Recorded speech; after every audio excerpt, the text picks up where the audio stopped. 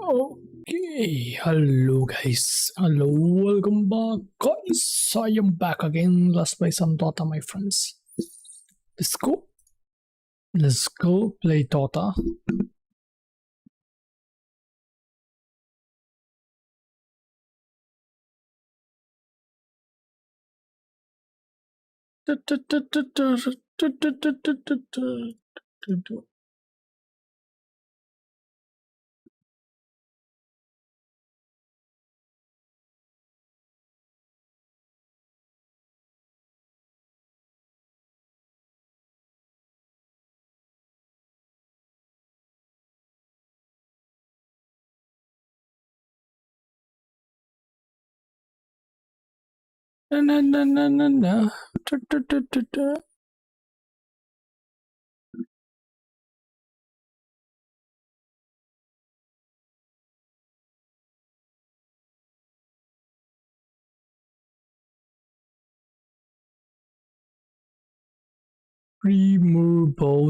Streamer boat.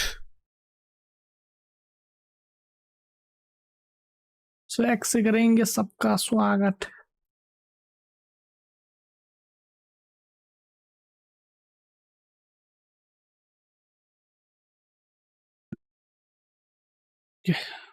During that time. Though I will say, if you have to disrupt Lone Druid, you might be in a bit more trouble than you bargained for, because that hero, in theory, should not need a disruption.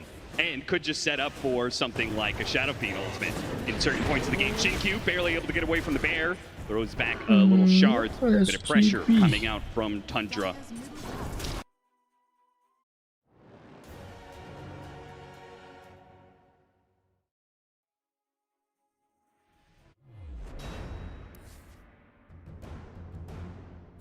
Forced into the jungle early, getting a little bit of some stacks going for himself. Not too sad about this, but this is kind of the downside of that SF pick into the sniper. You're giving Thompson a very good laning phase here. He's going to have very high solo experience on the map, and if he can get involved in some early skirmishes or make rotations, this is a hero. I think XM might be the best sniper in the world, but Arey yaar. See how many resources XG decide to put into stopping this sniper around the map. As we've already seen him just rotate the bottom, has an observer ward as well. This is a strong rotation. Do not know if XXS is ready for this at all. Yeah, they saw some of this coming. They're going to pop the glyph to try and keep XX close by. They got him inside the cogs. A guaranteed kill for Tundra. And some pressure on that off-lane tower. Tundra. 6 minutes, though, coming up the clock. So maybe you sacrifice the power rune with this move, but no. Soxa wins the 50-50 anyway. And is going to output some free damage on this SF as his mana pool climbs back up. Very clean rotation here from Tundra, getting the sniper involved early. Now, the big question mark here is, do you rotate back to bottom again to try and kill this Lycan one more time on the TPN and look for the 7-minute Wisdom Rune?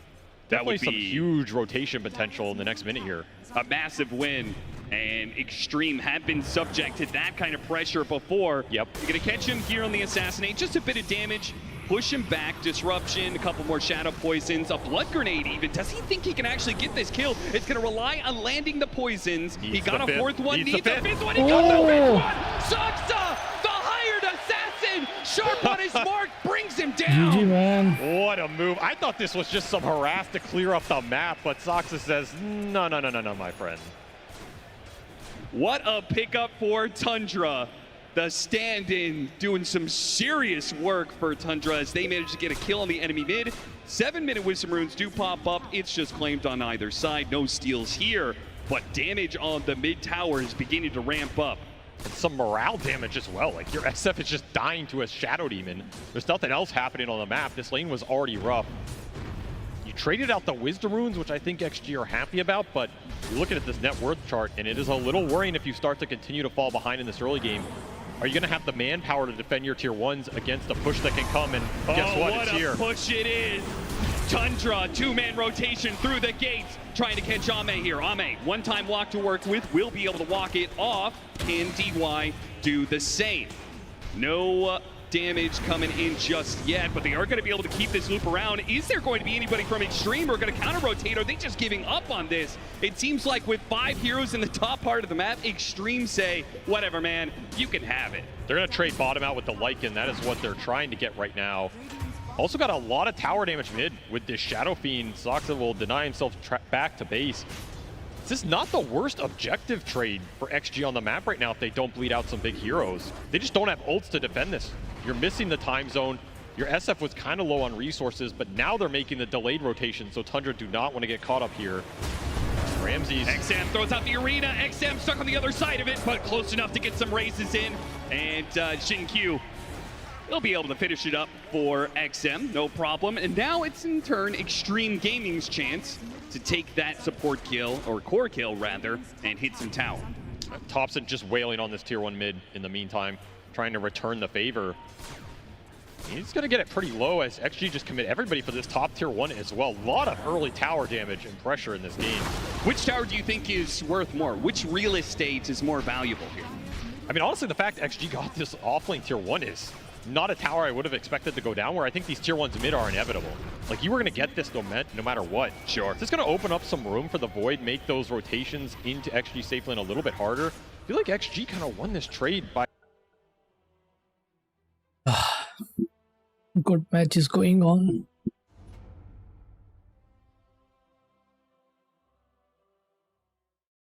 Oh.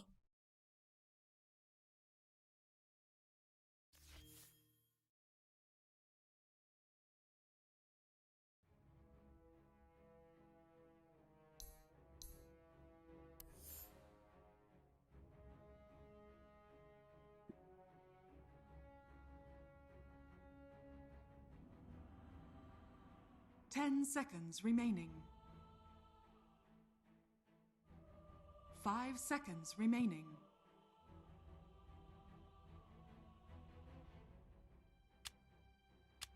Your turn to pick. You ban.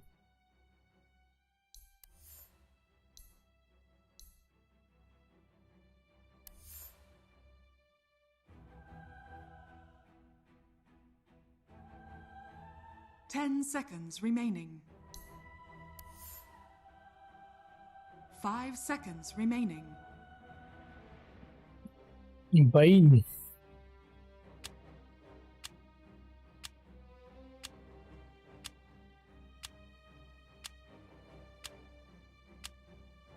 Your turn to pick.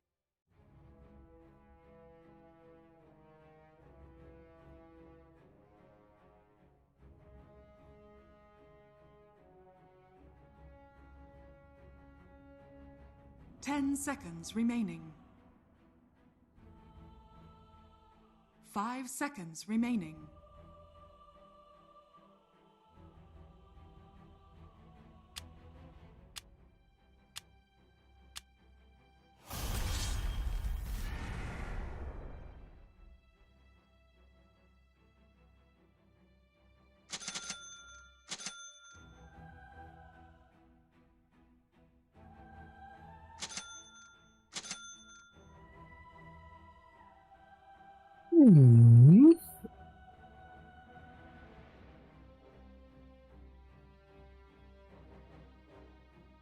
Luna.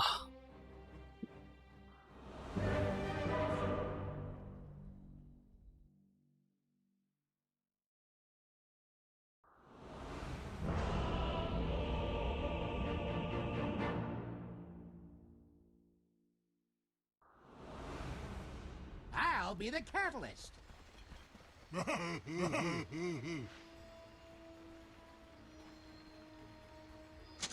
Prepare for battle.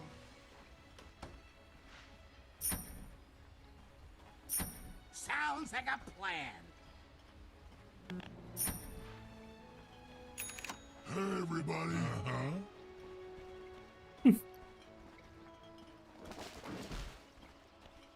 Okie dokie.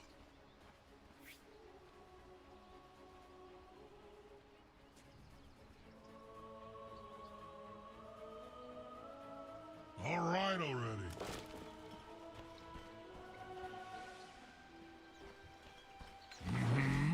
Это просто муа. Yes! Easy now. This stuff is explosive.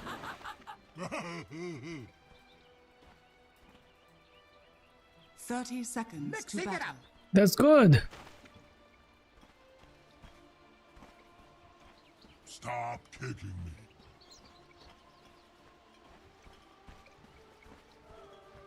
I heard you.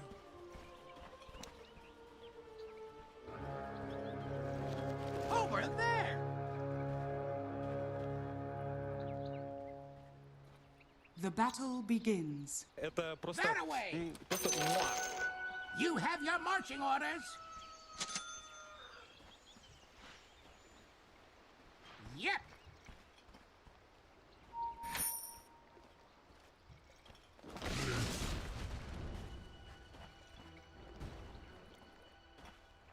Got a fresh batch on the way. Hey, everybody. Hey, everybody.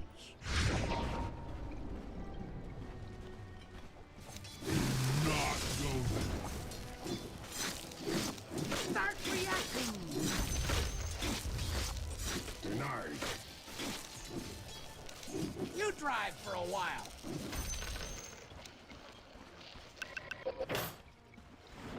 Hey, you're making me spill.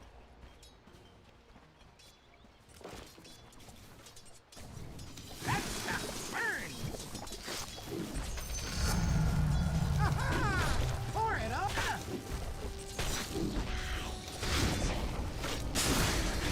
Gotta get rid of this stuff. It can't.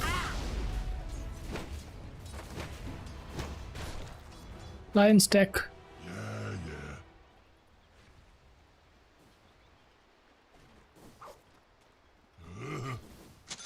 First blood. First blood. Whatever you say.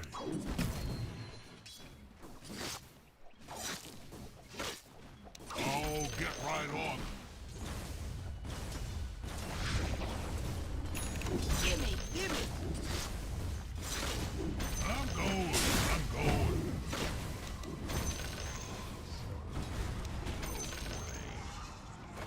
We're under attack.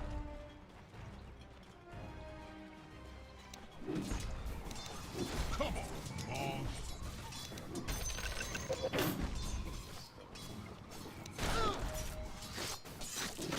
You got it.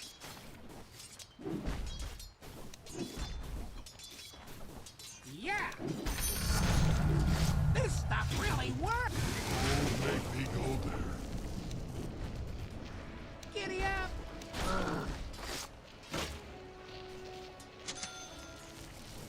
I always do your dirty work. That was genius. Yes. Oh.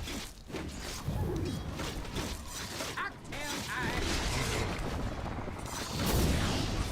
Shake it.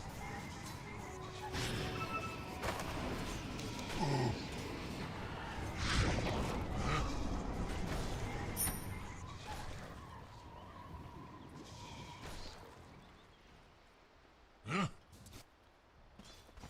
My little friend wants a word with you. Changes hands. You heard him. Yeah. Only 98% pure. Watch your head. Yep.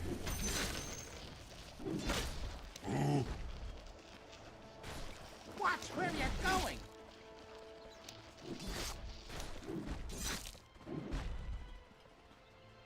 Tiptoe now. You're shaking my brew.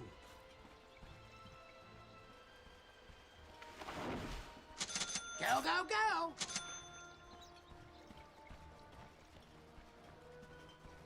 Here we come.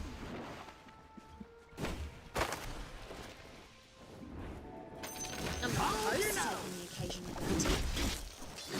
Let's go.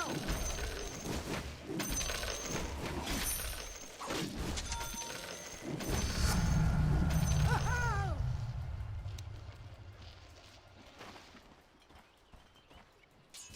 Yes, Hey, everybody. we've got pretty good chemistry. Okay.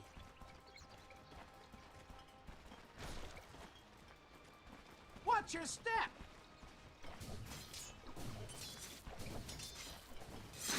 Over there. That's the sting. Ow. Okie dokie. Oh, that's not for the likes of you.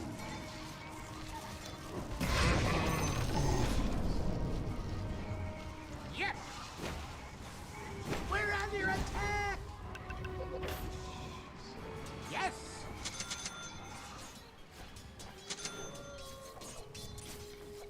I heard you.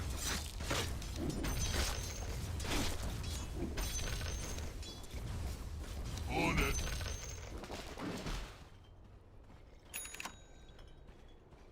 Stop kicking me. I don't want to walk in that. Let's go.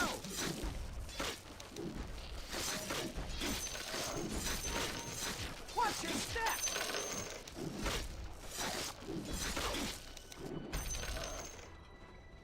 Watch where you're going.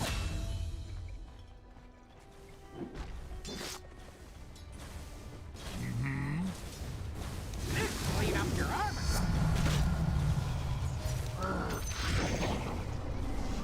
Watch your heels. Ooh.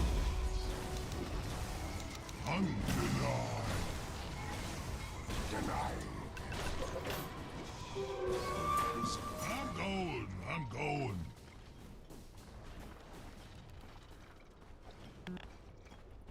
Mixing it up.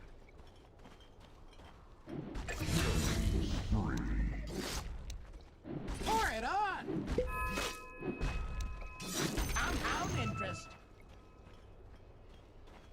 Yep.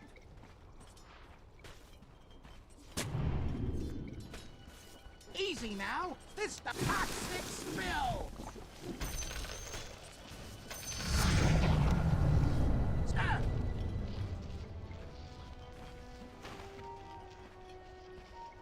Ow. Tiptoe now. You're shaking my brew.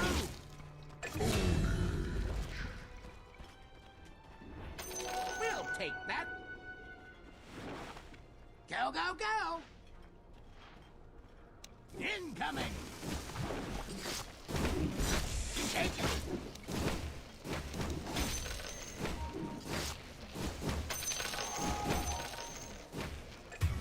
All right already.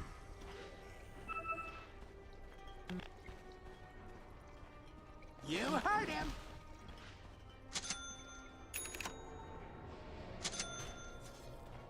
You got it.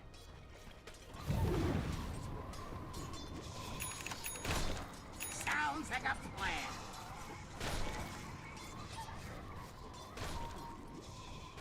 Decanting.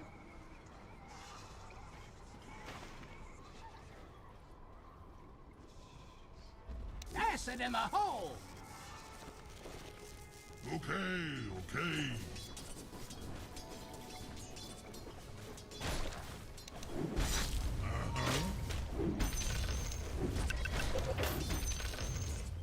Ow! That away.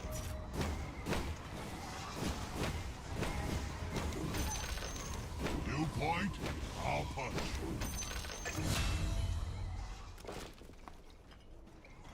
Come on, boss. More.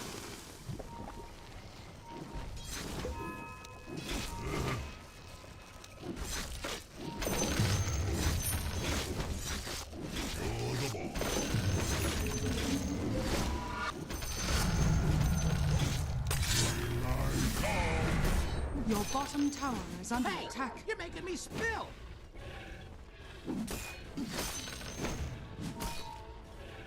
Yeah.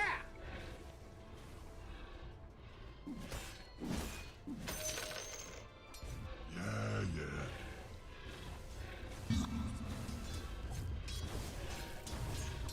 Here we go. One for me. Yes. Это просто Watch your head. Okay. We should have been in the college. Whatever you say.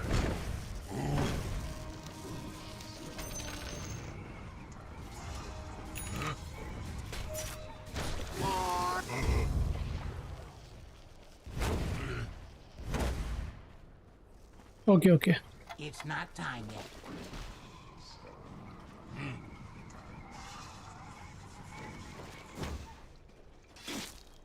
Now we're cooking.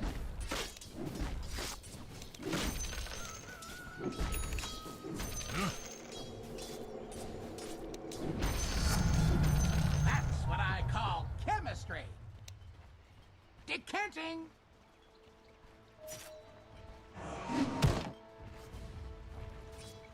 That stuff burns.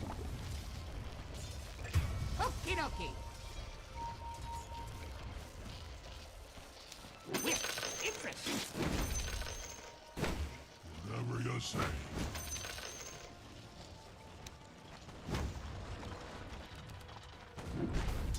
Let 'em have it. Come on. Hold your nose. You're the boss. Look like sucker. It's not even my birthday. My birthday shit. Okay. My day is starting to affect my happiness in the first place. Cocktails in 5. What are you waiting? You hear me telling you to... That away. Okay, Radiant okay. Coming. structures are fortified. All right already.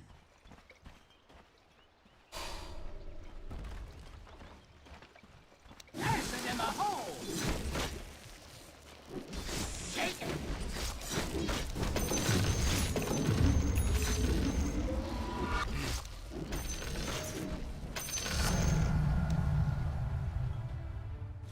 Okay. Your bottom tower is under attack. This clean up your army. Stir it up.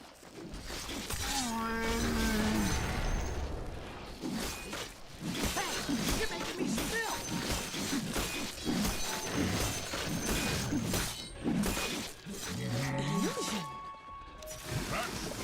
Sting. Dire structures are fortified.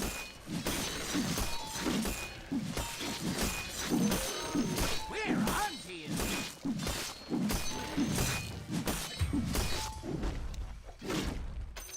Money changes hands. Don't hold back.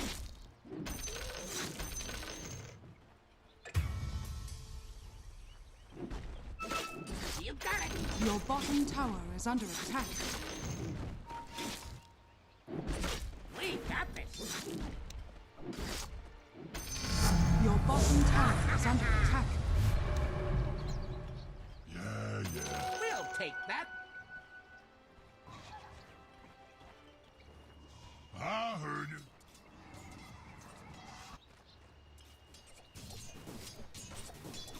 Here we come.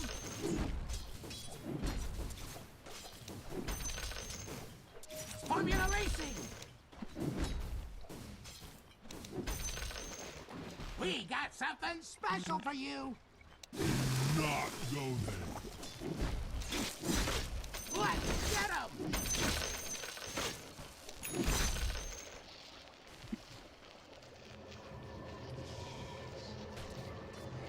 Watch where you're going. Toxic spill.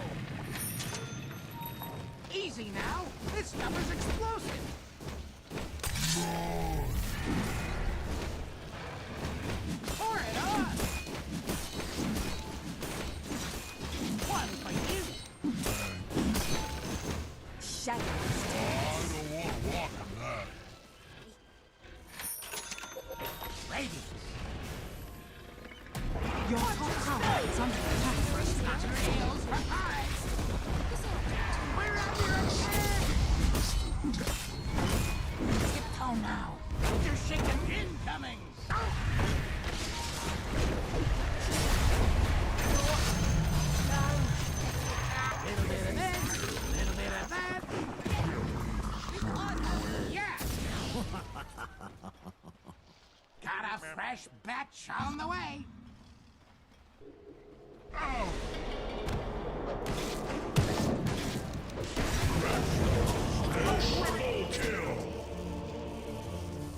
Oh. Shit.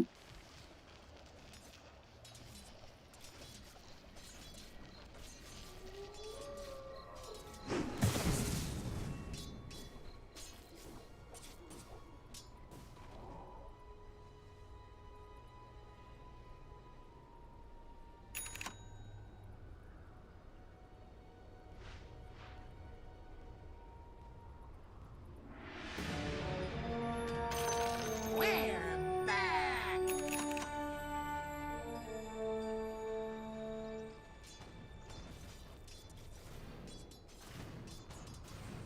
We owe you one.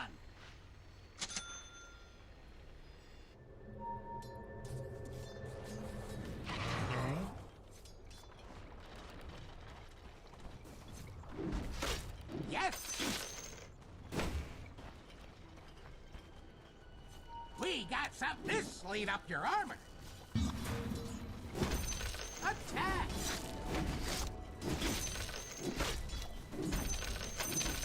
Yes.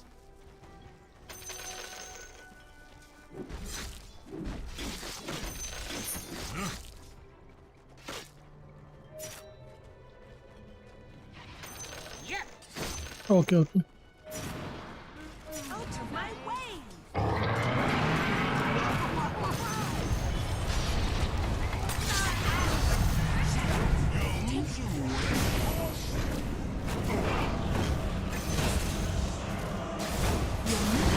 Is under attack. We're under attack! That's not fair. Fixing it up. Ow. The enemy's top tower is falling.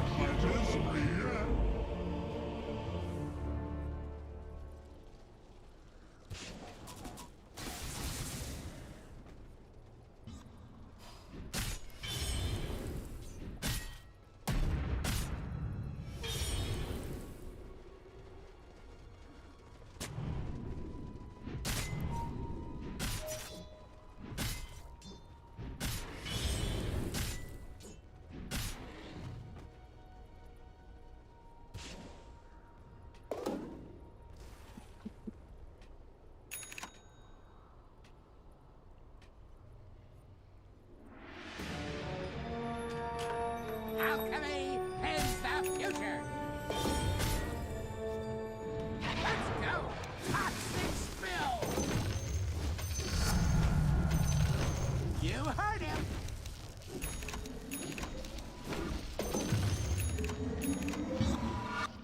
Yep.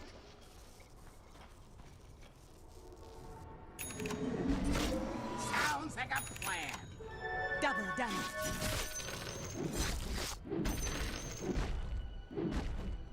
Over there.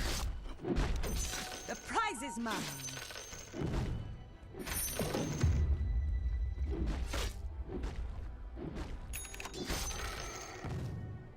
Watch your heels.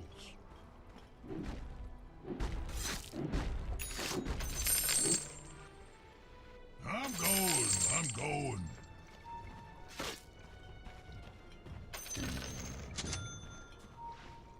Go, go, go.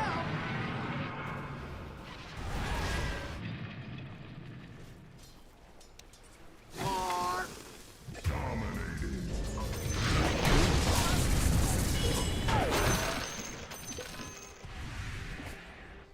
easy now. This stuff is explosive.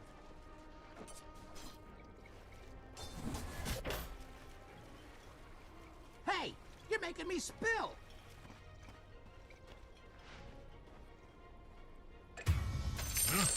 Hey guys, please ward, man. 2 wards, 2 sentries there. Hey Santur, get BKB and dagger. Stir it up.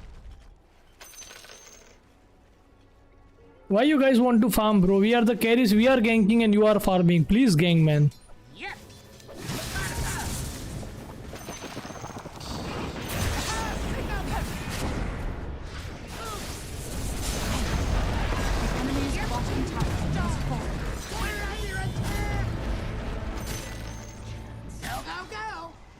Whoa, whoa, whoa, whoa!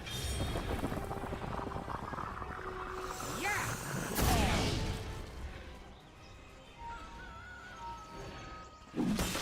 Come on, boss.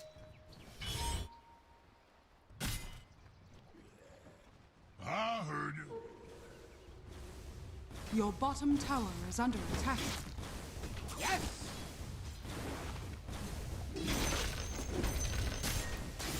Stop kicking me. Why you want to take creeps, man? Just set up the game, bro. Supports, hello. Hey, Santur, how much you farm you want? You drive for a while.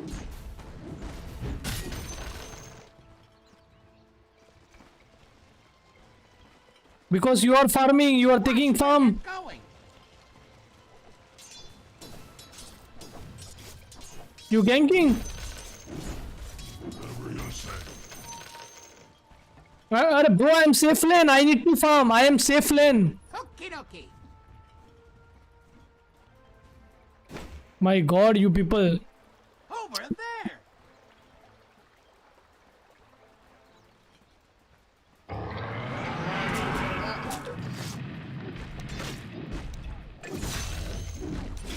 Sounds like a plan.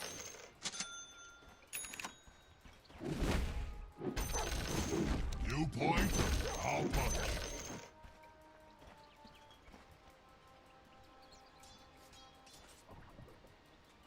Yeah, yeah.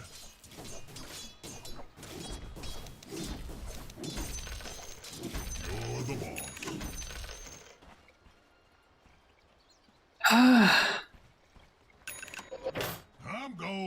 I'm going.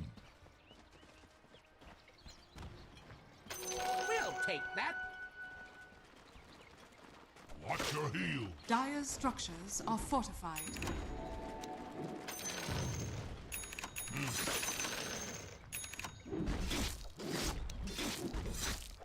Here we come.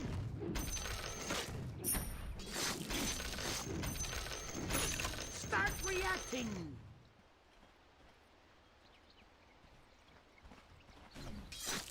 Shake it.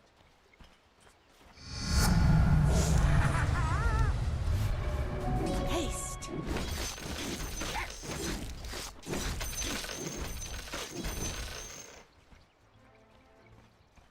I'll get right on them.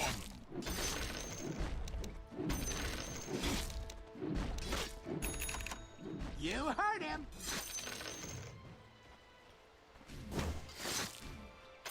Tiptoe now. You're shaking my brew. Watch your head. That way.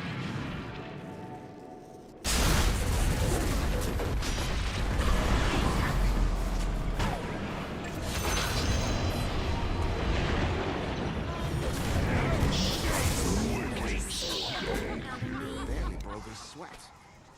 Let's go. I don't want to walk in that. Okay.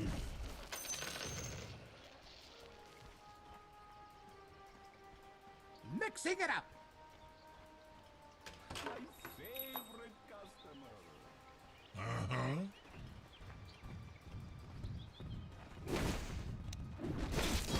You got it.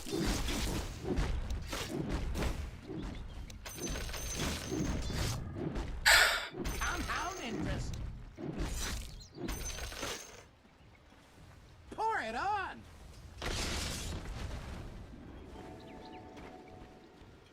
Decanting. Incoming.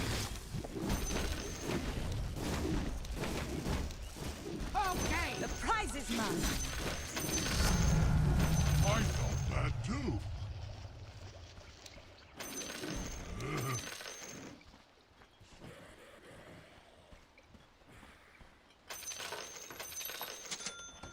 Watch your step. My blade crackles with Mixing it up. power.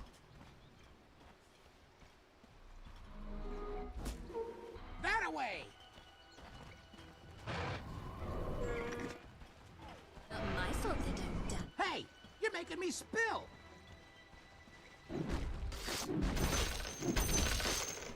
Come on, boss. house.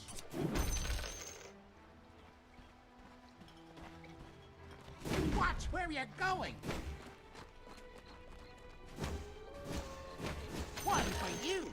Thanks. Yeah.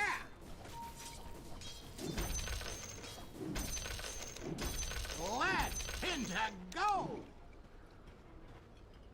Whatever you say.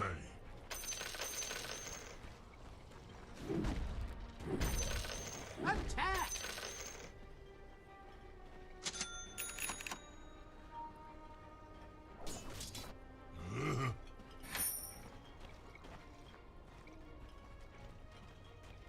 Formula Racing.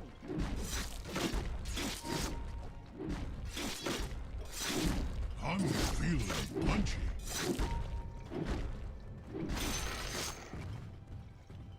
Let's go.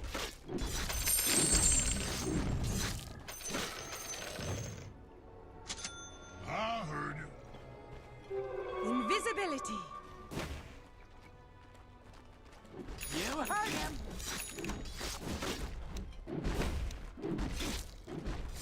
Yes.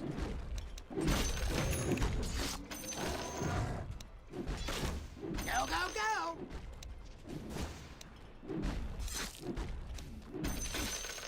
Okay.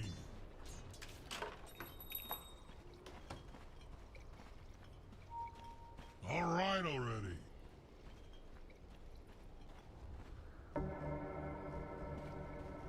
Shake it. Pass it in the hole. I'm going. I'm going. Disappear.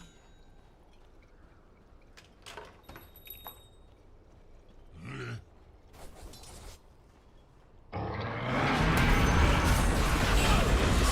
Watch your step.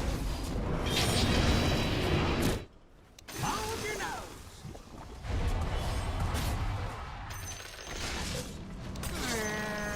Let's cook it.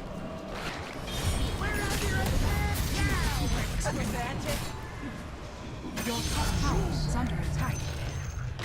You know it.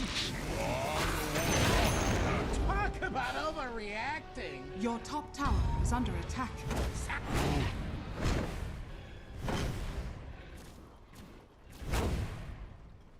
You're the boss.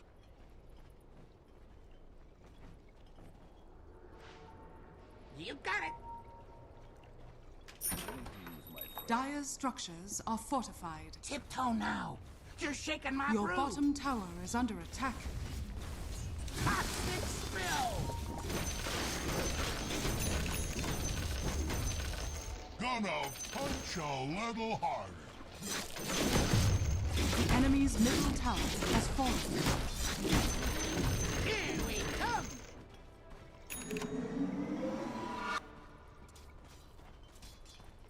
Incoming. Illusion. Welcome to the secret shop. Stir it up.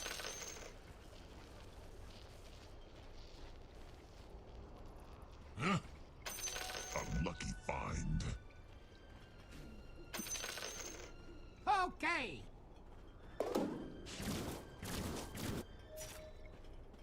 Over there.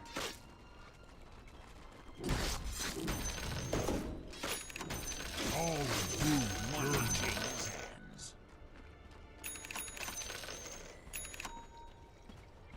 Yep. It will come My bottom. little friend wants a word Bottom, with bottom. you. Decanting.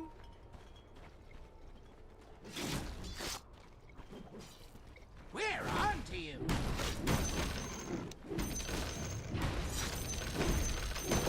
Yes.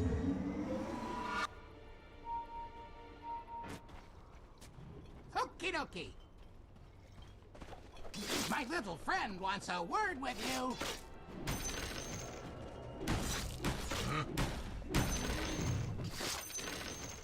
Your middle tower is under attack. Take some Radiant structures are fortified. Your middle tower is under attack.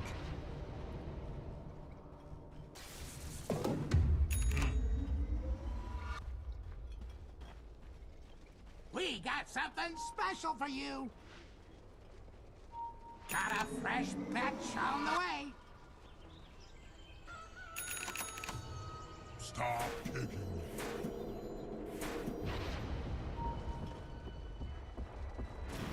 That stuff burns.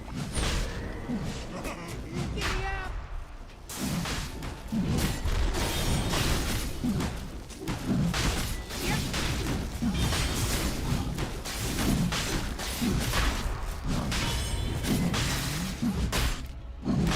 Hold your nose. Don't hold back.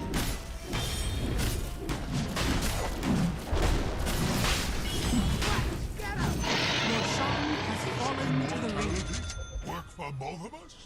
It better. Your middle tower is under attack. Uh-huh.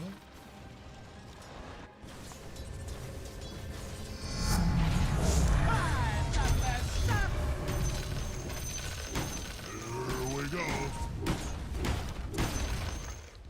Vanish. Pour it on. Watch your head.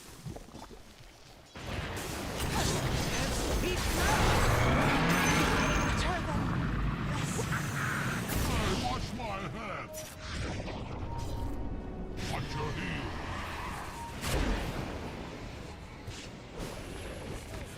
Cocktail over.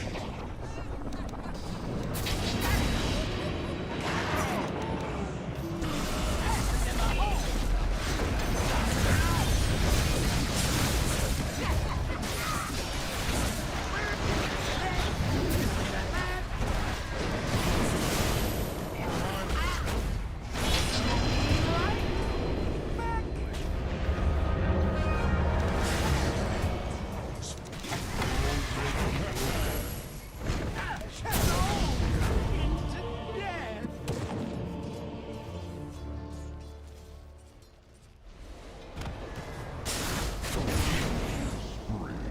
What's the opposite of regicide?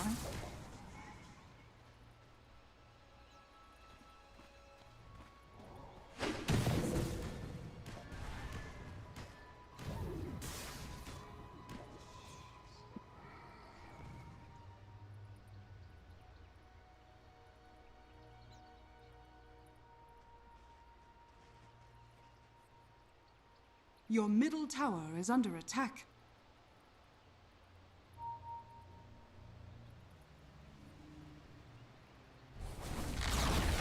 Your top tower has fallen. Your bottom tower is under attack.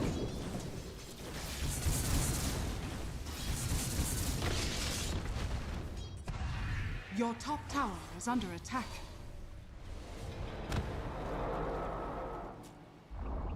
Your bottom tower has fallen. Your top tower is under attack. Well, that was a waste of Your ingredients. top tower is under attack. Not going. Mixing it up.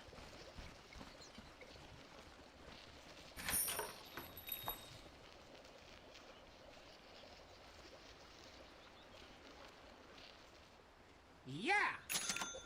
Assault your ass! Boss, that's not gonna fit on you. Your middle tower is under attack.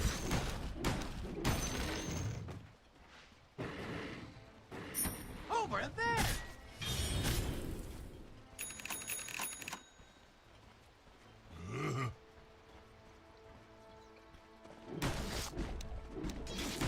Stir it up!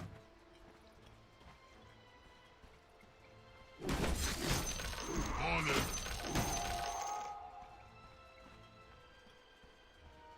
Decanting! The prize is mine.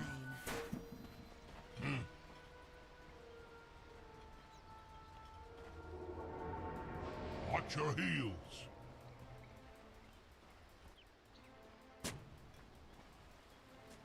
We got something special for you! Go, go, go!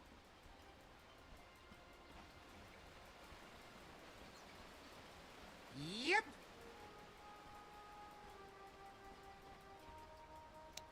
eat up your armor. You point, I'll punch.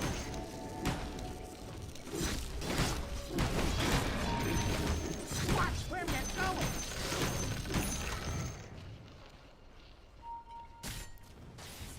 Yeah.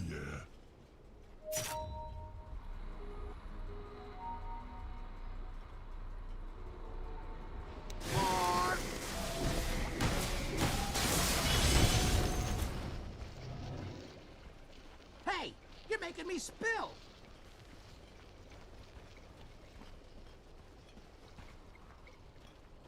Okie dokie.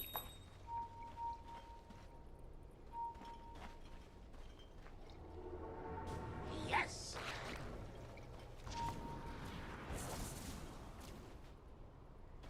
Okay.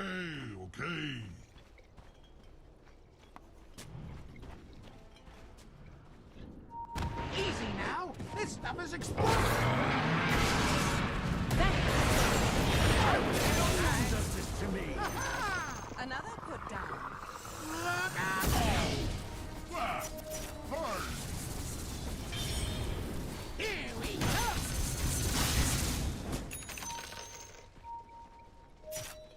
I heard you.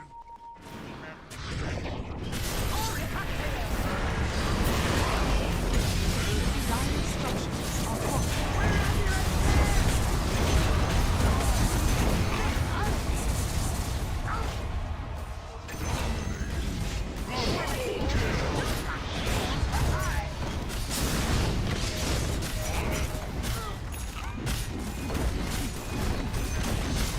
The enemy's middle tower has fallen.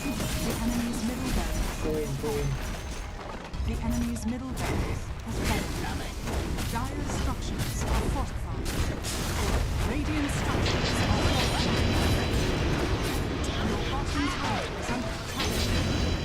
Don't hold back.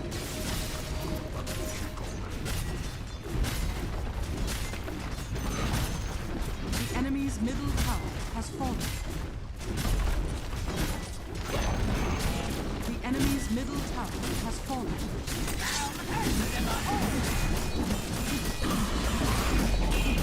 Radiant victory.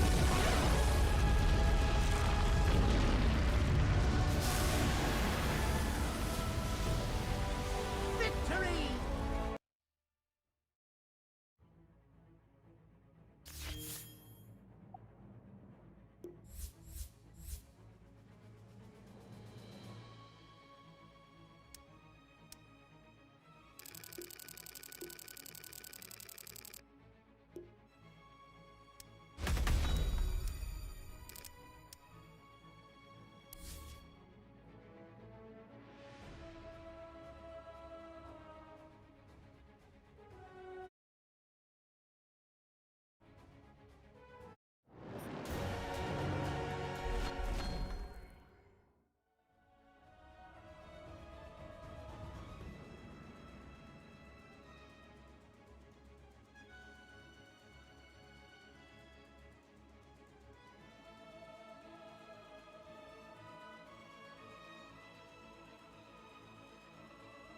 Just let me restart Dota again to play smoothly.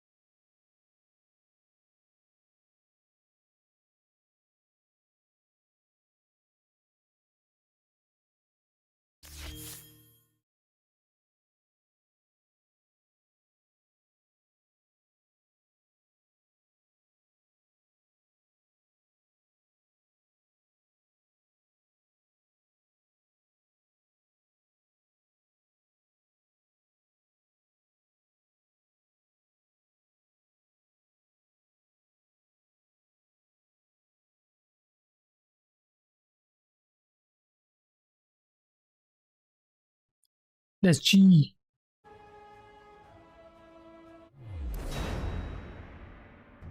Pretty good with cutting the creeps with 33. They've always strategized stuff. But we'll see. So they pick the Tundra won the first game. Enchantress. A lot of teams think that this hero counters Enchantress because of the way the new warp flare works, where you just insta-kill her creeps, but the issue with Enchantress drafts are often they will hit this timing where they 5-man with an aura from their offlane, and Nyx does not like playing into 5-man drafts. So the question of Nyx is, how much can you get done from that early game? How much can you shut down Enchantress and make this pick useful? How early can you get your level 6 and play off of your mid laner? Because if Nyx has a hard time in the early game, it's hard to come back versus a draft like this. What about the lane, puppy?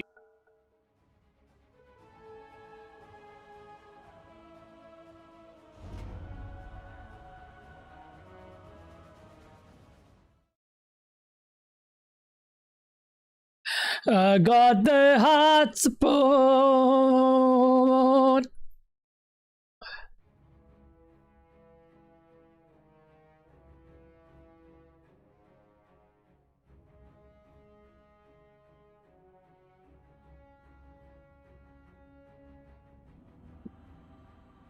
Ten It is. seconds remaining.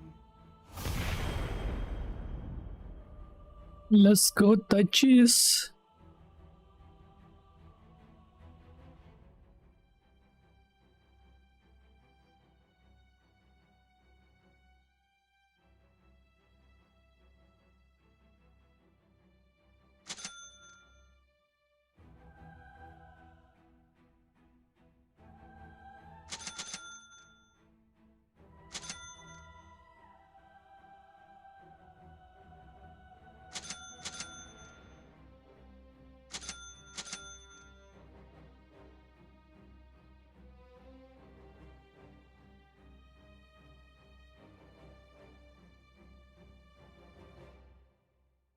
Watson.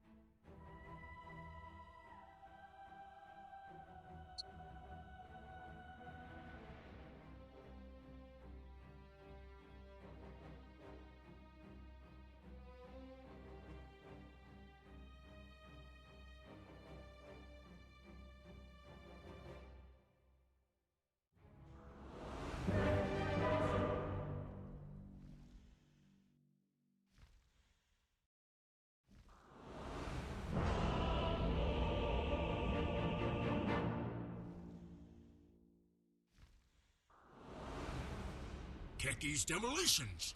We put the tech in technically. We're meant to do that. Prepare for battle. Yes! Fun! Fun! Fun! We go!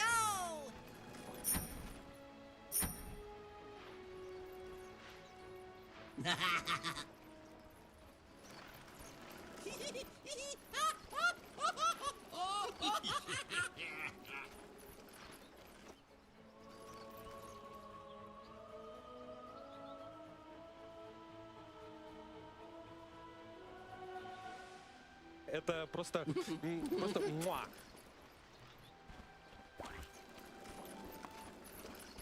Yes.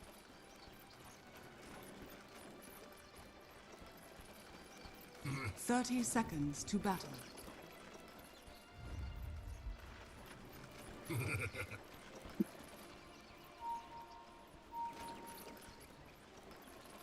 Making mistakes is the path to wisdom. Yes! Bleed for me! Это просто муа. Science. battle begins.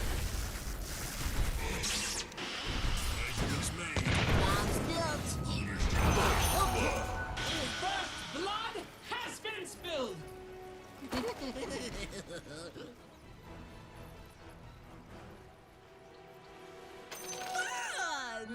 We're going!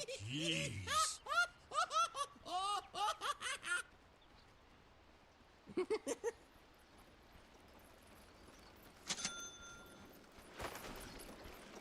Huh? What?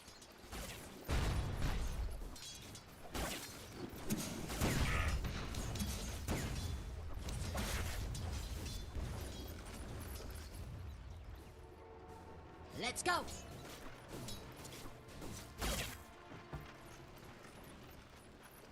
Well...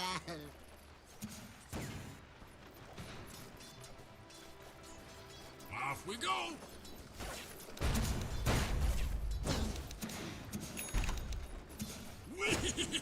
Heads down.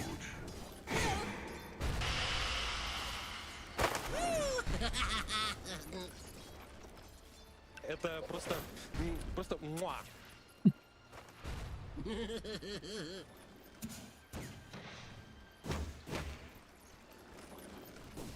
You sure? Quit arguing! Come on, guys.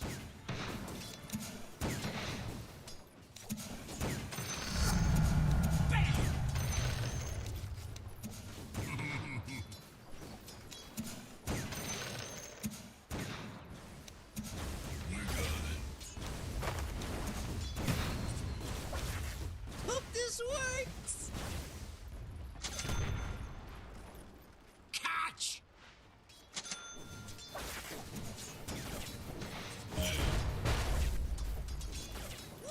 Middle is missing!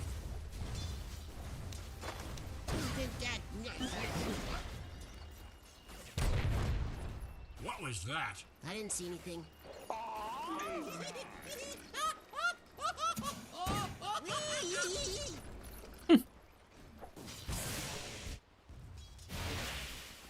Think fast!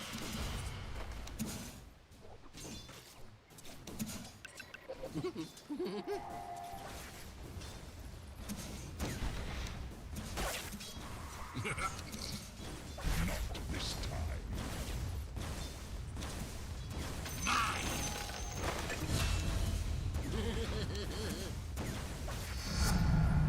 Ammonium nitrate, fulminated mercury. What do we miss? Woo! So good.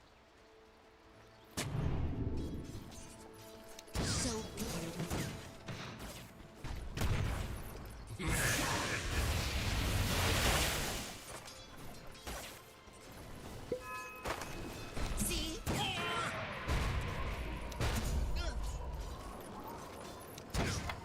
Nuts. Yes!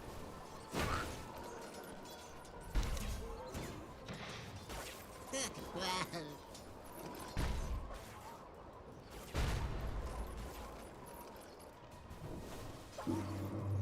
Let's go!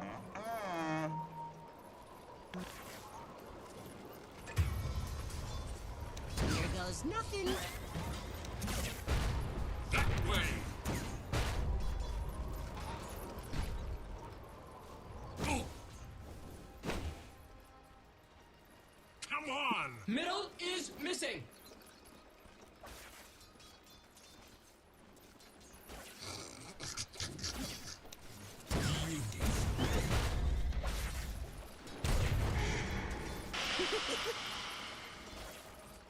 Your top tower is under attack.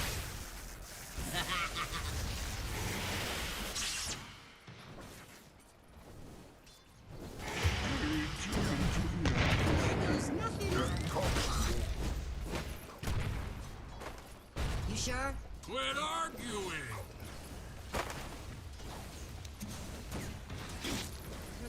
We're going! Jeez. Get him.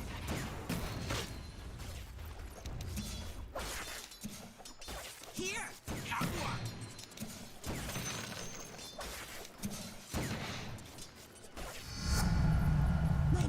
exploding with. Woohoo! Middle is missing.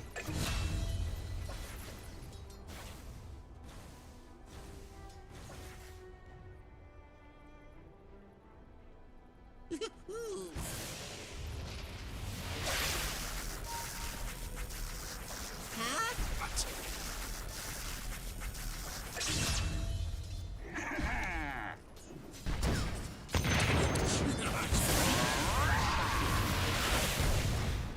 Just for you.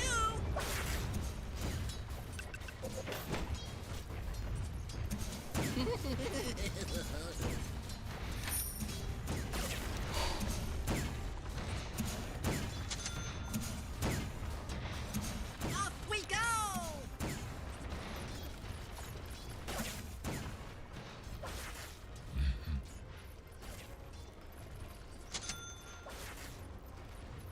Huh? What? Hope this works. For the effort. Let's go. Radiant structures are fortified. This will do nicely.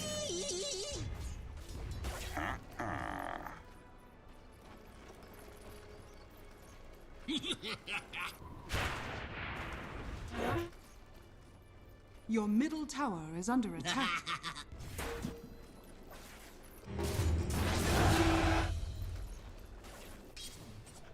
Your middle tower is under attack.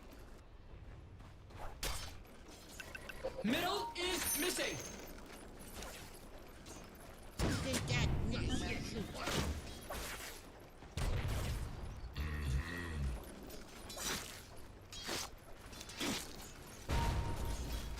Let's go.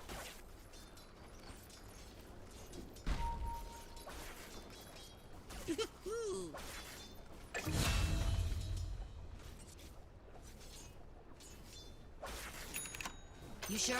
Quit arguing.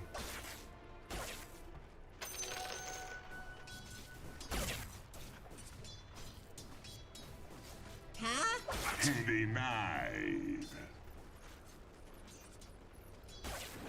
Woo!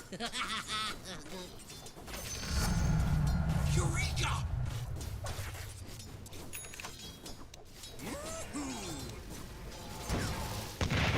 Nice. Come on!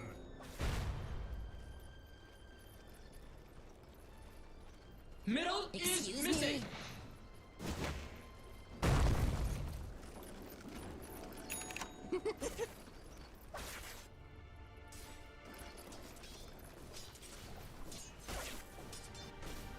Woohoo!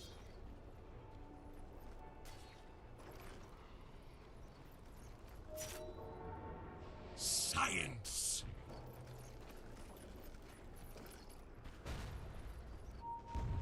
Your middle tower is under Going, attack. we're going! Jeez.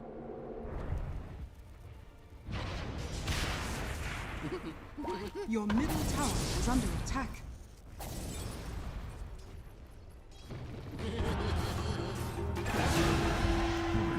Your middle tower is under attack.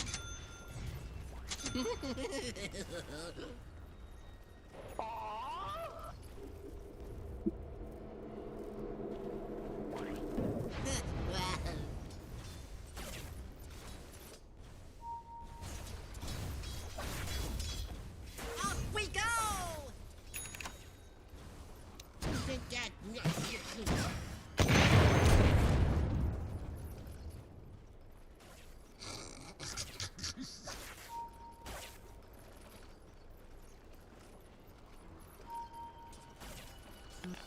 Let's go.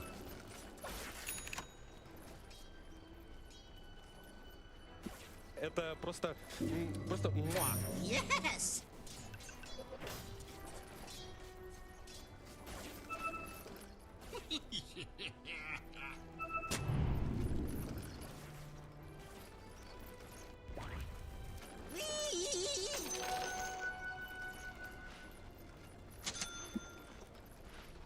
Huh? What? Dire's structures are fortified.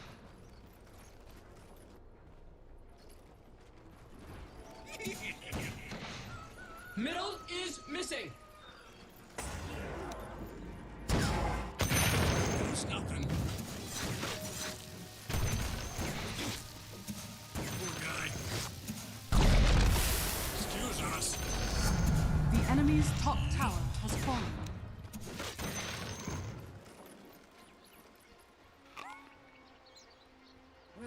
We're going! Double times! This works. What? And done.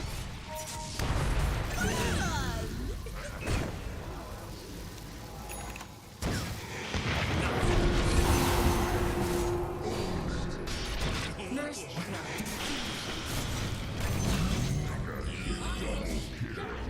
Your remains. Off we go! Это просто муа.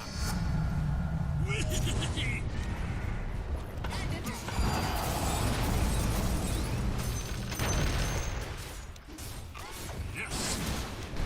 Aw, just look at it. Nice. Put my views on it. The enemy's middle tower has fallen. Yes! Radiant structures are fortified. Let's go!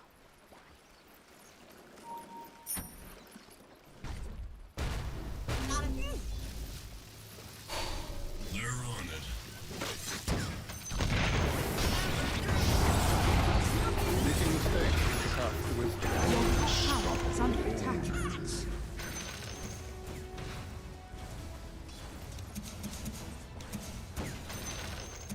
Your middle tower is under attack.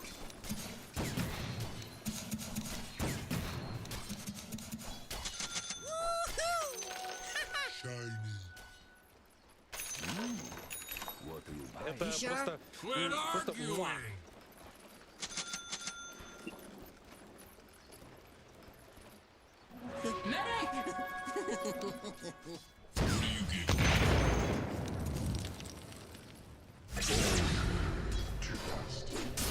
I claim your blood.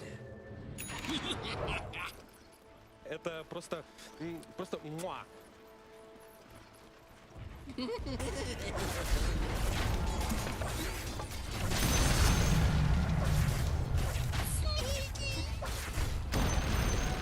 The enemy's bottom tower has fallen.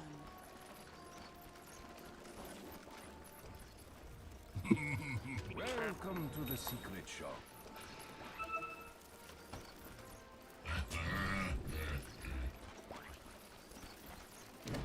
Set!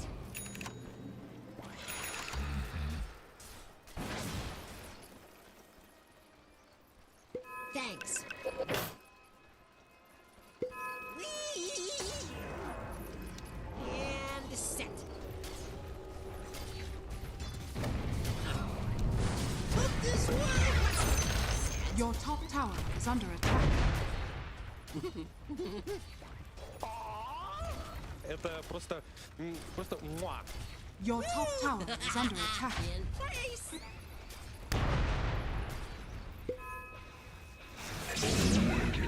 Off we go.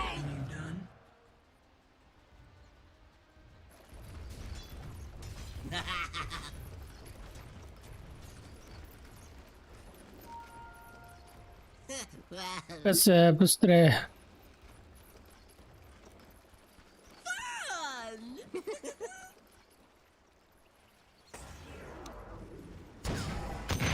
What was that? I didn't see anything.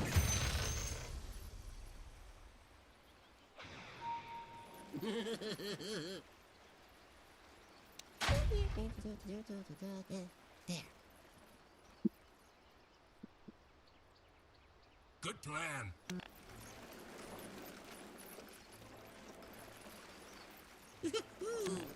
Command echelon. Right here.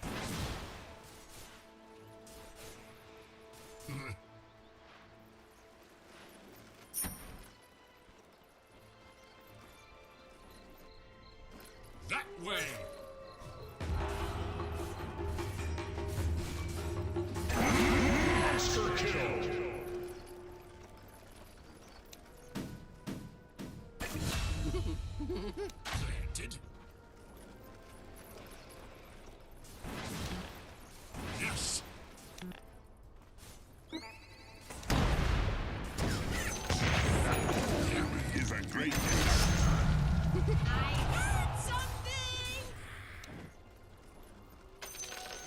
Shiny! Off we go!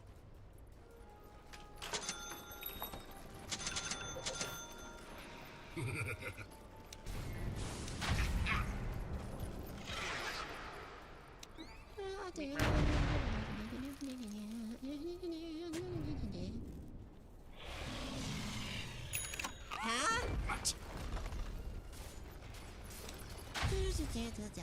There. The enemy's middle tower has fallen.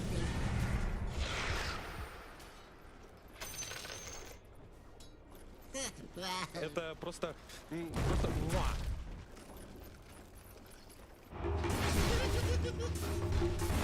Your bottom tower is under attack.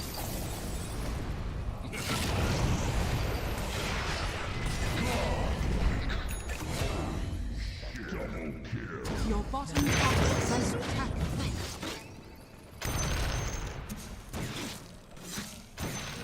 We're going! Your bottom tower is under attack.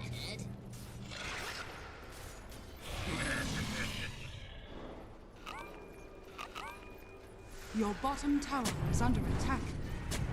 Dire's structures are fortified. Radiant structures are fortified.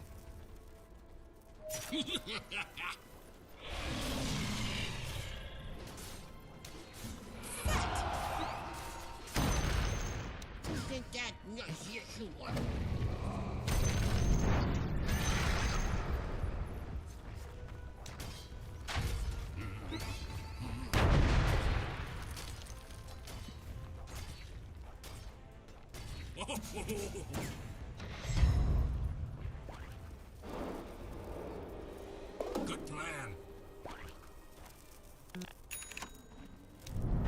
Where's that good little mine?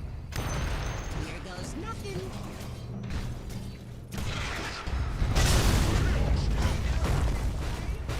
Let's go. Making mistakes is the path to wisdom. Making mistakes is the path to wisdom. Gang bang.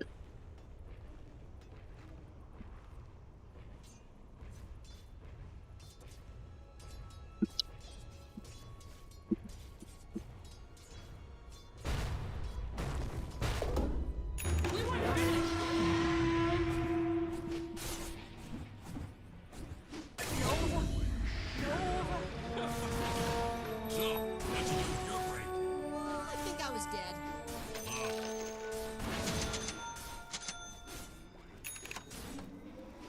We got it. This will do nicely. This works! Woohoo!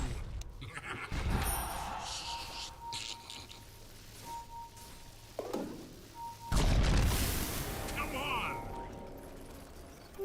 Invisibility!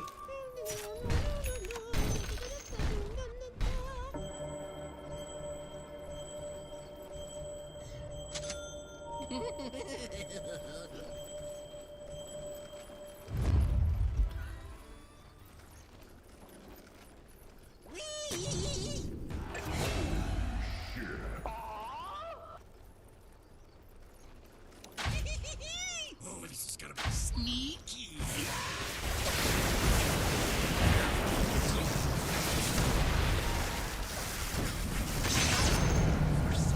You died for science.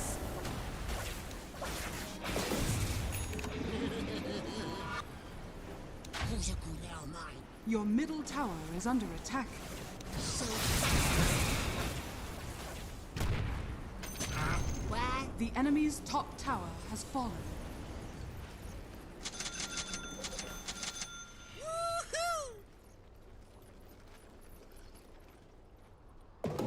Wait. Planted.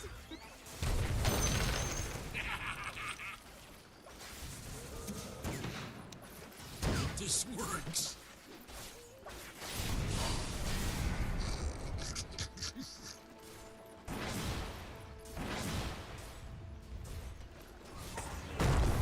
Sit. There we go.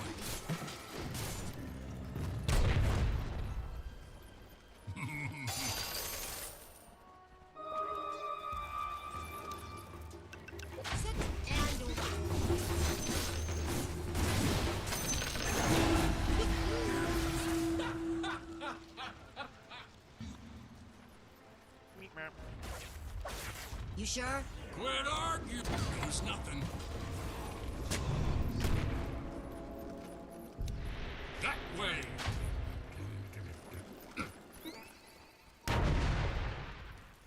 Yes! Beautiful.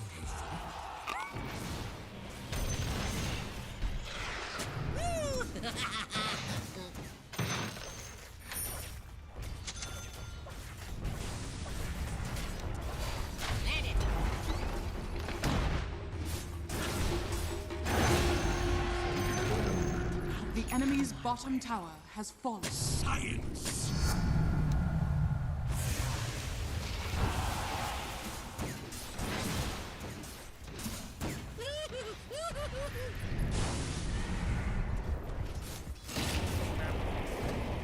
Let's go. Oh boy.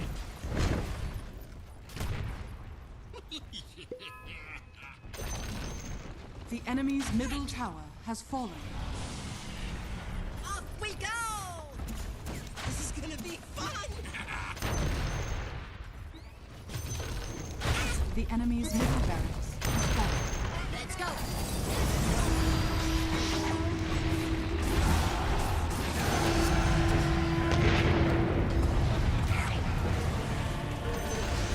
The enemy's middle barracks has fallen.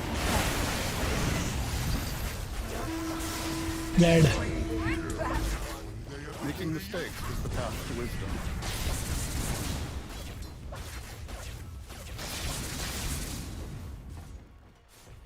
That is fun to play. Fun! Radiant structures are fortified. Your top tower is under attack.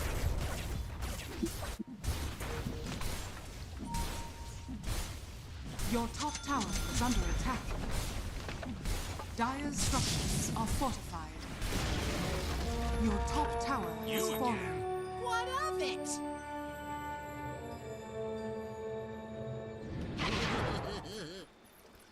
Это просто The enemy's middle tower has fallen. Radiant structures are fortified.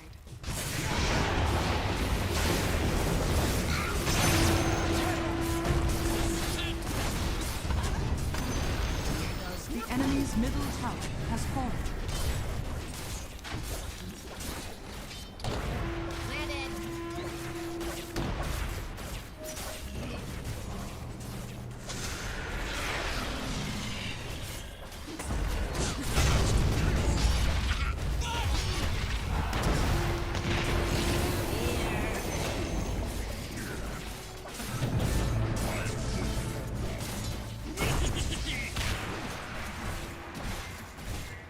Radiant victory.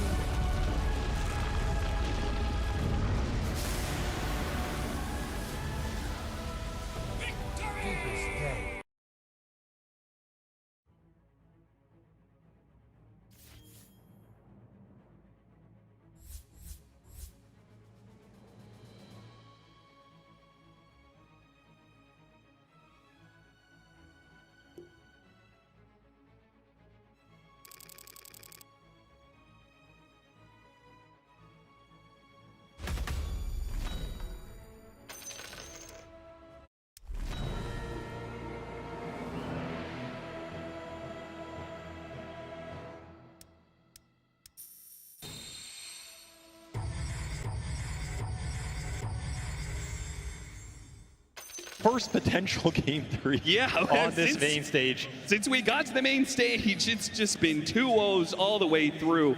Bit disappointing, but maybe we could finally see one. Extreme, especially Ame, especially. He doesn't want to go out like this, man. No. I mean, he has so many second places, third places, fourth places at TI. Look at this. 2022, he had a 6th place performance. A 1% lead in golden XP.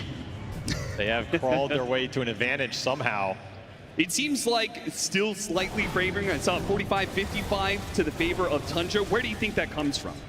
I mean, the Sloan Druid's still very strong, right? And you're still kind of in his game. Pure has control in terms of where and when the fights happen. If Tundra get a big pick off into Roshan, they can regain a lot of the momentum. And we still have this Sand King, right? This hero has dominated a lot of the games on the main stage. Ramses is still the most farmed hero in the game. In fact, he's going back for the Bloodstone. So he's like, all right, you know, the Blink Pipe push, it didn't pan out completely for us, but we can still scale here. We can still pick up the teamfight slack. He's still going to become a beast. In theory, this Monkey King pick can deal with these heroes in the ultra late. This is why it was prioritized so highly in that first round by XG. It's a hero that can dice up the Sand King even through a lot of his spells, because you just throw the Wukong and you match him. And he'll be able to ignore a lot of the magic damage coming his way with the BKB as his next item. Yep. This is going to be a battle of magic resistances in some ways. Yeah. Like you have this Rubik Lone Druid who can buff up and become very tanky versus a lot of the spell damage, but on the flip side, you have this Viper who's his own menace. You have a Monkey who's going to have BKB and potentially very strong fight around the Roshan, and you have a pipe on both sides. Initiations are going to become very key as this game progresses. What can Jin-Q find? Oh, this is maybe a little too awkward. deep. I'm not sure if you want this one. NEFFEX says he committed for that one. He throws out the pin. Where's he going? He's not going back. He pushes forward. Kamikaze straight past the tier 2 tower. I guess it helps Jin-Q get away. I mean, that was clearly not a play the second Jin-Q started to bail. And XXS did not get the memo. Very awkward. Just as we were praising Extreme Gaming for having some cleaner executions in this game 2 than they did game 1, they fall right back to game 1's mistakes. I mean, just type space for Ame because he just finished BKB. Guess so. See what that space can do for them, though, because, I mean, you said they could do Roshan pretty early. Tundra have yet to be able to find that objective. They're finally going to make the play now, but Extreme Gaming are going to try and defend it here. They won't have the Underlord Fiendscape, but he could TP into the outpost and make a full 5-on-5. Currently, the entire Bloodstone for Ramses is flying out right now, but it's far. If XG take this fight right now, you're missing a huge amount of net worth on this Sand King. And Ame is maybe going to be able to get a really good ultimate here. On all of them. The corner of the pit. He's going to throw it out. Drops it's an illusion. Down the strike. He went out to an illusion. That's disastrous. The rest of the team is going to have to make a better initiation, but the Roshan's already dead. And Ame, he pops his BKB, but for what? To try and get tops, and it seems like he's managed to get his Jingu stacks up, and we'll finish off that pesky Rubik. XXS needs some help. The bear is currently causing problem. What a hit from his Jin-Q, but Ramses is still strong with a Bloodstone. Running around with his Sandstorm, trying to chase after these heroes. Somehow Pure managed to get through this one, and now his bear starts going to work. A hit from the Valley Strike, a push away from the bear. Get back, get back. Jin-Q tries to make a run for it, but the Gleipnir gets him in his hole. XM standing strong. The Viper take down the Lone Druid once. Ame, can he make it twice though? In the way, XM, he's out of here. A TP out, DY does the same, but Ame will be left behind. Oh, Pure. He switched his items onto the main Lone Druid just to get that Gleipnir out. What an insanely heads-up play. Oh, no way. But XM, he just lived through that entire fight. The Viper, he stands, he delivers 6,000 damage. They get the Aegis, they get forward, they get a buyback on the Clockwork. An extremely even fight, but one that XG are probably okay with because now you took that second life out of the Lone Druid's hands, and again, you slowed the tempo down. Still, what we didn't see at the bottom of that screen was Ame. He went on the bottom tree line. He dropped a Wukong on a Rubik illusion that got baited. Thompson with, I think it's just an illusion rune, did so much work in that fight. And now he will be caught again. This is another deep committal. Whitebot might have just bailed him out with a beautiful hook shot at Cogs. They're all grouped up. Thompson is dead, but maybe Ramses with a 3-man burrow. Hit that epicenter, hit the bear roar. Get as much as you can out of this. It's a grab bag. These gates, they have been a blessing and they have been a curse for XG. It's another one that just felt too deep. And a third hero to go. Ramses gets him on the burrow too. All three that went through that gate will die for it. Nice. Tundra strike back with another gift just straight into the heart of their side of the map. And Ame's looking on like, guys, is this the fight we want to take? XG just not respecting the numbers that can come from Tundra around these tier 2s. And now you gave him an opening, you gave him push potential. Pure straight into the high ground. Alpha Wolf here for Soxa for more damage boost. And the Ags is done for the Rubik, so despite Thompson having an extremely rough game here, in fact, he is bottom 3 net worth. This is a support Rubik at this point. They're making this push without the Rubik. Extreme Gaming, gonna try and catch the heroes before they can retreat. That is... Oh, that is a big misclick there from XM. I mean, he got that siege creep. Yeah, siege creep down, I guess. That is a range Drax claim from Tundra. Not an end-all be-all given the game state, but another big momentum loss for XG, who felt like they were clawing their way back in this series. They'll have to fall back a bit and regroup here as they try and get Ame to his next item. Some over-aggression and mistakes cost Extreme what could have been a hold on this game. Wrestled from their grasp, and now Tundra with a 5K net worth lead, a range barracks down. They can exploit another maneuver from Extreme like that. We could be looking at another full lane, another second lane. I mean, this tier 2 goes down and the whole base is potentially open for Lone Druid's taking. How much can you control the objective taking right now? How much can you get these lanes out and continue to try and find openings with this Nyx Assassin? I think Tundra are done getting picked off. They're just grouping for the rest of this game, it might be. Though I don't know if XG want to gate into them anymore. Yeah. Players have not panned out as much as they did in the early game. Look at DY. What is this, man? He smokes out to get some wards down, some very deep vision. But are these wards actually going to be helpful to you if it's Tundra just pushing into your base? I mean, they're not leaving Extreme side of the map right now. They're great for deep wave cutting and splitting the lanes behind Tundra's front line, dragging them back, because this will see some of the setup on heroes trying to catch Ame or kill the Viper on their side of the map. As long as you can feel like you can defend your base in the meantime, this lets you farm it out, not lose a net worth deficit. See if Tundra feel pressured to smoke across the map and try and catch the split push, or if they're happy just keeping the game static, looking towards the next Roshan. That'll be coming in 3.5 minutes time. Meanwhile, I'm going to look towards the BKB on the Viper. That would be the next biggest pickup here for XG. We've seen how much damage he does in the fight.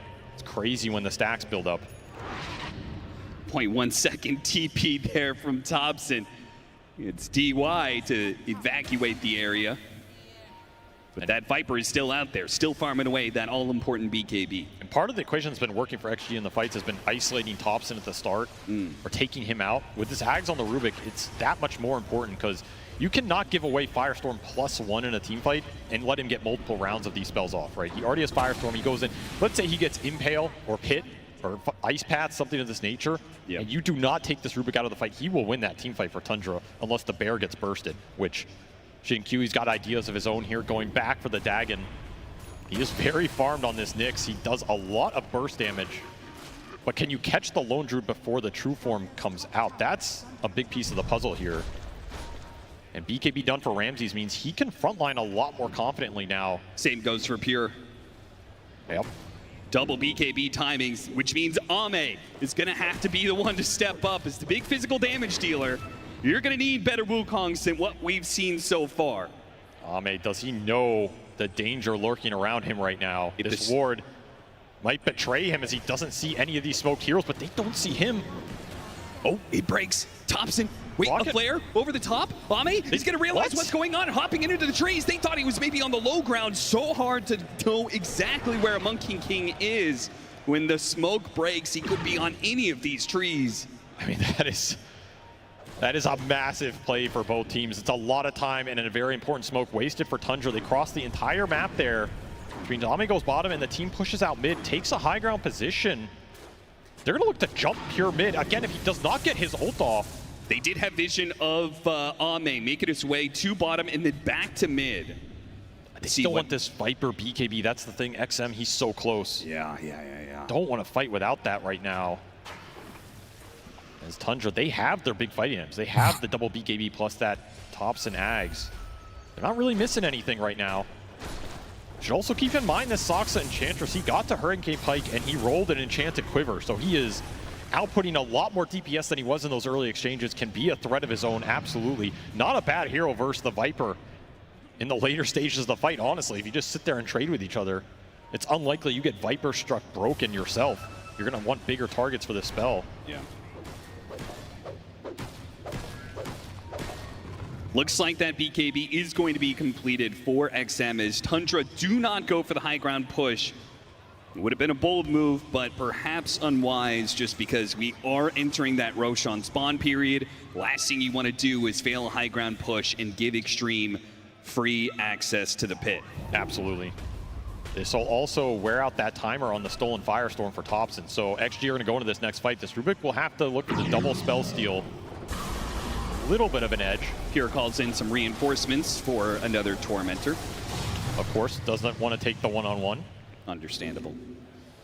There's also a lot of Force Staffs on this Tundra side you have to think about. You have double Force Staff on the 2 supports, and you have a Force Staff on Thompson. There's a lot of bailout potential, getting heroes out of the Wukong, out of the control. It's gonna be really good. They know they just hit the Tormentor, but Ame, he goes in pretty deep, breaks that smoke. They're deciding whether to he hopped away for the Burrow Strike just in time. Back in. Now he hops back in with the BKB, commits that Wukong's command, and now let's see if the Lone Druid can stand toe-to-toe. It gets the Force Staff outside of the Wukong's command, but the bear does die. Meanwhile, XXS getting peppered by Saksa. A stolen boundless strike will stop him getting through the gate, and Saksa does the damage. Now XM, he's not sure quite what to do. The hook shot's gonna stop any movement from him. An Ice Path goes down, tries to go for the kill on Ramsey. He's hoping beyond hope that he can get that damage done, but it will not happen. DY will follow the rest of his team into the grave. Ame is the only survivor. Nobody dies on the side of Tundra. They all end on Pure, and it was not enough. They didn't have some of the extra spells from the Nyx, who got caught up on the side. Despite dodging the initial initiation on the Monkey King, they output 13,000 damage, and they don't kill a hero. The Lone Druid will completely laugh it off as Tundra say, we're not going to wait for Roshan, we're going to push your base. Just too much sustain. Not enough single target burst damage. Ame needs more damage. And it was a very disjointed fight. Supports did not get to do a lot. And now Extreme Gaming are getting picked off before they can actually get their full 5-man. What a heads-up move.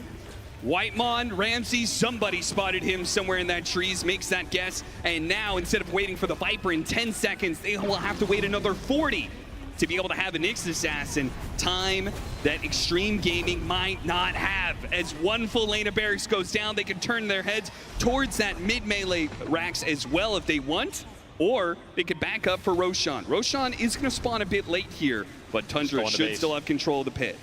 Go into base, refill all the resources, make sure you have everything up for this fight. That was also a fight where Thompson got to live for the entire duration, and he didn't get crazy spells that he wanted, but he got a couple boundless strikes off. He got Viper Strike at the end. Those are the 2 he's holding on to. Again, that's like the easiest target for you to bring down if you're XG. They just pumped everything into the worst thing, which is that bear who lives. If you have Vessel on him, maybe that looks different. But it feels like you have to go on who Jinkyu goes on, and Tundra know it.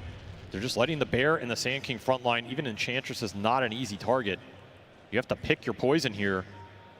And Roshan is respawned. See if Tundra just commit straight into the pit, try and do it. I think they absolutely can. This is a potentially game-ending Aegis here. Really interesting. If Tundra do not commit to doing this, then it will switch over to the other side, which Extreme Gaming would be very well positioned. They have a high ground ward on that gate. They have heroes already set up. The lanes are pushing in. Tundra sees some of those heroes. They see the Monkey King, the biggest threat. You have to do Roche here if you're Tundra. They're going straight to it, which means they should be able to have it. Extreme Gaming have no response to this move. No contest. The only saving grace here is you're going to get to your butterfly on Ame, but that might be the last item you get here before you have to fight for your lives in a high ground defense situation.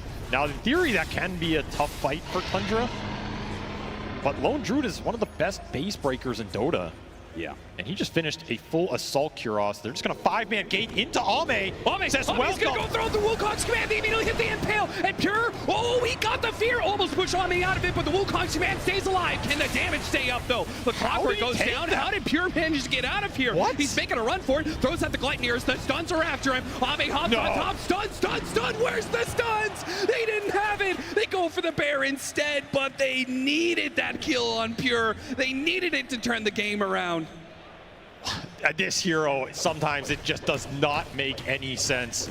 11,000 damage done by XG and Pure. He just walks it off, man. Gates right into a Wukong, says no problem. If you're XG at this point, like, are you starting to question your own reality?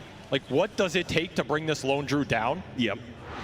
I think you need all 5 heroes hitting him. Yeah. Unless you find him, outside the true form, which has just not been the case for most of this game. Yeah, I mean, they need some BKB piercing disables to be able to catch him. I mean, they got the perfect opportunity here. Yeah, they got him to under 250 before the true form, and then he walks it off. And he just runs away. Pops his BKB. TP's out. I mean, come on. I think that was another BKB to hero switch, by the way. You got to remember, this Lone Druid only has 3 item slots on his main hero. Pure's been switching them around the whole game. Yeah. Right now. Very clutch plays on the itemization slotting from Pure here as he shows off the mechanical ability. XG, they do break down some of that lead, however, and kind of waste a little bit of this Aegis period. By the way, that Aegis went to the Rubik. An interesting choice here, not a high ground breaking Aegis in any capacity. Yes. But I guess if the Lone Druid can't die, I mean, he doesn't need it. He wants his slots on the hero. Certainly put that to the test in that gate play. Oh, yeah. Extreme Gaming. They couldn't do it there. Perhaps a high ground hold is where it's going to happen. And I will say maybe the biggest talent in this game for changing situations like that would be the Monkey King 25. You can get an extra ring on this Wukong. Suddenly when you disperse or run out of it, maybe you just die. Maybe Ame doesn't get feared out of it. He is basically 1 level off of this Monkey 25. Finished the Butterfly, looking towards an Ags. Has buyback and 300 gold if he wants to hold it up. Feels like so much of this game revolves around the Monkey King, and can he do the damage? Can he find the opening? Can Tundra break XG before this goes ultra late? A level 25 on Ame would certainly make a huge difference. I mean, they're having the hard time keeping these heroes inside the Wukong's command because they don't have any BKB piercing stuns, right? They just pop BKBs, walk out of it. A bigger ring would go a long ways. I mean, they have 4 staffs and dispersers, but it's not as good as just being able to push the monkey out or get out yourself. Yeah. Ame skirting around this bottom lane. Looking for some camps, but we'll find nothing here as this game has evened out a bit more. Hook shot across, Whitemon hits his mark thanks to a deep lane ward. DY's life is forfeit. 50 seconds timer for him. The bear goes up to the high ground and is immediately met by staunch resistance. That's a big pit. That is a very big pit. Thompson happy with the spells he's got right now. Pick up one more easily. XH's got to feel a little impotent. Much smaller circle from him, but I guess it's enough. The bear is not able to take down that building, and they will be able to wait out there. Jakiro coming back into play. Tundra Pure uses BKB for that. Get his bear out of there, I assume, so that actually is enough cooldown that Extreme can farm a bit more. Maybe we'll see some of those key items. And they're pushing towards this Monkey 25. The biggest thing, the more the Viper can scale, the better too. I mean, we saw the high ground's difficult. You can't just siege with the bear versus the Viper unless you jump the Viper, which there's some potential there for Tundra, but it would kind of require Ramses committing in. He is also closing in on level 25 on the Sand King. Really big talent in terms of the damage output here. This is a scary hero with 6 slots. Maybe a scary late game for both teams in a lot of ways. And a lot of pressure on Jin Q for this XG lineup to find initiations with the Impale, because that is their best way to start a fight. Like you said, no BKB piercing ability means your initial stuns are vital to your teamfight success. Tundra continue to try and just propose frontliners that you can't go on here. Soxa will pick up a Moon Shard on Enchantress, level 20 of his own. I mean, he pumped out the most damage in that last team fight. This next one, oh, it'll be interesting to see. I mean, they have so many threats. They're trying to deal with the bear, see if they can kill the Lone Druid quickly, deal with Thompson, whose Aegis has expired. Soxa probably just goes unnoticed by Extreme Gaming in these fights, and those impetuses do build up. I think they will notice him at this point. Yeah. Like, he is the true 3 in this lineup as this Rubik. He's going to be very annoying on the spell power, but damage-wise, this Enchantress is going to do a lot. And at some point, you're going to have to focus him down. I mean, you would love to be able to Viper strike and break him, but probably not going to happen. That Viper is closing in on a Scotty, so his physical threat really starts ramping up. As he's going to be tankier, his just right clicks are going to be even more debilitating for this poor bear. It feels like almost Tundra have to wait for another Roshan and wait for a pickoff. Like, Extreme Gaming is not just going to sit inside their base the entire time. They need to keep finding more and more items and more farm. I was about to say, are they? Because they have been sitting here for a while. That lead was down to 9K. They've given up 5K during this period. The Aegis is out. In theory, you're not waiting for anything to expire here. You're just waiting. I mean, are you actually waiting for Ame level 25? He bought out for the Ags, by the way. Has his shard as well. This is a Monkey King with no buyback, trying to get to that talent. The Scotty done for the Viper, another big point here. Almost 4k HP on XM. And you got your Underlord BKB. I mean, this is as good as it's going to get for XG for a long time, unless you can win a team fight. Do you feel like this is a point where they have to contest Roshan, have to smoke up, or do they keep relying on their high ground defense? To catch 22, that high ground defense is strong for the Viper, but the Roshan fight is very strong for the Monkey King with that level 25 talent, which Ame should have for it. It's kind of which type of team fight do you believe in more at this point? Do you believe you can win this game if you do not claim a Roshan at some point as well? Okay, they got the 25, instantly smoke up. They were waiting for it. I mean, they gave up a lot to get there. Like this was not a free talent by any means, but it is an insanely powerful one in this game. Still, you have to land the Monkey King Wukong's command here. If you blow this spell or Tundra kite it out, it feels like the team fight's over. The smoke might just stumble into another smoke from Tundra as they collect all 5 of their heroes. Baiting the Viper. Baiting the Viper. Will this be any good for them? Tundra sneaking around the side here, but Extreme holding the hard left-hand side of the map, playing on that high ground. Tundra can be the ones more patient here because the creeps are pushing in. In fact, they're setting up on Ame. Ame, this could be dangerous. Oh, he quickly bound the strikes and away into the trees before Ramses pulls the trigger on that blink stun. They see the auras potentially on the creeps. Yeah. Smoke will pop. That was almost an insanely sick read from Tundra. If they had caught that Monkey King on that wave, that's just game over. He still has no buyback for 650 gold. What a big ability to steal Firestorm. So dangerous in these fights with that kind of AoE that Thompson has. And he wants to make it even bigger. Bloodstone coming out for this Rubik shortly. I mean, that pit is the entire fight.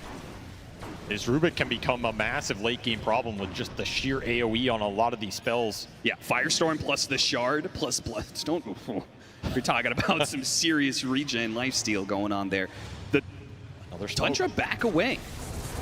A back out, time to do Tormentor, they say. Another 1v1, no? This is going to be another time where Extreme are smoked. See the pop-up there that the Dire did the Tormentor. There's a big shield so they rune. know where they're at. Well, give it to Ame. This is a really big rune if they can get a fight out of it. But Tundra should be looking at the lanes right now. They know this is coming. Oh, and Ame. He feels strong with a shield room, but he is going to be walking to Tundra heroes. They immediately jump for Ramses, and what a Wukong's command, hitting all 5 of these heroes. Tundra on the run, caught in the pit though. Pure, his hero is going to make it out. His bear will not. And XM holding first step forward, pops BKB, putting damage onto Thompson. Damage on Thompson, it's going to be enough. Can he get away though? Ramsey with a buyback now, pops Bloodstone epicenter. XM, his BKB is only going to last for so long. And Shinkyu, he's going to get diced up. Pure is big, and he's bad, and he's a deadly bear that is going through hero after hero. An immediate buyback. Ame is going to buy back, but what about the Underlord? What about DY, who's left behind on the Jakiro? They won't have all their heroes. They take the fight, they get some kills, they get some buybacks, but ultimately that 27,000 net worth lead is beginning to show its face. Another fight where you look at the damage numbers and the kills just don't reflect it. Tundra soak it all up there. They're happy to lose their Rubik and a clock to win that exchange. They get the Monkey buy, they get the Nyx buy, they get everybody on the side of XG. There's just not enough damage to punch through. Even with a Wukong on basically everybody in a sick boundless strike, all you get is the bear. Pure still stands strong. 11, 1, and 13 on this lone Druid. He has been untouchable in this series, and he wants to eliminate the last Chinese team in this TI. Extreme. Are they going to just give up on Megas, or are they going to try and make this hold? Ame, BKB in 10 seconds. Wukong's command is up. And Tundra are going to call it quits here and go back for Roche. This game is starting to slip away, though. Yeah. Like, there's just not much more you can build to overcome the biggest problem in this game, which has been how do you kill these heroes. And Tundra are going to add an Aegis to that list, and Ags on the Roche as well. If you are having a hard time keeping these heroes inside of the Wukong's command, doing the damage fast enough to kill them, What does it mean when you have to play against another life on one of these cores? A gate straight to it. They cannot afford to give up this Aegis, but no one's actually going through the gate right now. Tundra.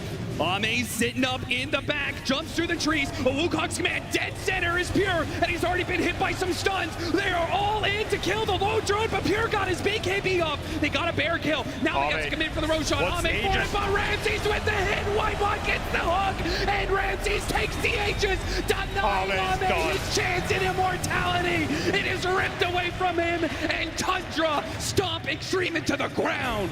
They got basically everything out of that they wanted. Aegis on the Sand King, an absolute gem. And Ame out for 110 seconds here. No buyback on the Monkey King. All up to XM and Jinkyu. And it is another fight where you all in the Lone Druid and you were not even close. The same team fights going the same ways, running over the same ground, surrounded by the same old fears. Another year of unrealized potential, another tournament of broken dreams. Maybe he can save it, but a 4-7, it gets an XM killed. No defense. Ame, XM, both out. No damage in the tank left for Extreme. The best they could do is get a Sand King who had an Aegis anyway. They've killed him twice, but thrice he'll revive. Thrice will come back into this team fight to end the game. The throat is exposed, and Tundra will lay claim to a top 4 at the International. And they will eliminate the last team trying to fight against this European cabal, for lack of a better word. They have just reigned supreme for what feels like the last 2 years, and here it comes again to another European DBC showdown in many ways as Tundra eliminate the Chinese hopes at TI-13. Not the way I think XG wanted to go out of this tournament. They had so much potential, such high hopes. A top So 6 sad is not for gonna feel good Ame. enough for this team. We saw glimpses of what they could do in these team fights, but ultimately, Tundra just came ready today to play the meta, play the push heroes, play the sustain, and I mean, that pure Lone Druid, that is the absolute stuff of nightmares. That is a hero-player combination that is going to be haunting Ame decades from now. Yeah, I think all of these teams are going to be looking at that Lone Druid in Tundra's hand, in Pure's hands, and questioning whether or not they want to give that up. Through that Lone Druid, they keep something alive that few have achieved before, the 2-time for Saksa, and something nobody else has laid claim to before, the 3-time for Thompson. The dreams are still alive for some here at the International. One more time, we'll say goodbye to Extreme Gaming, who were the great hopes for China to be able to have a top performance at TI, but it seems that this region has struggled when it comes to the last few internationals, and they will gracefully exit out at the 5th, 6th place. Meanwhile, though, Tundra are moving on, and we can move to the main stage with an interview. Thank you very much, Cap. Yes, I am here with Ramses from Tundra. I mean, top 4 at the International. How does that feel? No more curses. No more curses, absolutely not. You break it, you get there. I mean, this is the first for you, right? I mean, with this team as well. Are you feeling good? Yeah, I feel good. I enjoy to be here, you know. Absolutely, absolutely. And the crowd is behind you as well. That's nice to see. So, who on your team? Guys, the update is there or what? Feels sad for.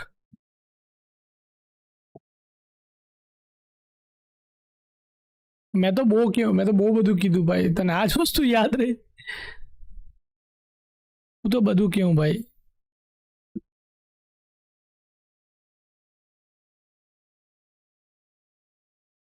આવી જોઈએ આવશે એવું નહીં કીધેલું આવી જોઈએ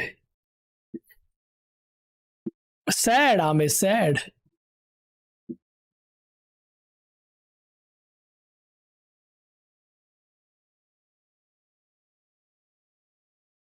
so I predicted Tundra was a good thing.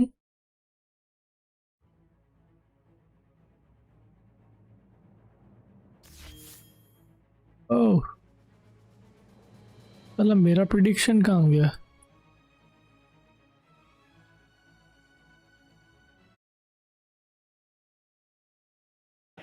not much practice have with him, but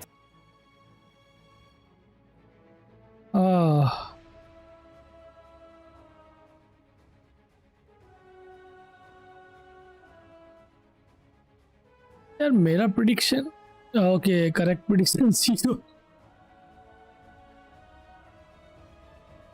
Lol.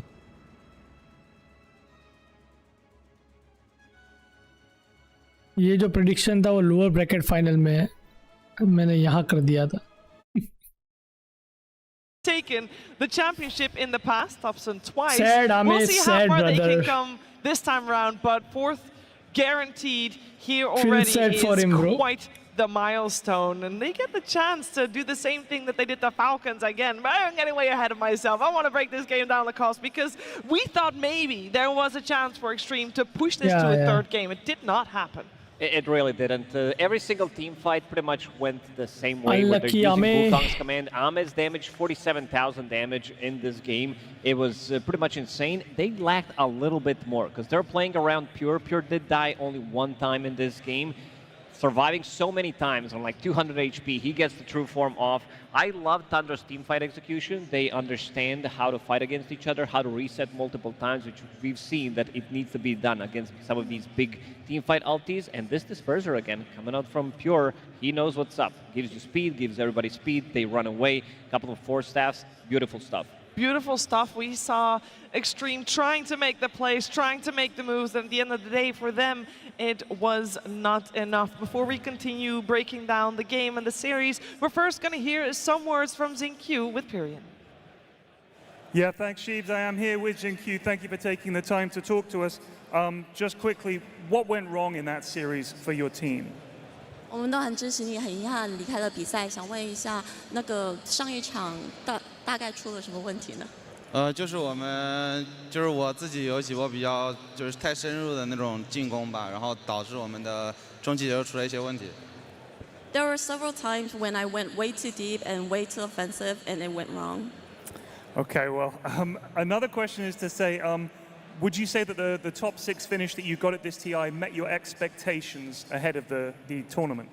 虽然很不如意，但是前6这个成绩在你们 हर 预期 बार 之 हार 中 जाते 吗 हैं बेचारे लोग. 算在吧。Sure, considerably. Okay, nice. Sad. And obviously, I think this team has showed a huge amount of promise. What are your guys' plans for next season? 其实你们队伍都很有潜力的，就下一个赛季有没有什么展望可以跟我们分享一下呢？希望成绩会更好吧。We hope for better results. Fair enough and fantastic. I know there are a lot of XG fans here in the arena. Is there anything that you'd like to say to them? 现场有很多你们 XG 的粉丝，也有很多你的粉丝，有没有什么想跟他们说的？就非常感谢大家大老远过来看比赛吧，然后也很热情。Thank you all for coming from all over the world, and you guys are super passionate. Well, I think we all agree with that statement, so thank you, Xingqiu. Can we give a big round of applause for Xingqiu and Extreme Gaming?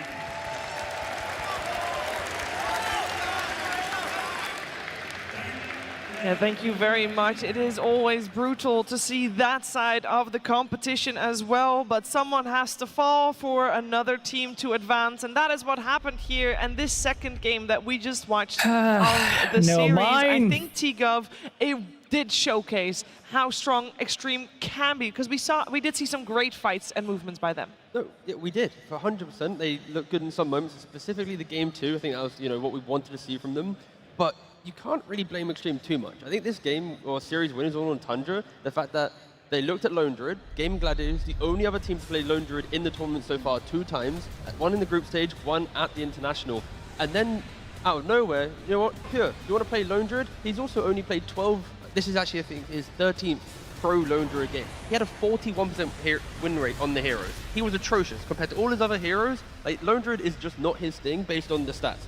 He comes in today though, and he just slaughters them. He just sends them home. It was like, this game as well, he's top net worth the entire time. Like, it was a spectacular showing from Pure on the Lone Druid, and you can't really prep for it. They've not played it, they've not practiced it, and suddenly it's just here. Yeah, they were completely unprepared for that, and it showed. We didn't see the level of confidence Ramses that we've been did seeing well in the last game. XG played. And None they of won their the game. signature Muertos coming out, their own takes through the safe lane. We did see Faceless Void, but it also felt quite reactive instead of them coming into it with an idea. But I mean, Tundra, they just came to play. They were a completely different level than.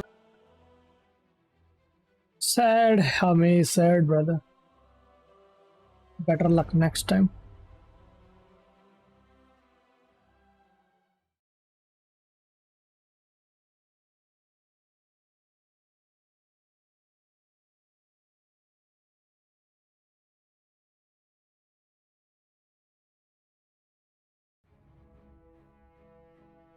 Archon versus Tundra.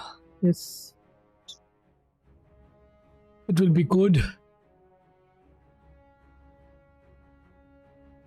Feels sad for Ame. 10 seconds remaining. 5 seconds remaining. Your turn to pick.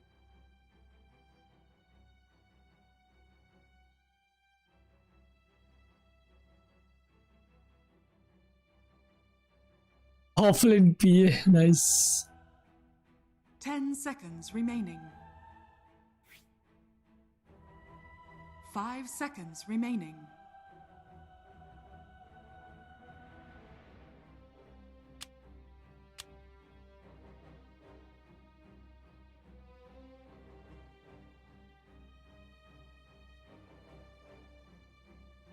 Yeah, this game is 10 weird. seconds remaining.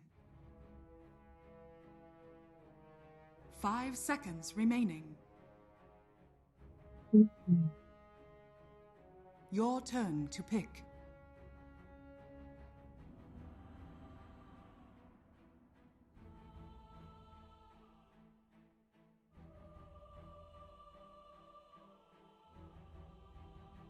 Ten seconds remaining. 5 seconds remaining.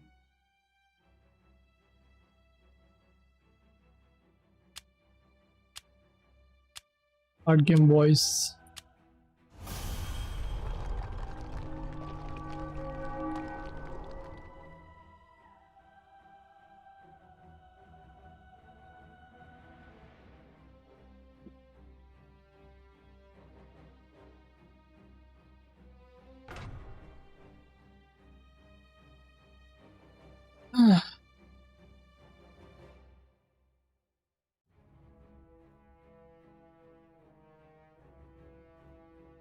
Go swap heroes, but I don't understand why he took PA.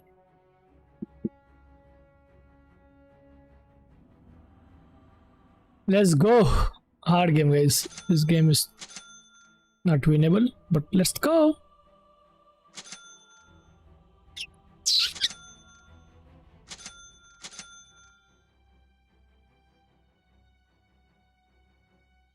Of course, you have to report him.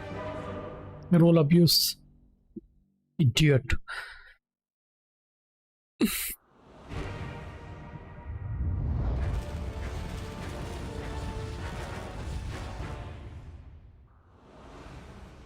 It's Wraith King, not Rage King. War is torn. Prepare It's for in battle. the bag. Tis I. It is in the bag. By my decree.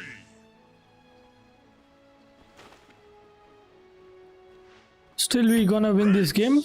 Your king is here. So what if I swagger?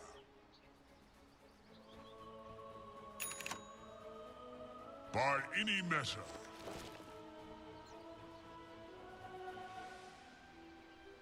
Who's in charge here? Hey, everybody. There are wraiths among you. 30 seconds to battle. Это просто муа. Be about it. SC Asia is equal to hard game only. SC Asia में वही है. You are in my presence. All jungle, yes. It's okay. I will play my fun. I don't care about the Wazelt. Comes now the King of Raids. King of Raid. Walk among you.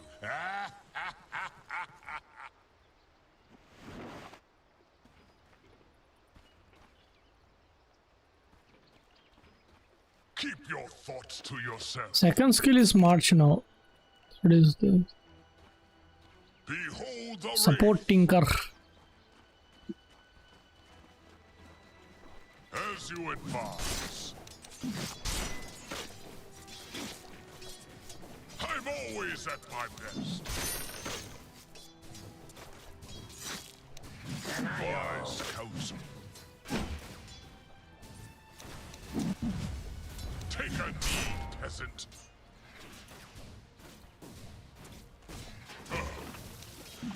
Questionable. No.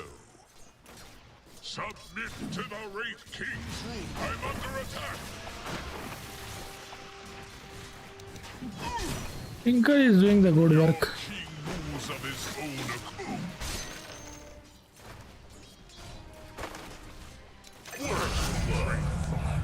First blood. Prostrate yourself. Oh, I saved Tinker. Questionable. As you advise.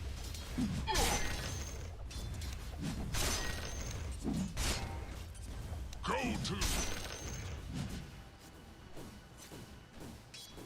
Wraiths, your king is here. I walk among you. We are in agreement. By any measure. Behold the wraith.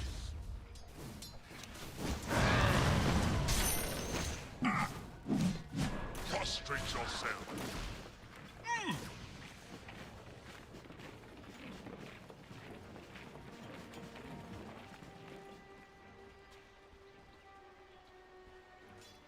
Just a second, guys.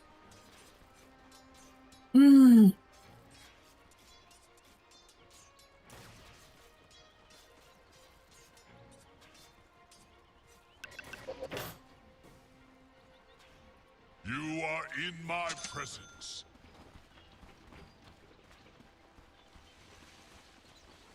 Your king moves of his own accord. Soon, perhaps I'll choose that there are wraiths among you. I'll make wraiths of you all. Wise counsel.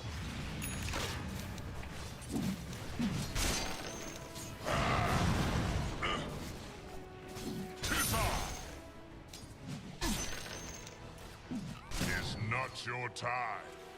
Это просто Keep your thoughts to yourself. As a carrier, I have to give Tango the support.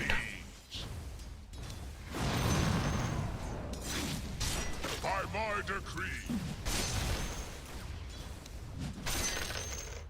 War is tall. So what if I swagger?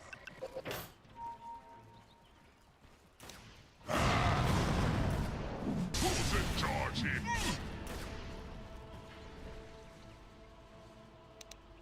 I'll consider it.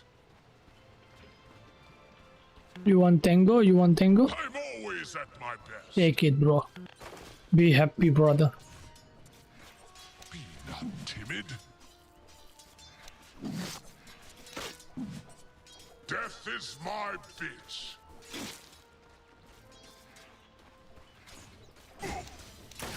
Tis your honor.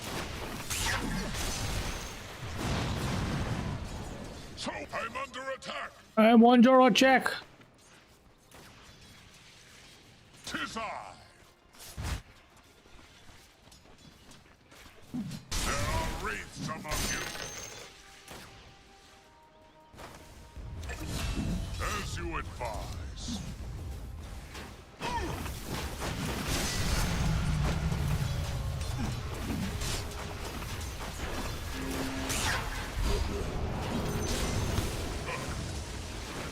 Tis your honor. By my Back. decree.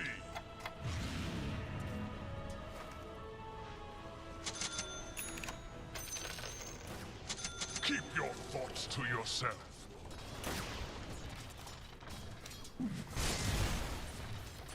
I'm always at my best. Prostrate yourself. Ah. War is torn. Behold the wraith.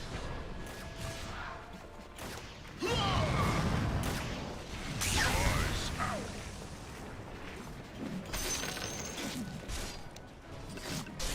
You are in my presence. I'll consider it.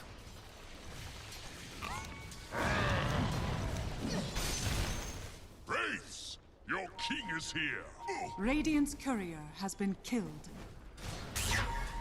Your king King rules of his Crazy. own accord.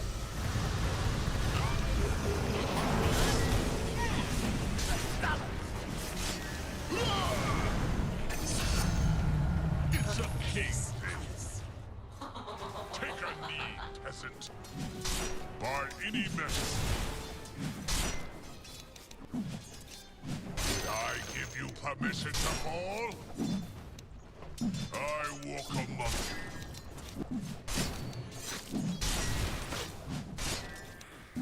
Who's in charge here? Who dares look upon the range? Your middle tower is under attack.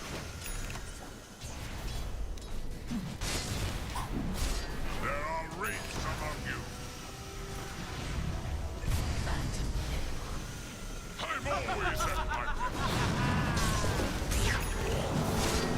I'm under attack. You are in my presence. Ow. The wrath of a wraith. Keep your thoughts to yourself.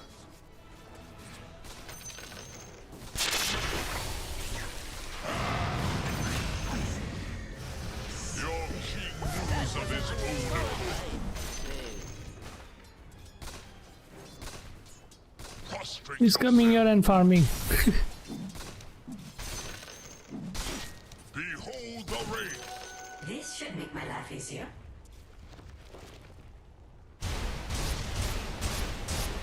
So what if I swag? By any measure. Flee while you can. We are in agreement.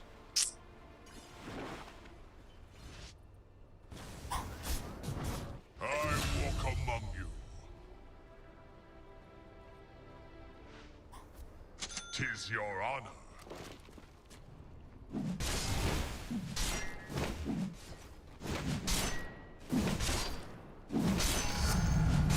My next coronation, by my decree. I'll consider it. At my word.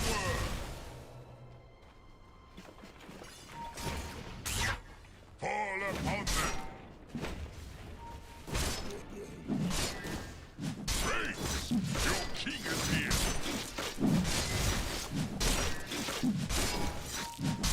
Obey.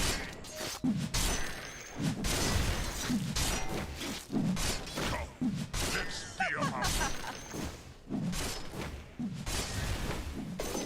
Wise counsel. As you advise. Your middle tower is under attack. War is torn.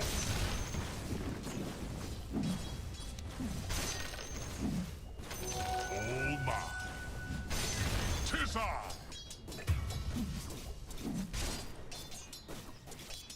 Who's in charge here? Questionable. Just try me.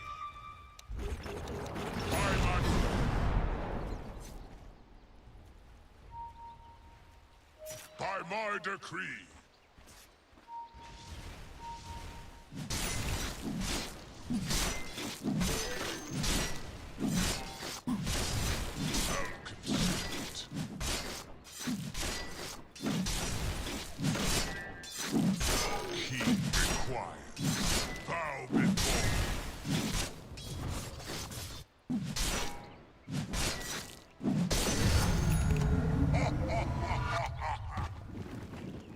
Keep your thoughts to yourself.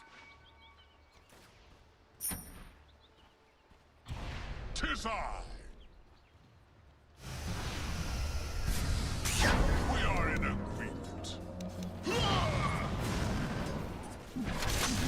Wise counsel. 'Tis your honor.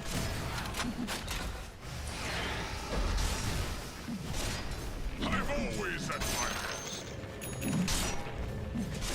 Hyper is playing safe lane. I'm under attack. Fall upon them.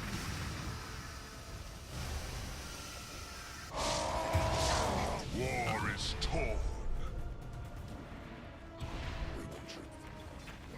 Wraiths, your king is here.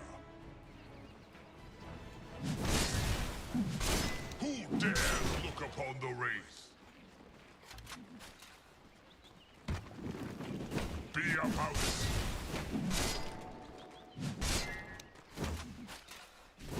Your king moves of his own accord.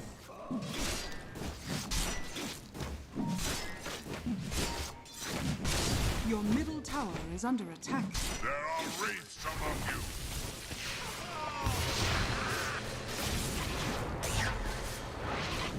You are in my prison.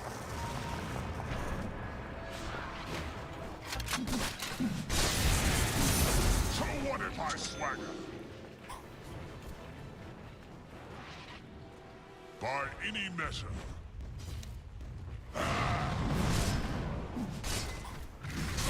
walk among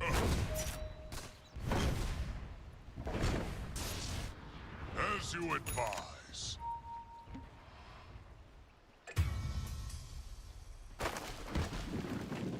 Prostrate yourself.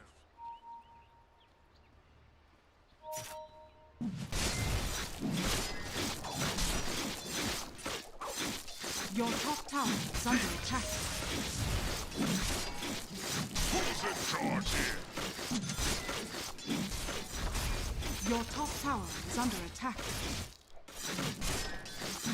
Behold the ring! Your top tower is under Your attack. king moves of his own accord. Your top tower has fallen. I'm always at my best.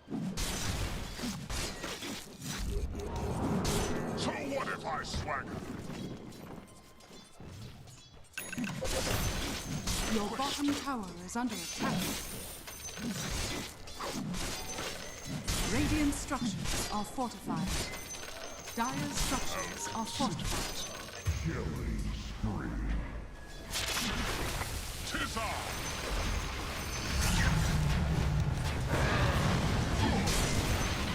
Prostrate yourself.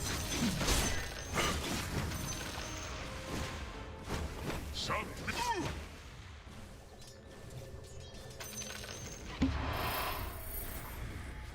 By any measure. Is your honor? I'm under attack.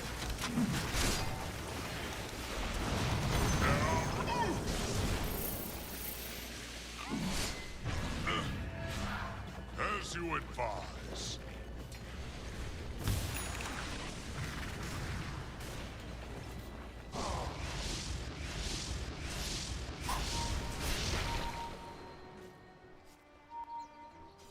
I walk among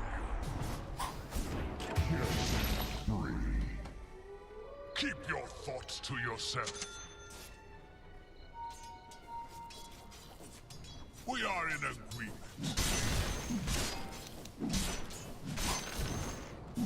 You are in my presence. Wise counsel. By my decree. Coming through. Who's in charge here? Be not timid. War is torn.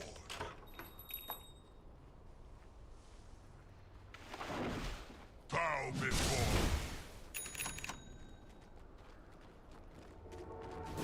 At my word. Behold the race. Come, nigger, let's be about. I am your liege. That idiot is not using ulti only. King is here. Behold your king. Behold the race. We are in agreement. Prostrate yourself. Unstoppable. By my decree. Die, peasant. Obey me. Wicked double kill. What are you afraid of?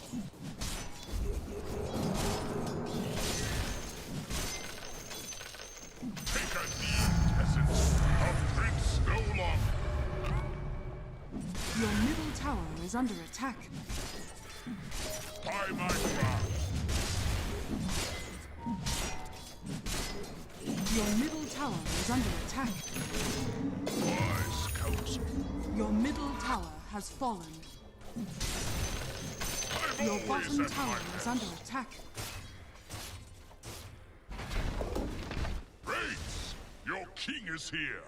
Your bottom tower is under attack. Your bottom tower By has any fallen. measure. What are you buying? 'Tis I.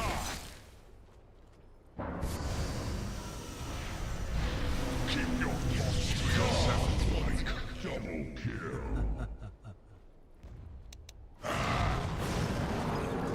I'm under attack. You are in my presence.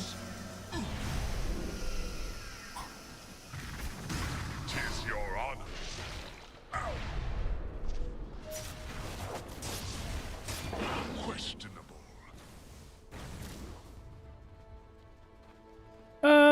Trash game. Who's of his own accord.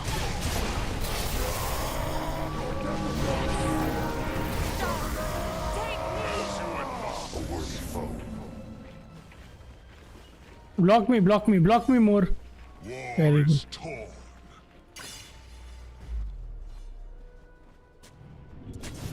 I walk among you. So what if I swagger?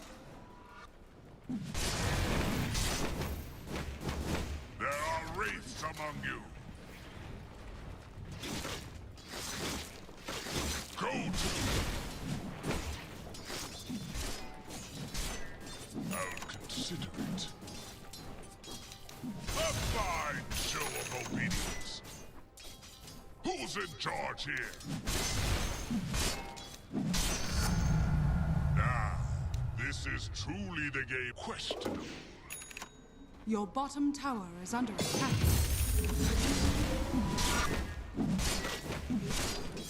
There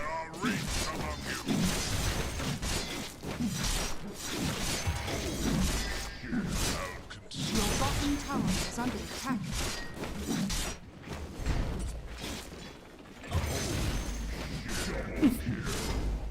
Your bottom tower is under attack. Your king moves of his own accord. Keep your thoughts to yourself.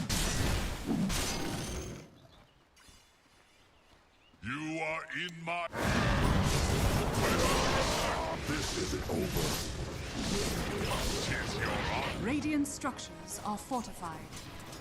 Dire structures are fortified. Treachery.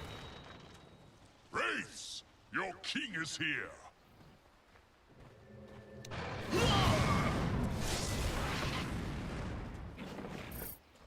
Wise counsel. La la la la la la la la la.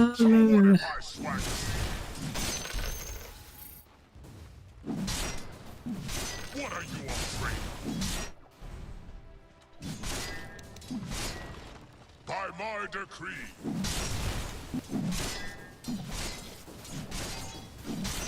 Behold the rain.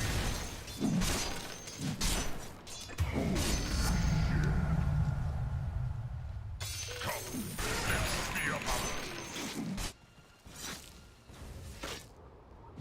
I'm always at my best. Your middle tower is under attack. Take a knee, peasant. Your bottom tower is under attack. We are in agreement.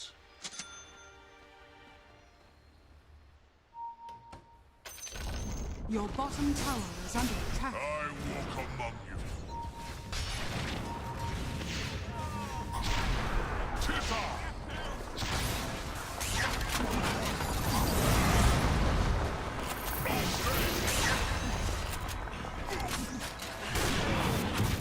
By any measure. Your phase ends. War is torn.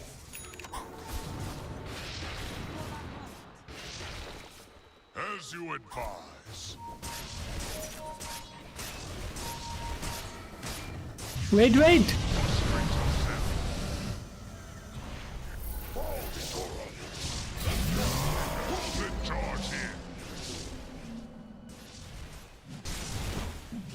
Tis I. Keep your thoughts to yourself.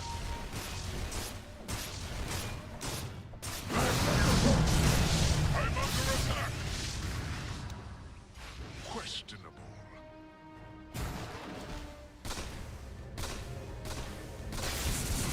Okay. I walk among you. Be about it. I'll consider it. Back! We are in agreement. So what if I swagger? Your middle tower is under attack. By any measure.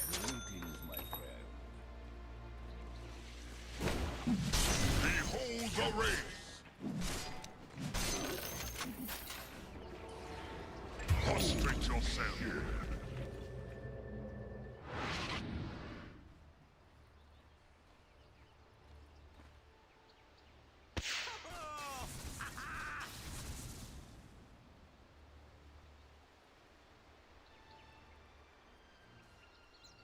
Your bottom tower is under attack.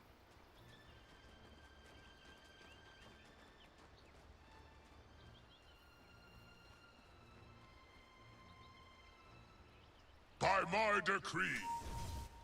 Holy shit. I am your lead. Wraiths, your king is here. As you advise.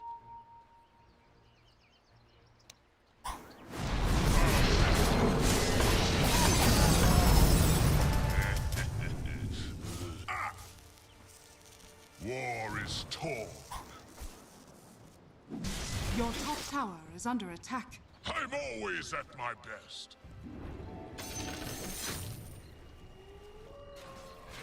Your top tower is under attack. Radiance. Who's in charge here? Your top tower is under attack. You are in my presence. Your top tower has fallen. Your king moves of his own accord. Wise counsel. Fall upon Your them. middle tower is under attack. 'Tis your honor. Your middle tower is under attack. There are wraiths among you. Your middle tower is under attack. Who's in charge here?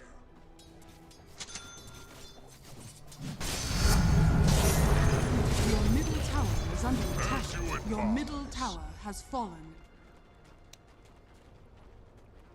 War is torn.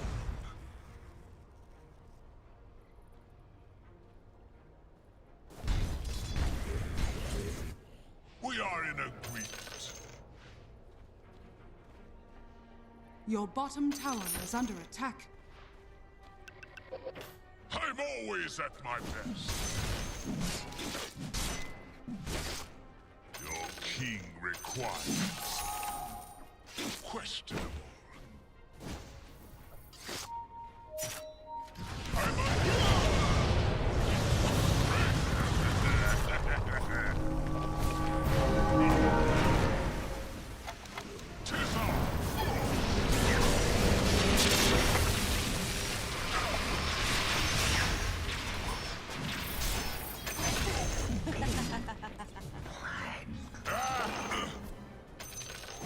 You are in my presence.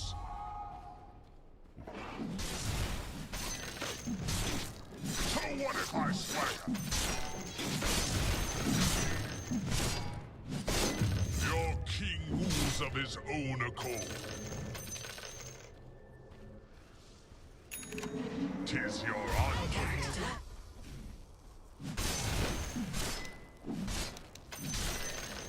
Keep your thoughts to yourself. For the treasury. There are wraiths among you. For the treasury. Behold the wraith. Who dares look upon the wraith? Wise counsel.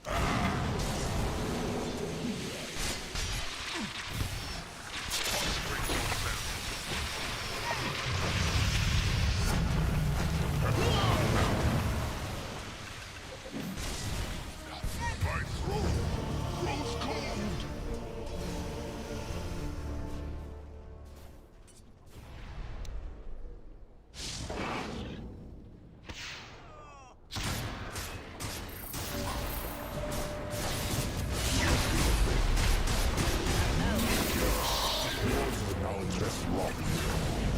Radiant structures are fortified. Think of it as a new beginning. My death means nothing next to ours. Assassination is nature's way. मारो खाली थोड़ी दे पड़े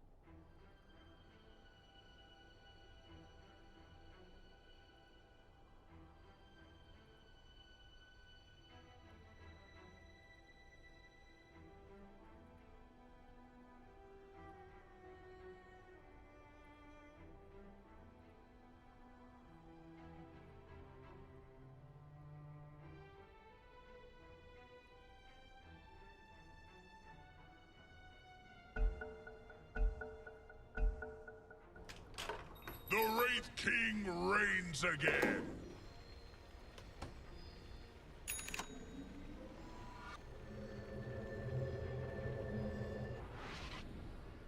By any measure, I walk among you. Okay, ma'am. Every coin counts. By my decree, I'll consider it. Tis I.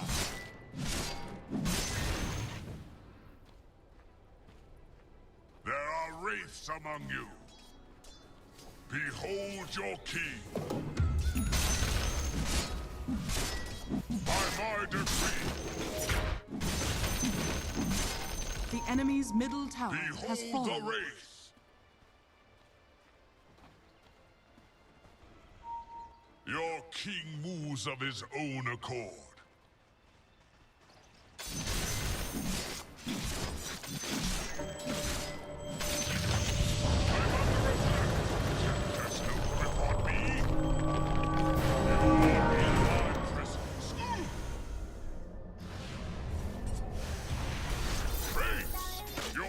Is here.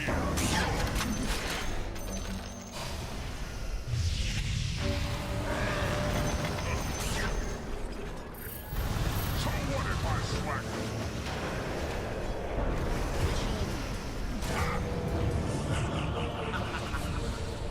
Roshan has fallen to the Oh, I need BKB.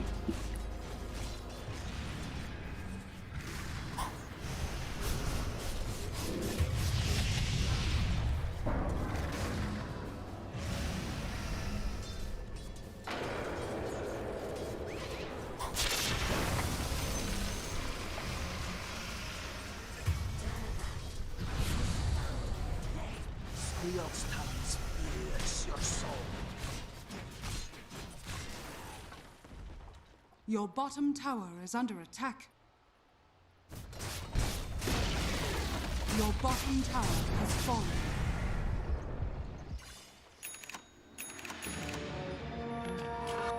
Flesh and bone. Both are a hint. Your bottom tower is under attack. Wise counsel.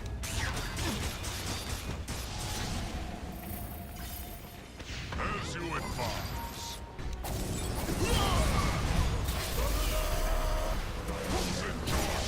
Your bottom tower is under attack. Tis your honor. Your bottom tower is under attack. Triple kill. Your top tower is under attack.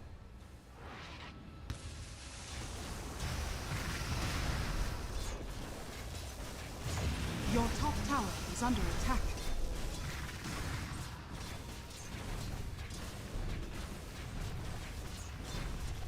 Your top tower is under attack.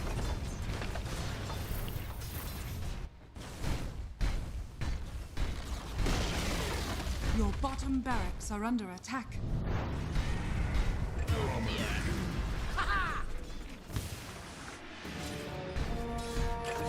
My subjects will be glad to hear my voice. I'll consider it. I want it all. Your bottom barracks are under attack.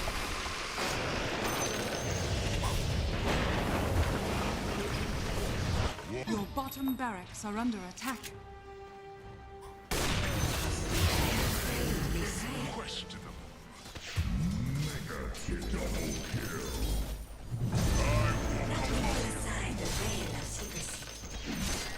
Your top barracks has fallen. Prostrate yourself. Your top barracks are under attack. Your barracks has fallen. Submit to the Wraith King's rule. Your bottom Back, barracks back, are back, under back. attack. Go to.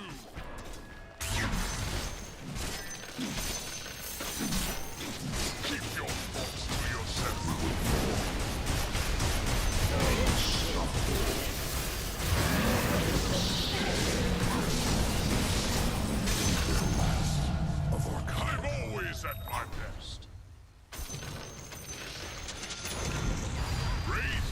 bomb. By any measure.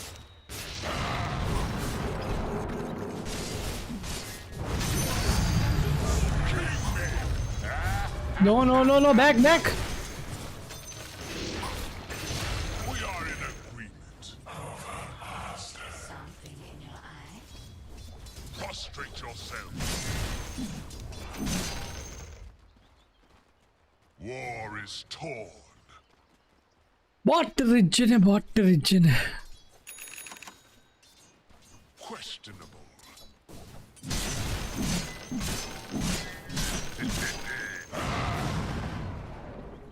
You are in my presence. Wraiths, your king is here. Tis I.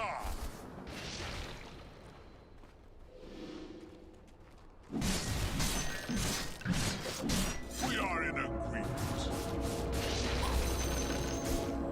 PA, BKB, PA, BKB. So what if I swagger?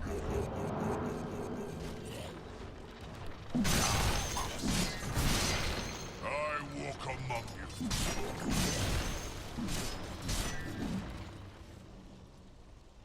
By my crown.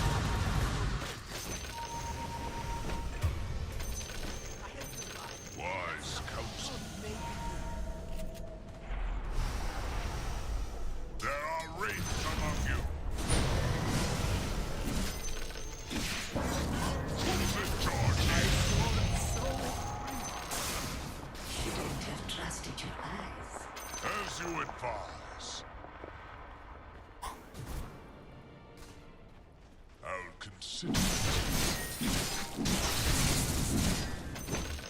Behold the wraith.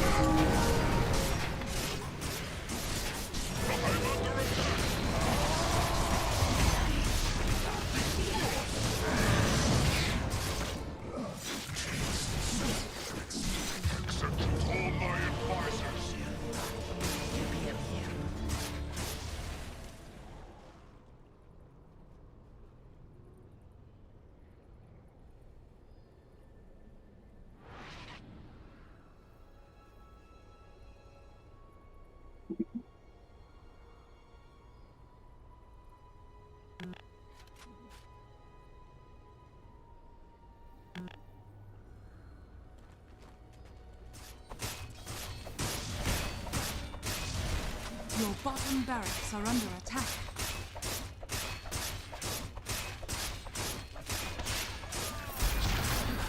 Your bottom barracks has fallen. Your bottom barracks has fallen.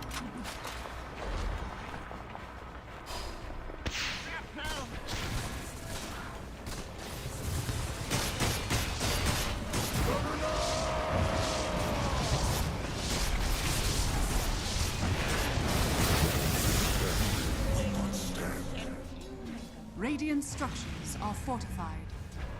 Dire structures are fortified.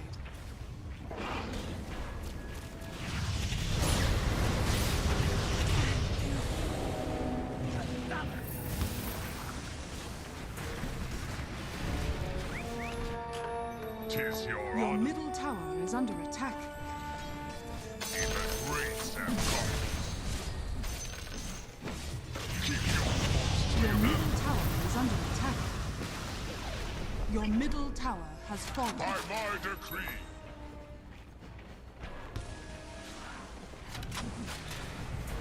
I'm always at my best.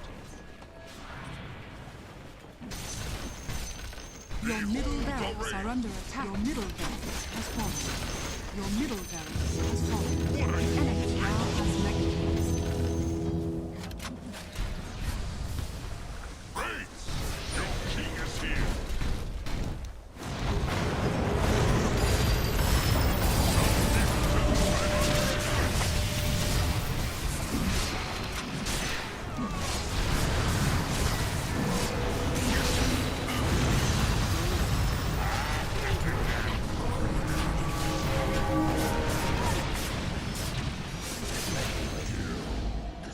Back, back, back.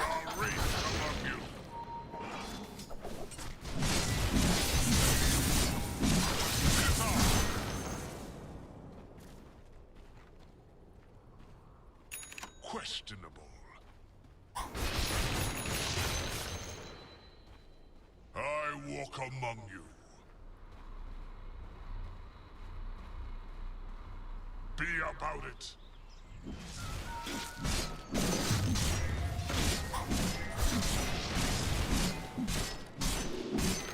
Your king moves of his own accord.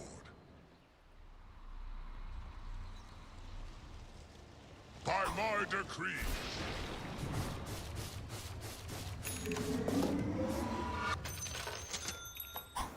So what if I swagger?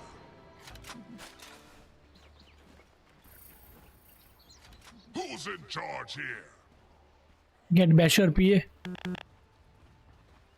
War is torn. We are in war.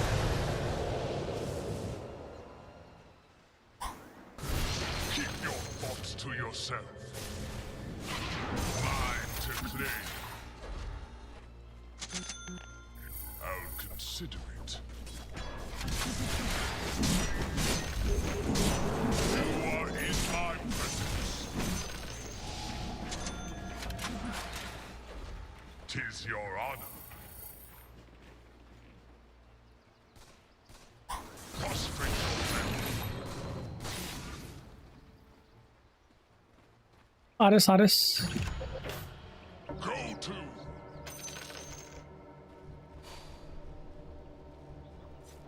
Wise counsel.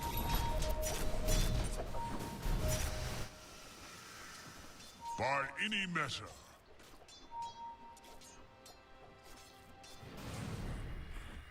I'm always at my best. By my decree. Go. By any measure.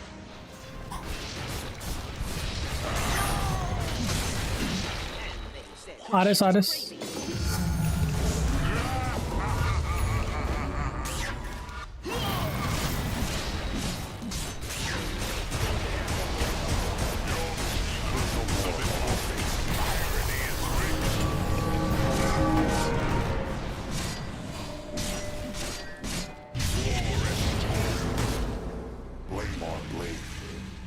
I'm under attack. Who's in charge here?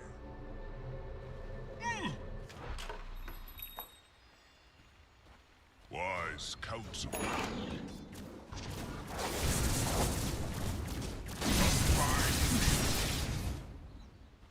Wraiths, your king is here.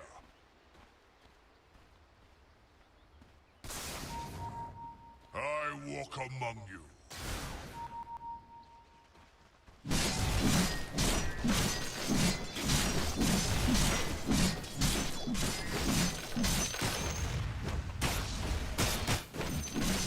As you advise.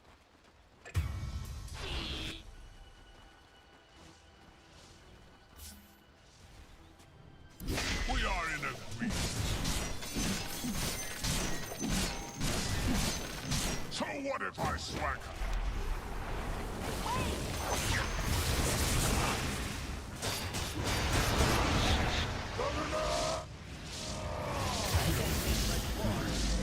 Prostrate yourself.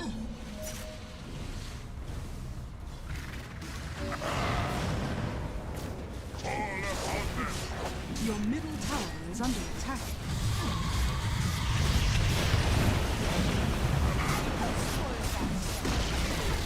Your middle tower has fallen. You are in my presence. Your middle tower is under attack. Radiant structures are fortified.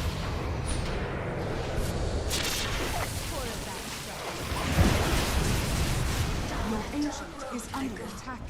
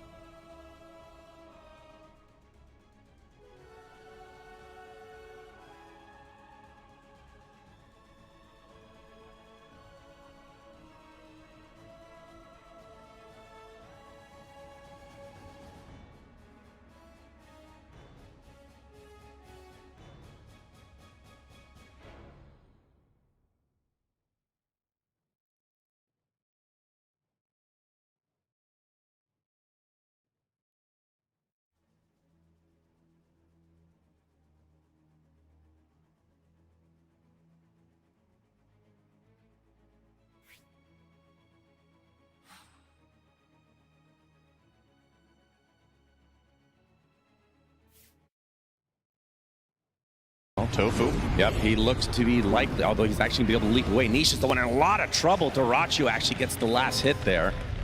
Do they have detection now for Boxy? Boxy picks up the invis, blood grenade applied. They have a sentry, Tofu. Yep, puts down another one, and that's going to be the death of the support. So 2 quick kills for Gaming Gladiators. A very back and forth affair so far in this game number 1. And now the Queen of Pain and the Underlord neck and neck on net worth again. So clear tiering here.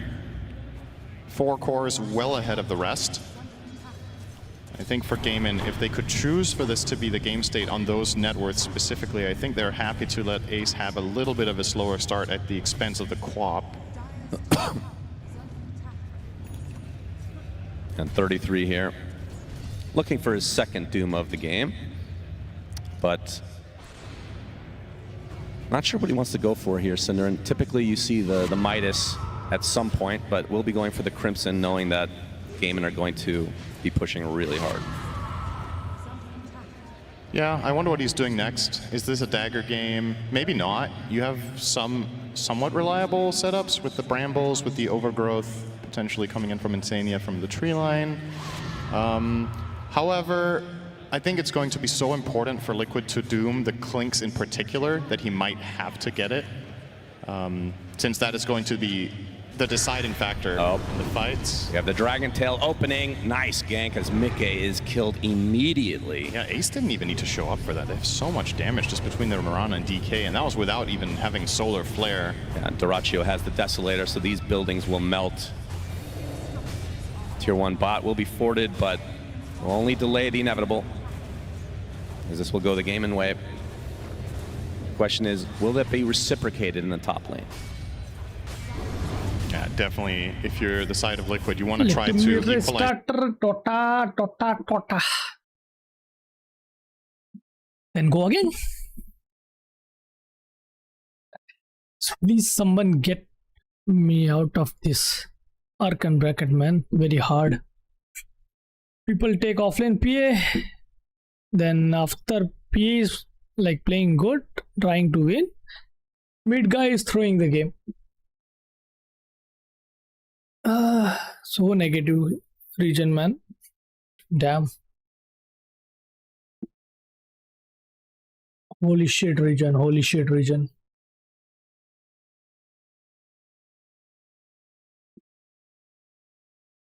Teen Tabak Dum Dum.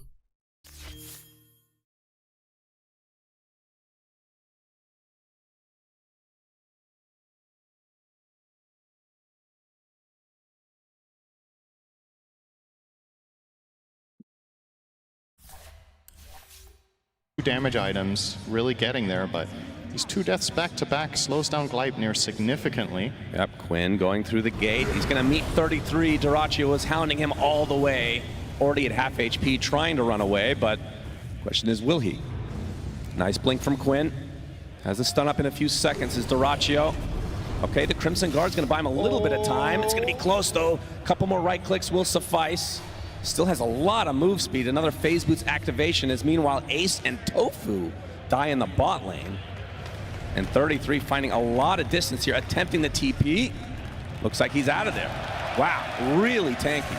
That is such a crucial escape. Not only does he not die, but the amount of time that Gaimin just waste on 2 of their cores creates tons of space down bottom to win that fight for Liquid, with Nisha and Mickey getting a kill each. And that will bring Mickey back in a comfortable position now in second on that net worth. And Liquid gets wisdom. Both wisdoms at the 14 minute. We've seen this time and time again, either the 7 or the 14, having huge impact. So Liquid definitely not falling behind like we've seen so many times against this Gaming Gladiators lineup. Okay, let's do a thought experiment. Okay. Somehow this game goes late. Who has the better lineup? I would say absolutely Radiant for me. Radiant? Yeah, I think so. I think the support... Oh, hang on, Insania. Yeah, let's do a thought experiment. Where will he respawn in 30 seconds? It's a very philosophical question. Yeah, that is. Dragon Tail from Quinn. No follow-up, though. And the Dagon just to get some nice HP back for Nisha. He's level 11 now.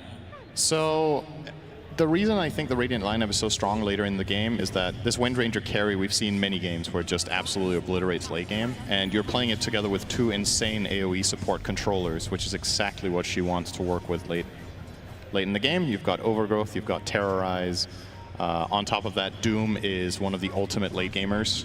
So even if Gaming Gladiators get really farmed on multiple heroes, they might still just get doomed on 2 cores. Oh my god, he put him back into the pit, but I don't think there's going to be much follow-up here. Whirlwind to deal with some of these creeps. Mickey's fine. Very close to a kill though for Gaimin. That would have been really crippling for the Windrunner. Top 2 net worth despite having these 2 deaths for Mickey. Yep. As Quinn's going to be found by Nisha and Insania, slowed to a crawl. Dark Crypt is coming, 33's there as well, gets off the Doom onto the Dragon. I know regen for you, Sonic Wave to follow. Looks like Quinn is likely gonna fall no matter what. Now Ace trying to tank up as much as possible. A nice pit, he's gonna get Curse Crown though. Onto the high ground, he should survive. Either way, Gaimin lose Celery on top of the original. Doracho okay, is... Doracho in the middle of nowhere, as usual. Will be dusted, using the Dark Pack to try to get away, but it's not gonna be. 3 dead for Gaimin. And Liquid coming out on top big time. Yeah, this is the most important part of the game for the side of Liquid, and they're delivering. Just winning these fights handily. This isn't... Honestly, these fights aren't even really that close. The moment the Doom comes out on the Dragon Knight, Quinn can't stand his ground. He's not getting healed by the Chen, and they just step by step poke them down with all of their spells. It feels like Gaming Gladiators need to get some sort of pipe up and running to block a lot of this damage from the Wind Ranger, from the Doom, and from the Willow. Yeah, this was just a really awkward fight for Gaimin. And the Sonic Waves so far from Nisha have been on point. So for Gaming Gladiators, Cinderin, if you're behind, I mean, have we seen them behind at this stage of the game? Not in this stage of the tournament. I think this is the first time they... It's fair to... Okay, Dragon Tail into Arrow. This should be a freebie. Yeah, it will be. At this stage of the tournament, we haven't seen them challenge this much in the first 20 minutes. So this is already a very good look for Team Liquid. Talked about the scalability of their lineup and the way Gaimin usually win their games, and how sometimes it can seem like Gaimin are losing their way when they're 25 minutes and then things aren't going according to plan. And I want to say that's not because they don't know what to do. It's because the way they tailor their lineups and the way they strategize is very much built around this stage of the game being a success, which it almost always is. Nisha, Arrow's gonna hit inside the Pit of Malice, so another root will come. Do they have the damage to finish the job? Dragon Tail as well? No. Nisha blinks out. That is a kill with Solar Flare, but it was on cooldown for Tofu.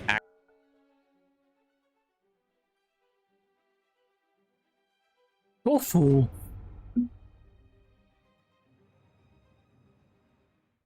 LOL in the Crusader bracket.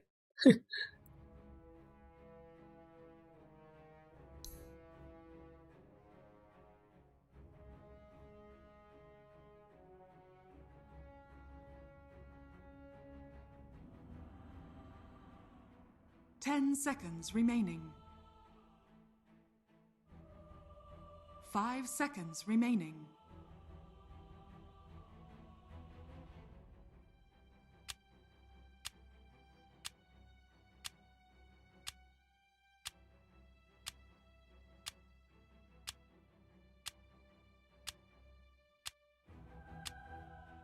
Your turn to pick.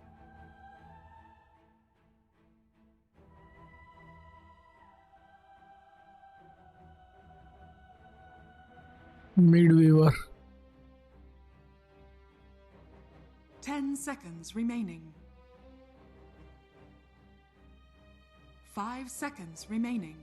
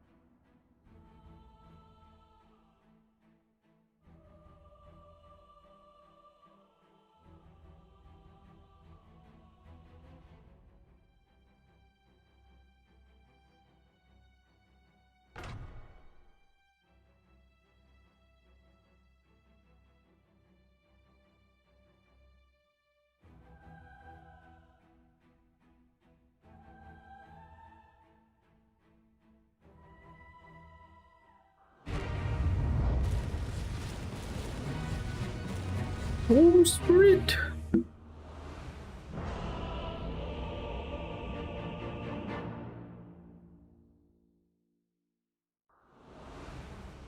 Life stealer.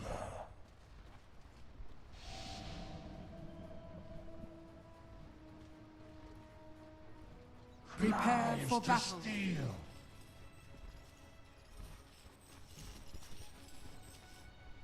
Forward.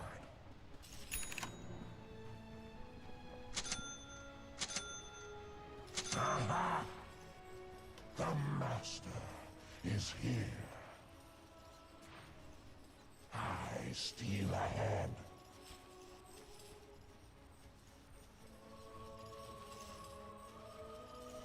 It's in the bag. Finally.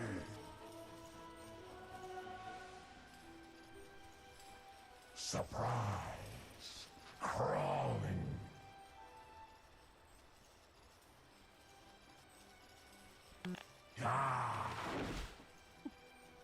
30 seconds to battle.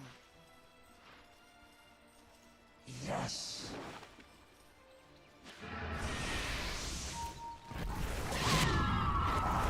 Creep.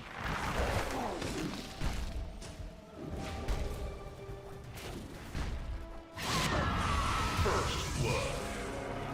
First blood! I'll have no duck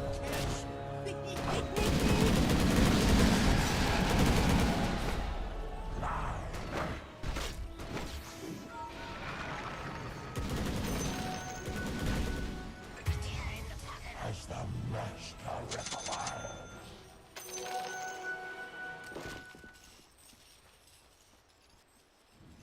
You can't make me.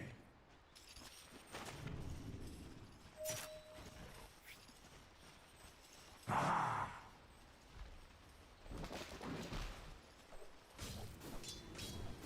Yes, master.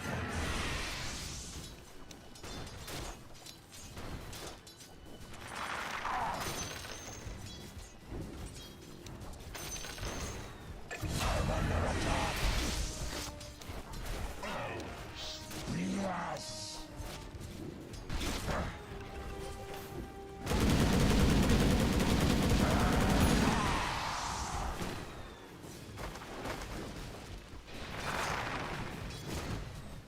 Yes, master.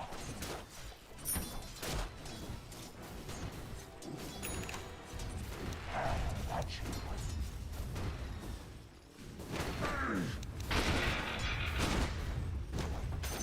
Daddy.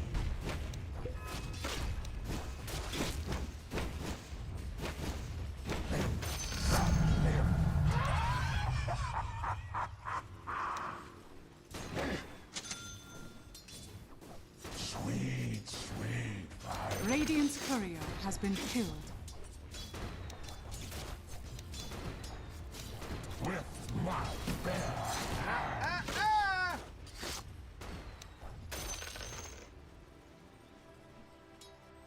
I scramble.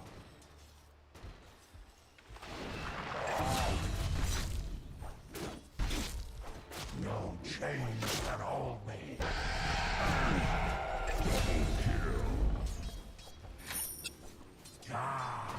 Это просто муа.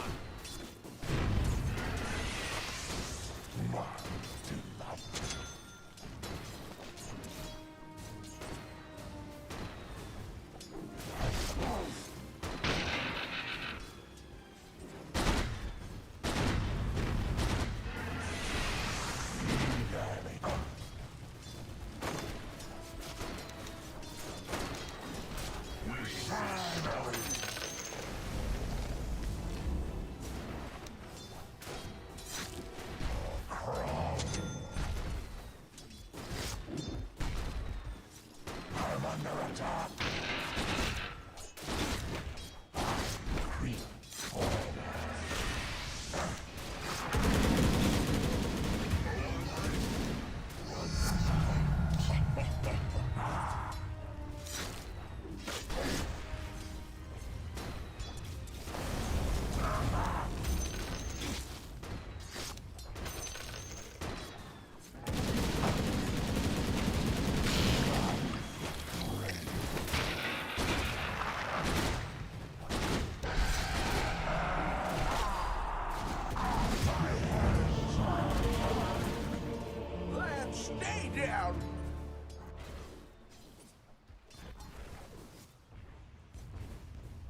Your top tower is under attack.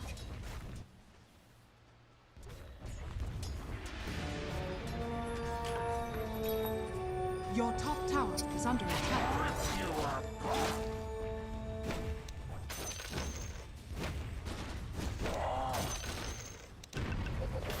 Yes.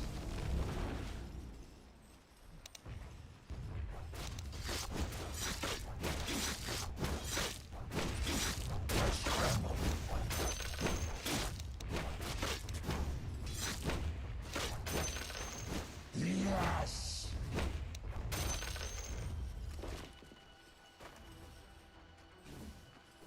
You can't kill me, spree.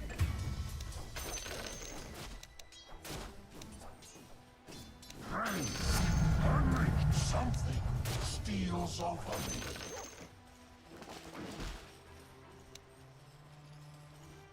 Lives to steal.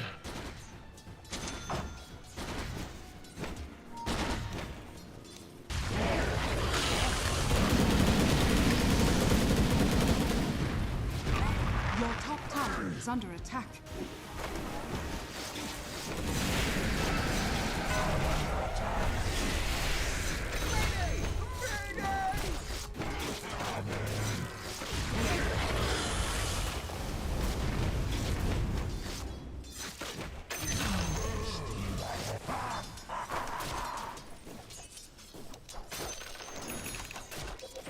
For the master.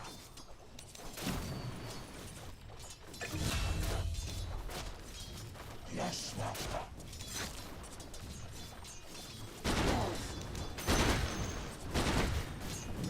Change can hold me.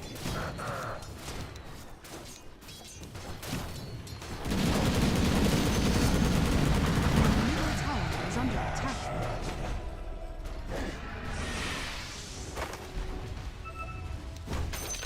Spray your guts. I'm not ready. Money changes lives for the taking.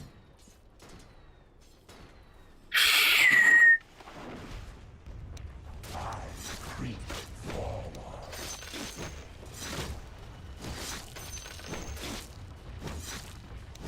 As the master requires.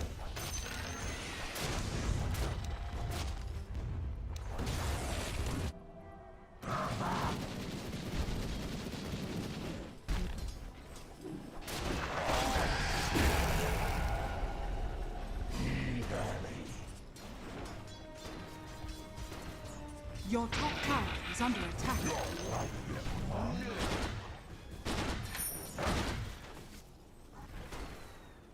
I scramble. A golden thread. Lives for the taking.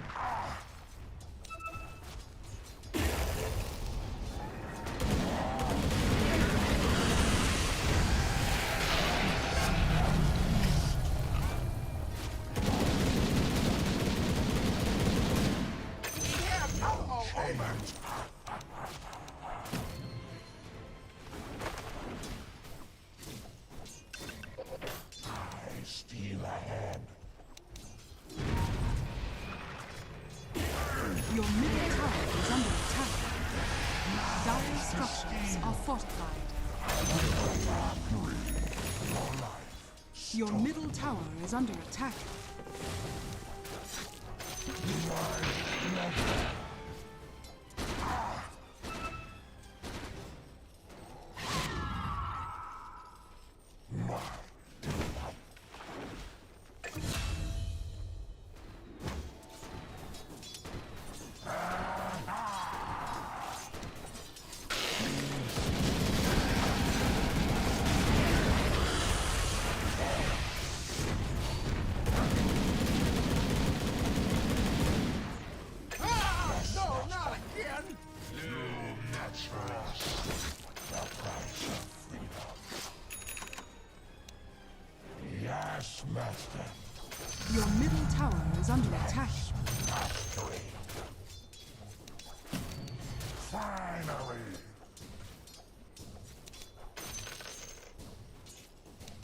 Your middle tower is under attack.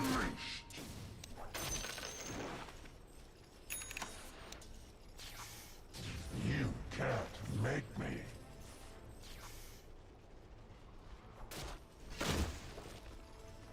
Yes.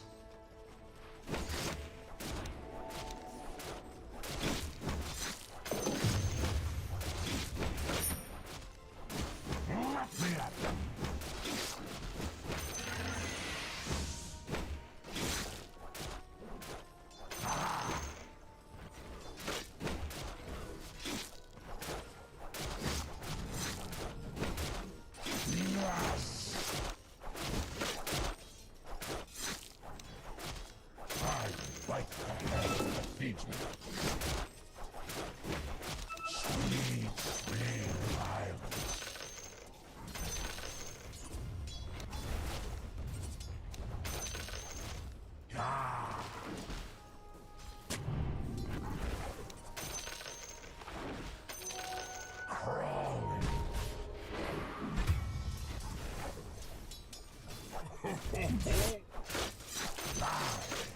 For the taking.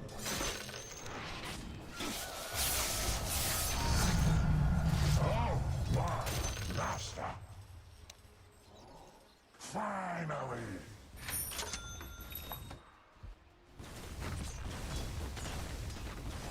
Lives to steal. Radiant structures are fortified.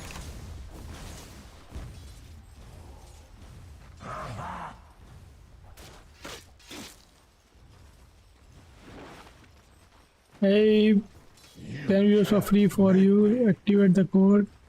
Well, thank you, brother. But No chains can hold me. but not gonna use it, bro. I steal ahead.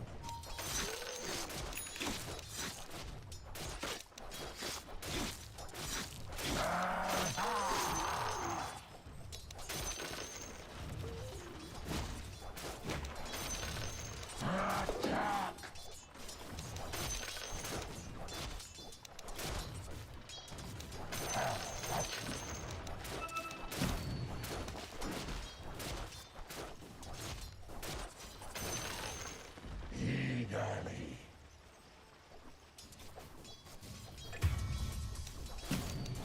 Oh, yes.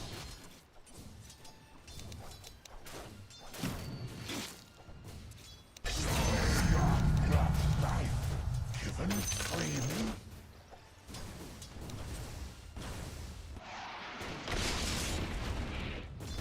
With my bare hands.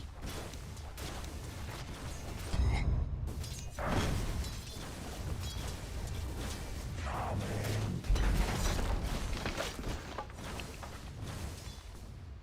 Go for my master. I scramble.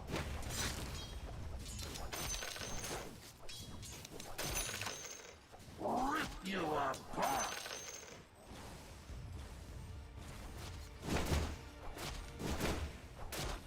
Yes, master.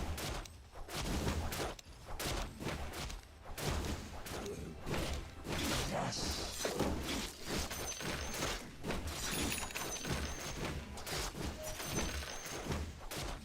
Forward.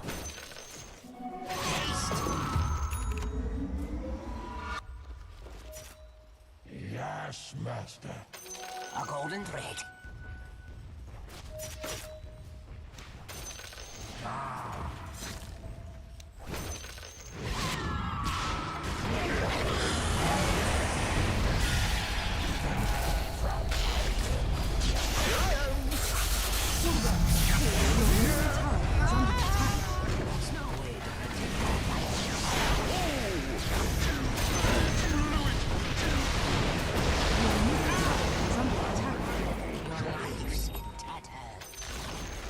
The enemy's top tower has fallen.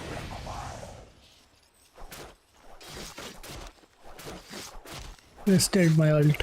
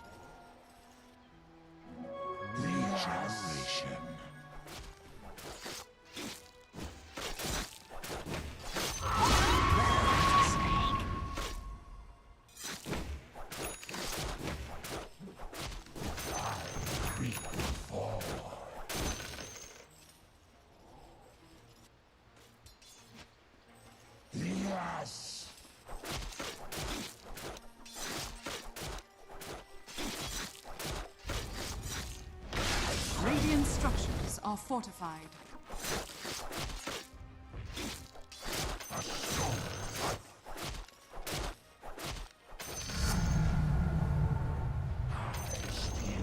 The enemy's bottom tower has fallen.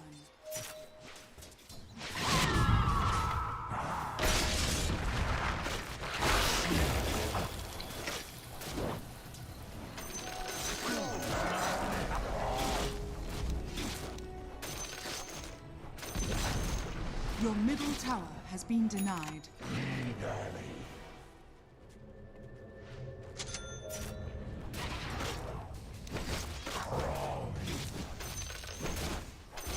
Money changes hands. Yes, master.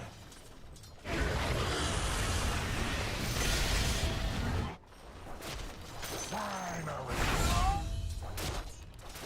Need to stop.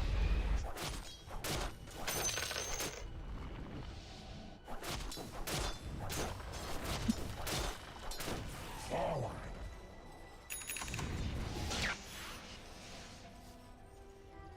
Aha.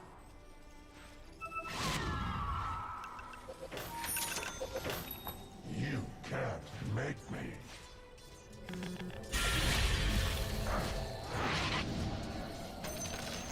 Yes, master. Double kill. I feel forward.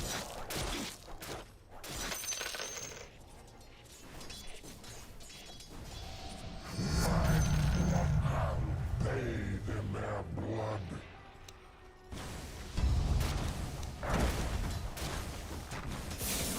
Lives for the taking.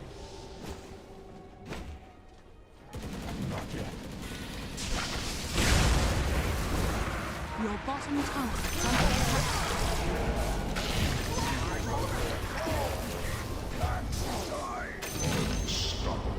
Your bottom tower is under attack.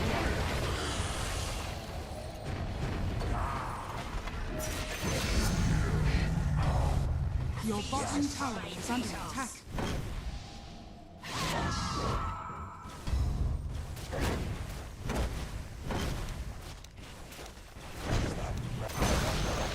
The enemy's middle tower has fallen.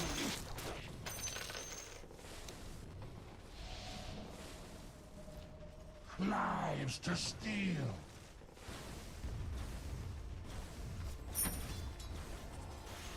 No chains can hold me.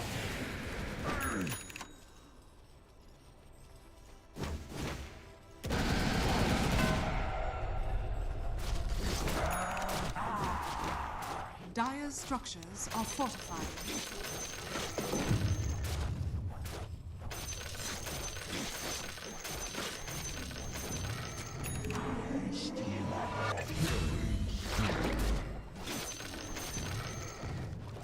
Это просто муа. Gold for my master.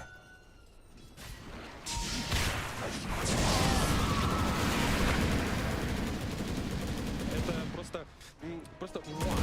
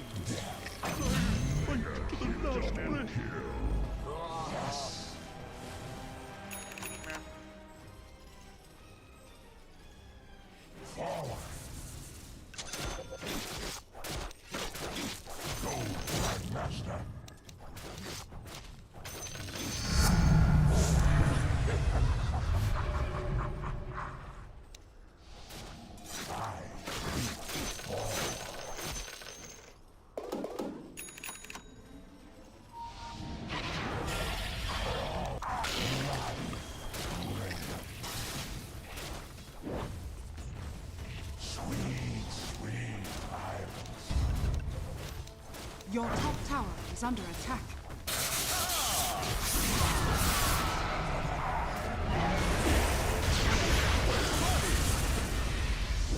I'm under attack.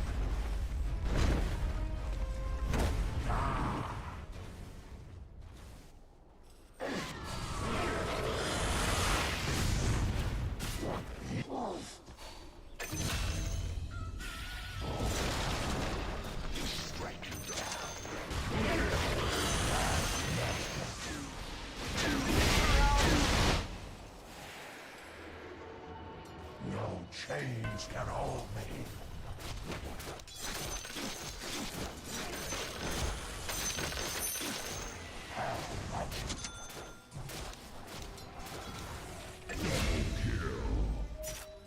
Yes, master.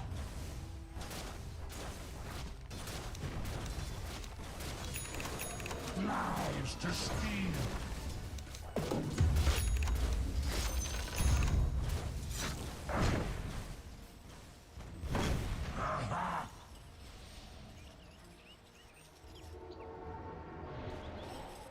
As the master required.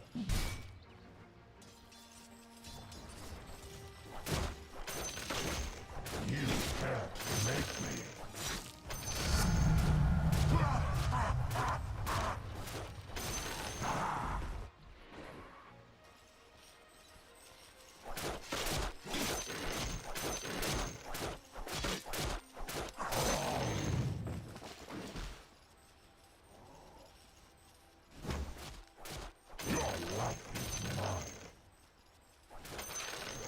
Lives to steal.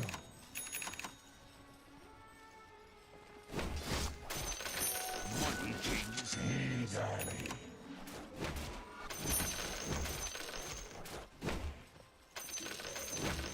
Attack!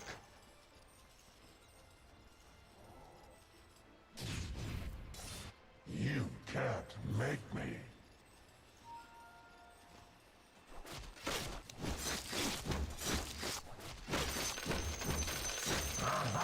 A golden thread.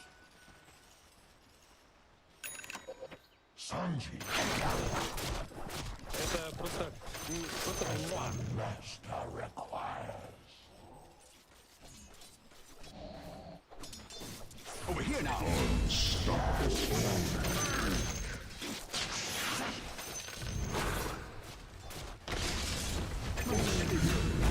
I'm under attack.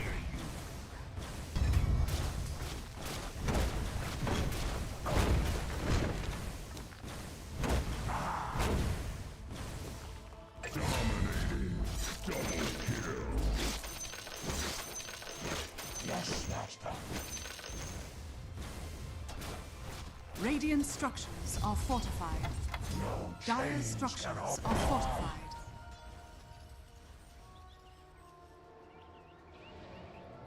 Yes.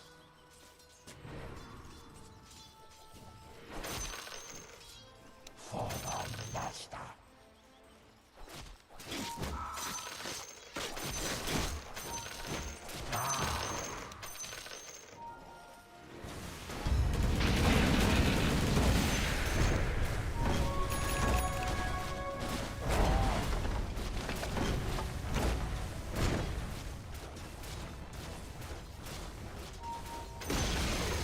The enemy's middle tower has fallen.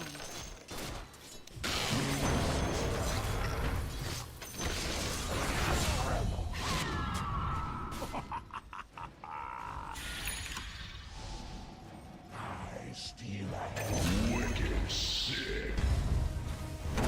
They spoke. Oh, yes.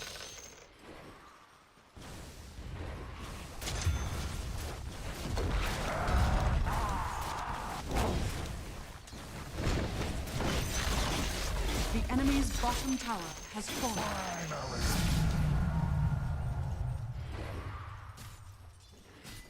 Wait till I get my claws in you.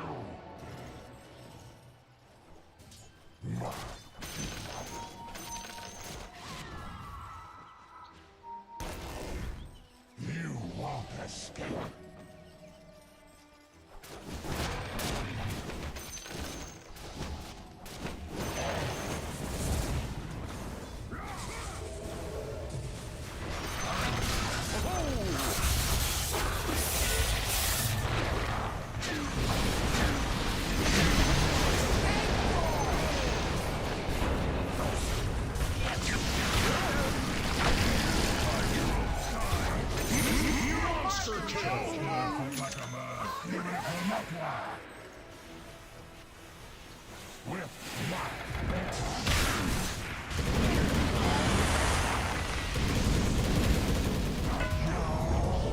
Triple kill!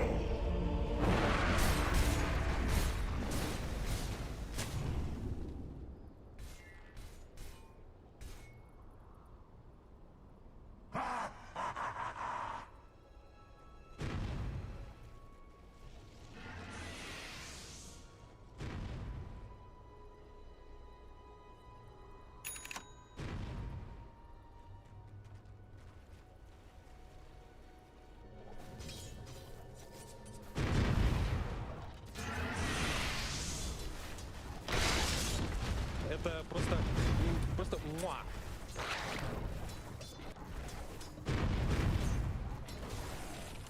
MMR is just a number.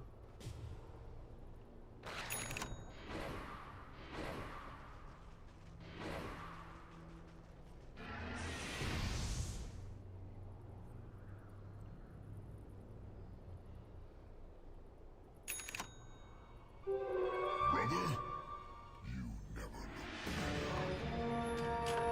Death's prisoner, no longer. Oh, yes. Lives for the taking.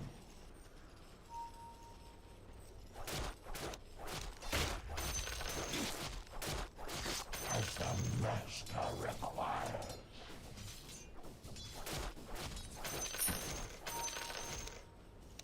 Yes, master.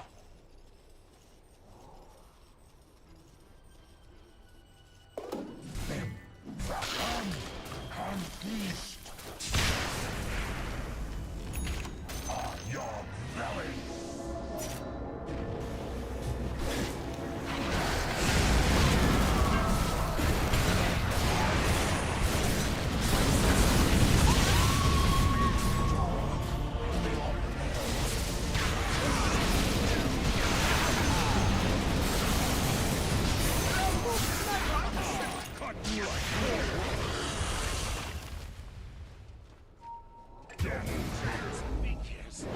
Once again. Sound of mind and body.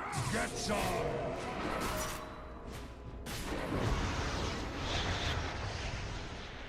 This pleases the master.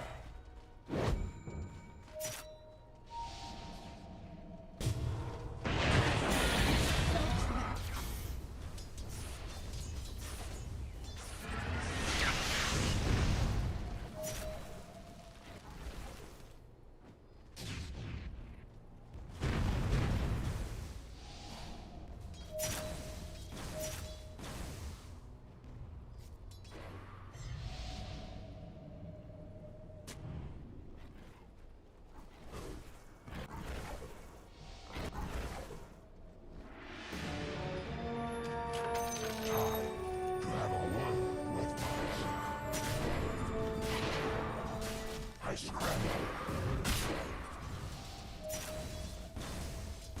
Go to my master.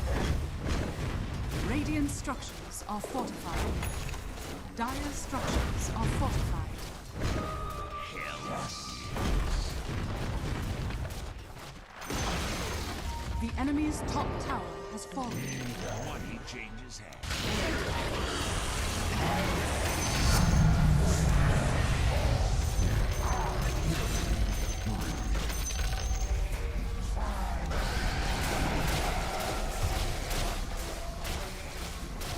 Not yet. I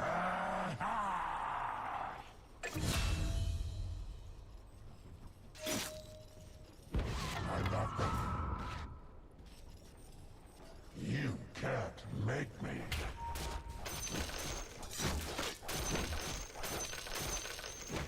Yes.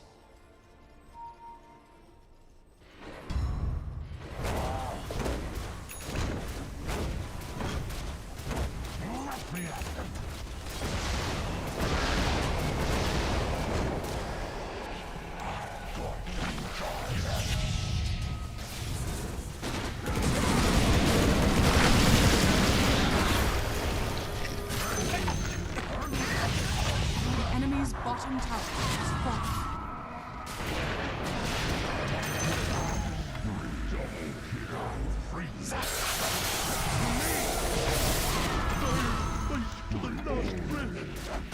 Thread the needle through your eyes.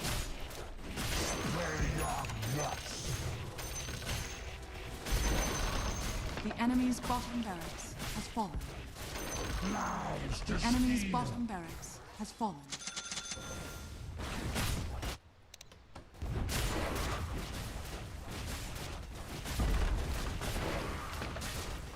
Radiant structures are fortified.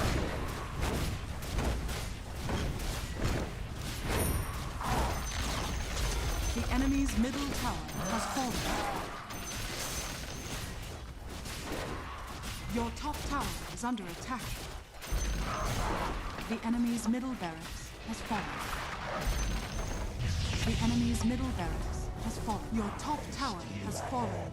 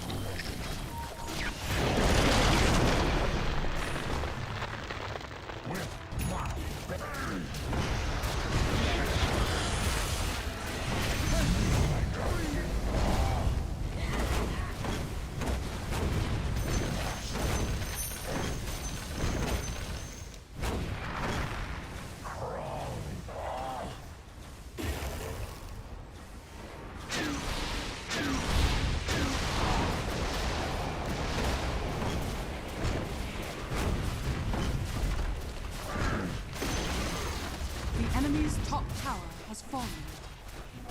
Haste. The enemy's top barracks has fallen. You now have mega creeps.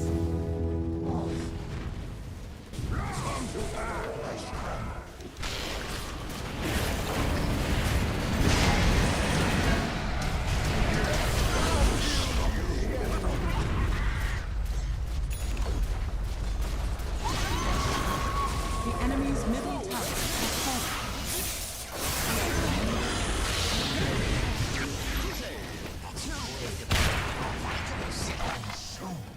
From within. Call.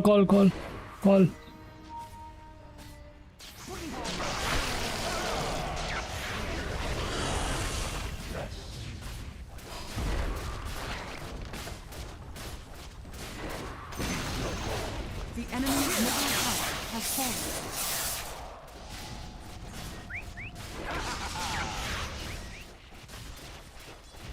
Dire victory.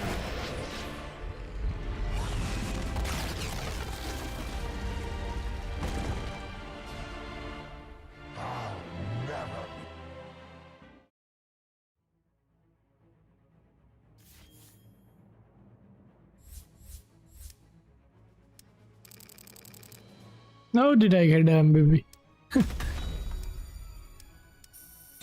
You are played well, very well. You should get MVP.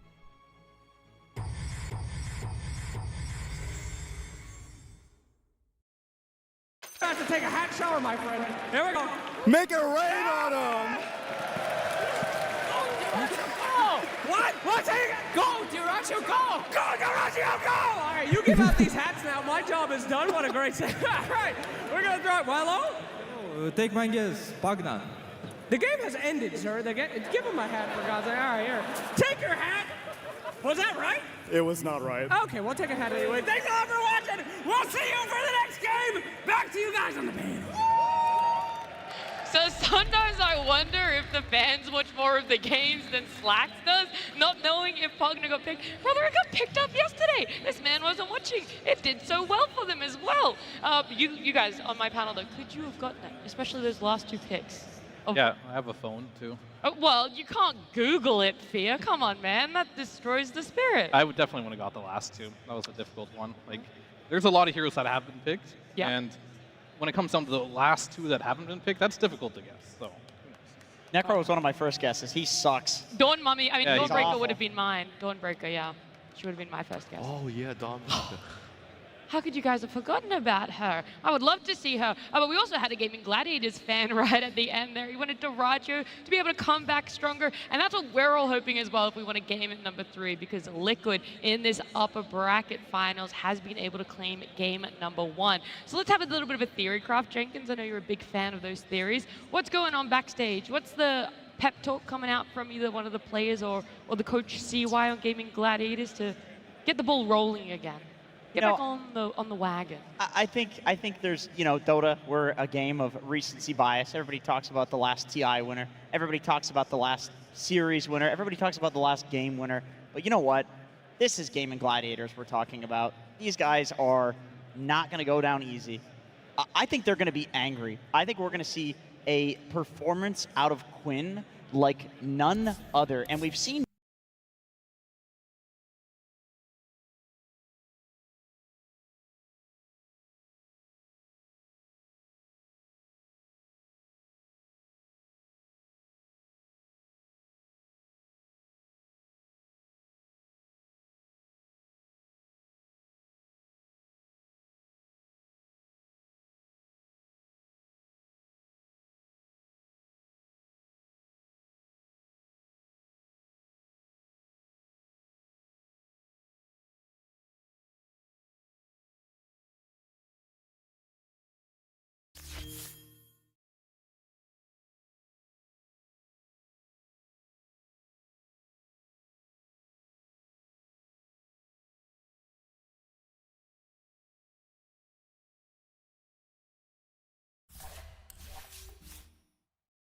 for themselves. The last time that happened was almost 5 months ago. Okay, they ended up going 2-0 in that series. It was in that playoffs that you talked about as well, Fia, where it is the one part of the tournament where Liquid have that one-up on Gaming Gladiators when it comes to series head-to-head. Yeah, they do. They don't feel the pressure yet. I really do believe it's a thing where when you get put in the exact same scenario multiple times and the results that you had previously keeps happening, it's going to be in your head, right? And I think that's what they have in the grand finals. But in the playoffs, they're not affected by that. They still play really well. And I think right now 33 is really stepping it up as a player. It's like, what are you going to give this guy? Doom, he's undefeated. His Sand King is incredible. The Visage just looks OP. It's like his hero pool right now looks so incredibly scary. They tried to pick the Clinks, which is a hero that's pretty dead. Nobody's really playing it. In theory, should be good versus the Doom. That didn't work out. So now you're in a situation, your strategy that you had prepared for this Doom doesn't work. You don't want to give him Sand King. He's becoming a target that is very difficult to answer. I will say that is potentially the biggest difference between these two coming into this series is what we saw Liquid be able to draft for themselves in Game 1 is stuff that they had found success for themselves in groups.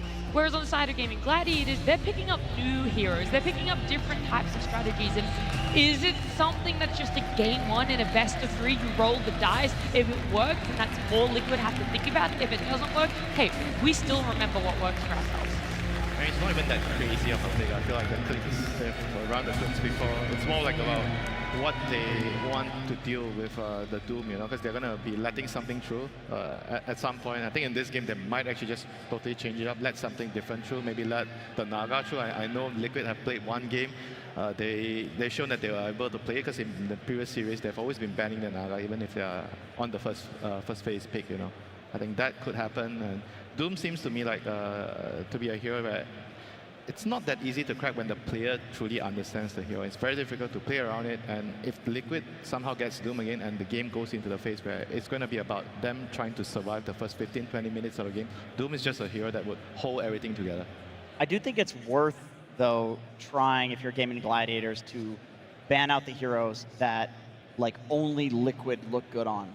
I'm not suggesting that they do this, but... Is that a long list, though? Is that maybe the problem? I mean, would you just ban out Neta? I feel like you would just ban his hero out. Maybe you ban out Neta, but I think there's heroes like, okay, Queen of Pain for Nisha. I don't think it's going to get banned, but just as an example, other teams have not been able to make this work.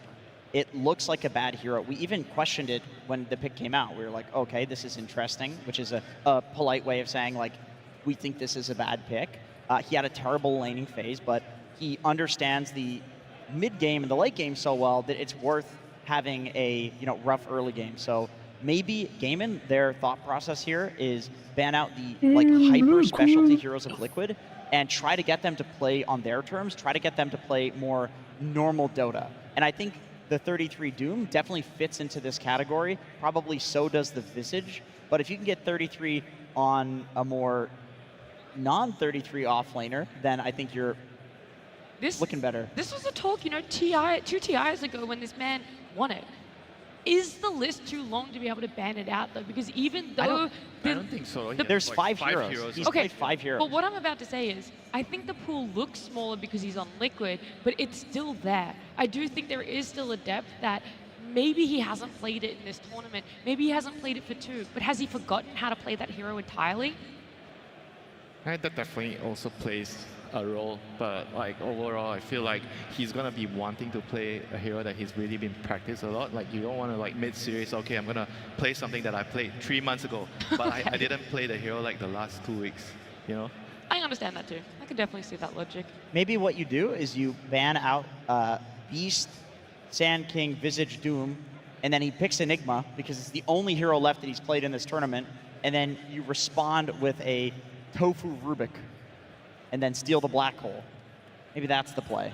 Okay, all right. I mean, they did try to let it pick through and then counter it with a weird hero before with the Clinks, and it didn't work out. But I feel like Clinks is much less good than Rubik is. Like Rubik is B tier, Clinks is like a straight up D tier hero. Wow, you just slapped it right on there on the lowest tier possible. What do you think here? How good do you think Clinks is in the current meta? Jenkins is about right. The hero, he's not very good right now. Someone clip it. Jenkins is going to have to keep that one for memories. Yeah, I mean, Clinks right now, especially if you go for the build that Duraccio went, which is the highest damage output build, it just isn't stacking up to the other ranged carries right now. Alrighty, well, what's very dependent if they're able to ban out all of 33's heroes, or at least the majority of them, is if they even have the 4 picks themselves. We don't know who's going to be first pick or second pick, and the only way to find out is to get into our draft. Team Liquid versus Gaming Gladiators. Game 2. We got a game at number 2 here. A lot of fans in the crowd, some of them hoping for game number 3, some of them hoping for this series to be closed out now, but either way, let's see what is going to be respected and taken out. Naga Siren is still going to be on that ban list first phase priority. Sand King Doom is now up there, changing out a clock. That's what was there in game number 1, and Doom has replaced it as a must ban for the side of Gaming Gladiators. Yeah, I just wanted to say like how disrespectful it would have been just to ban all of 33's heroes thinking that he just couldn't play anything else. And then let Naga through. And just let all the other like S-tier heroes into the game. Like, sure, I think right now the 2 heroes you have to ban versus 33 is Sand King, is Doom, because those are just easy overall first picks of the game. His other heroes are more specialty. Like, you don't want to first pick a Visage, you're not going to first pick a Beast, you're not going to first pick an Enigma either. So, like, in that situation, you don't have enough bans in the second phase either.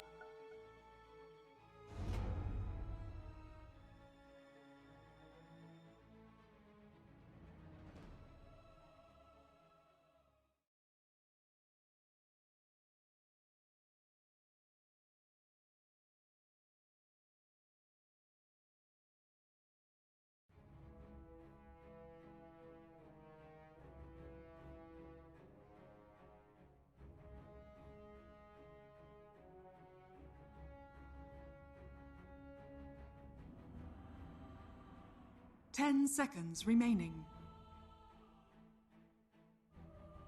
5 seconds remaining. Offlane, good pick. Support also good pick. Not support, good pick.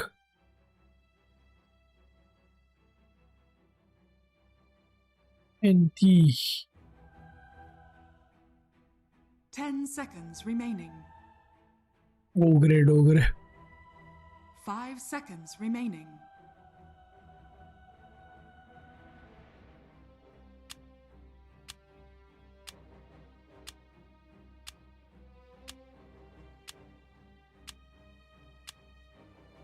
Mirana mid.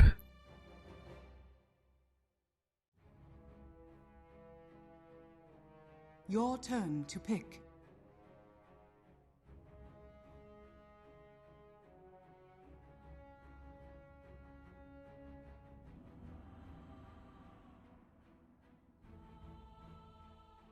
Ten seconds remaining. 5 seconds remaining.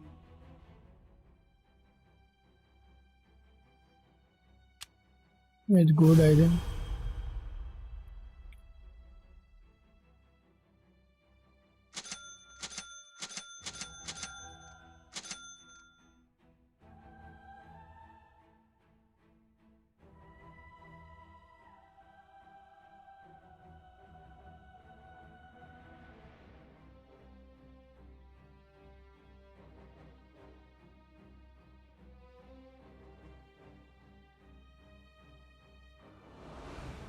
Hard game for them.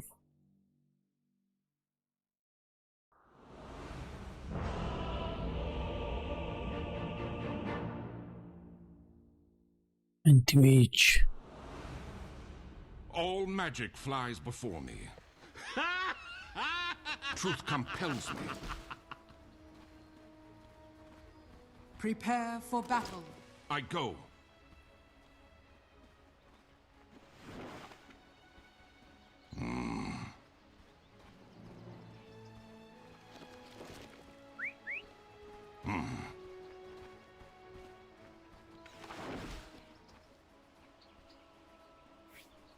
None shall hinder me.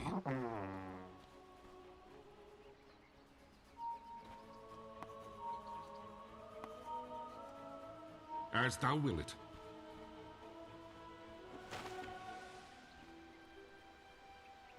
I.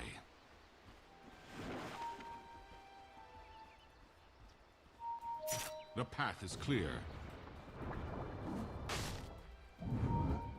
30 seconds to battle. Spawn of sorcery.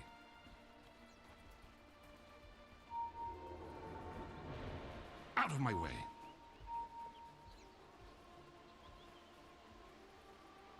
Yes.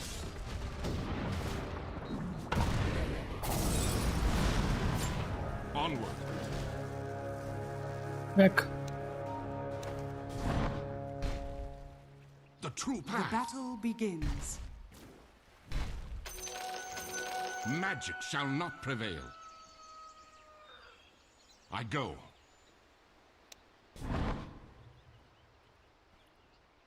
Yes.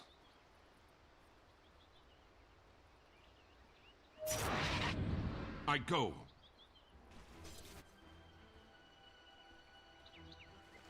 As thou will it. Spoiler. Prepare yourself. Have at me. Denied. Begone.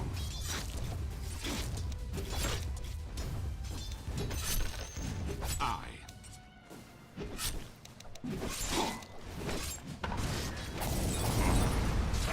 Ah, shit.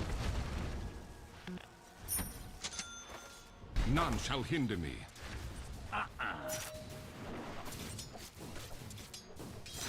I go.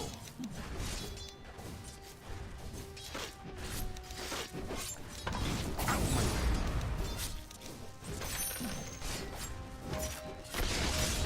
Onward. I'm under attack. First love. Reach. truth compels me. Это просто муа. The true path.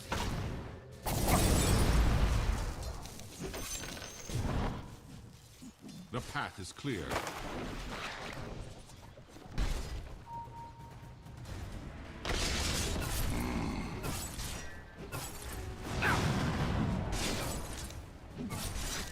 I go.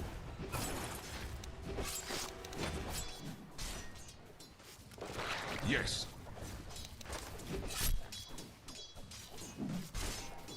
Thou art mine.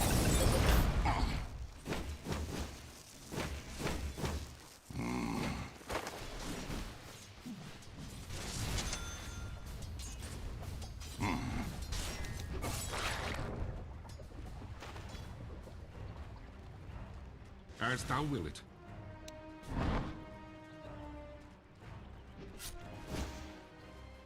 I.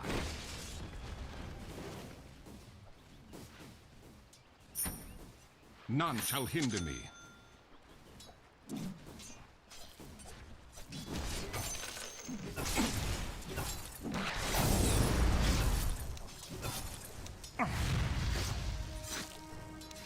The path is clear.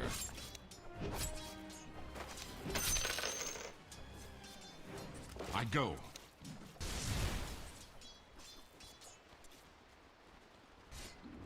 I light into darkness.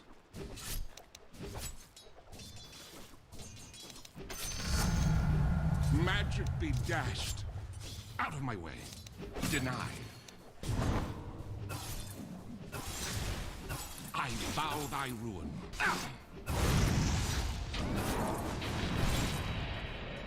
Onward.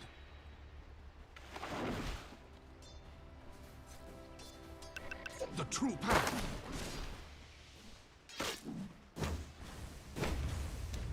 Yes.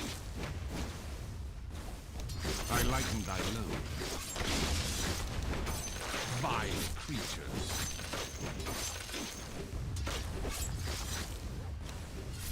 I'll strike thee down.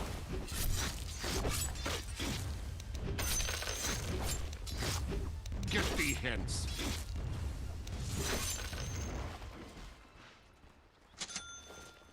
Out of my way.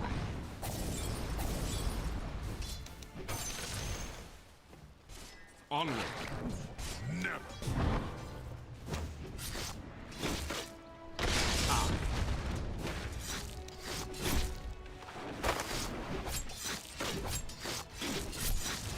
None shall hinder me.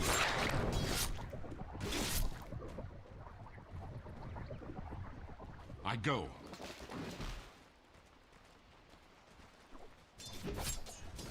I go.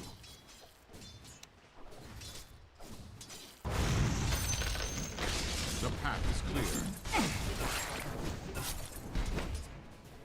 Radiant's courier has been 'Tis killed. on thy head.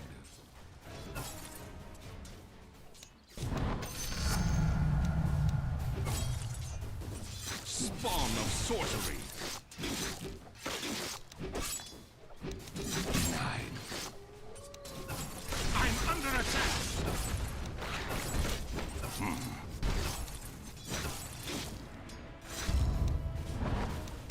Tis most rewarding.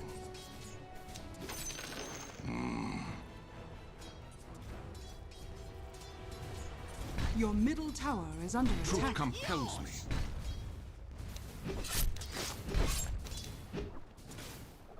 As thou will it.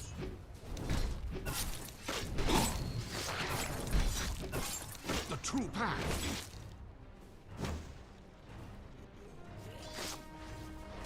None shall hinder me.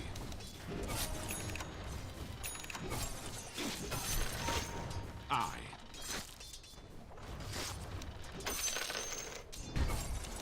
Onward.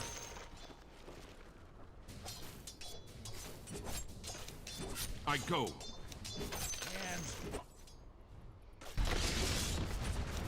As thou wilt. Haste. Out of my way.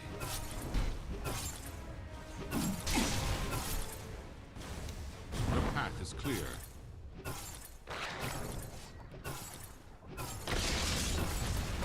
true path.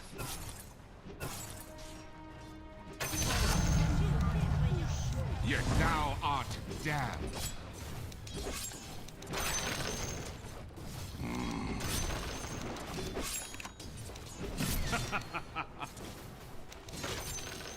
Truth compels me.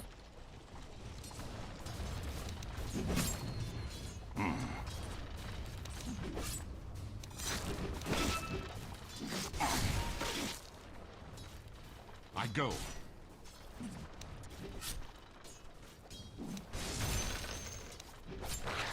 The true path.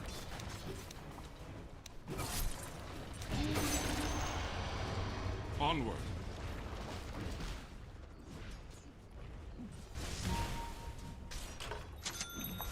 Be gone.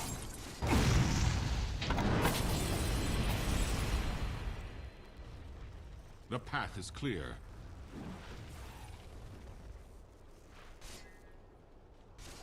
Out of my way.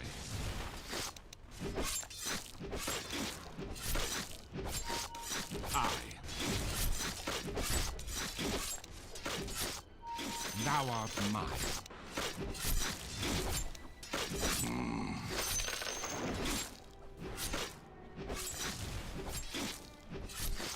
I go.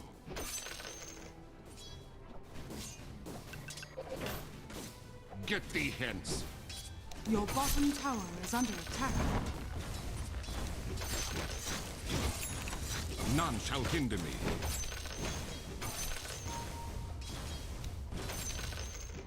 I vow thy rule. This sustains, gold remains. 'Tis on thy head. I'm under attack.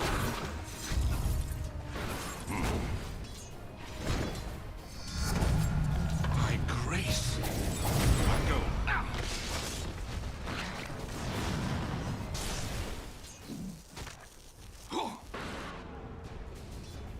Vile creatures.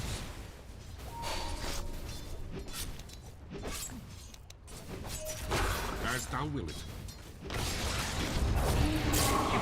Your middle tower is under attack. Truth compels. Thy soul's in deficit.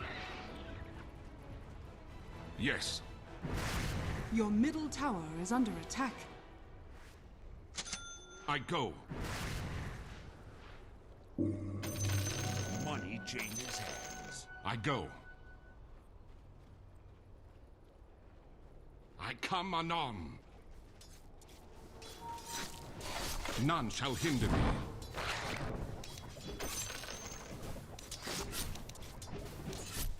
I light in the darkness.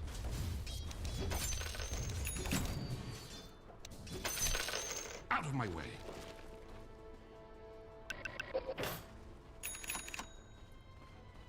Yes.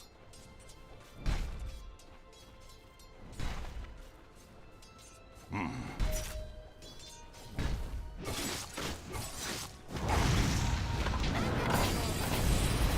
strike me down.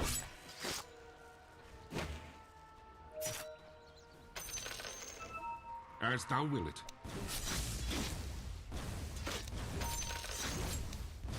Onward.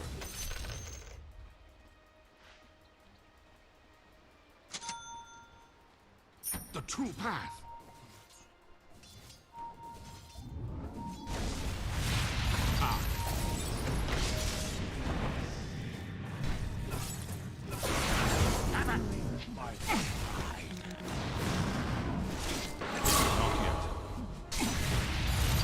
I go to glory.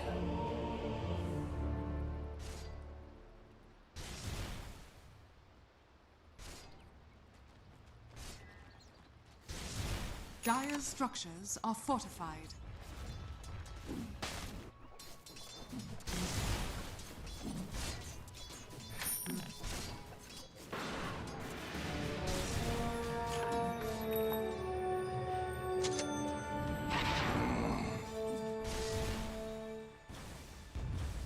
Thou hast paid the price. Truth compels me.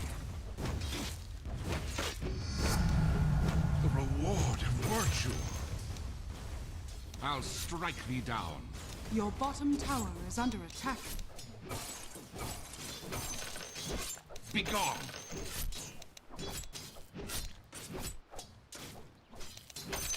Vile creatures.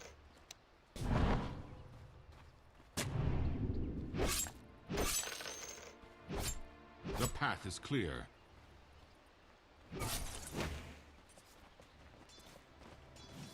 Onward.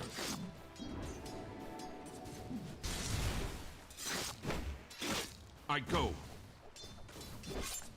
I'm under attack. The path is clear.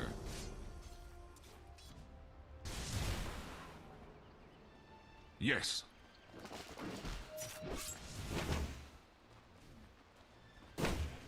Out of my way. Well-gotten gains.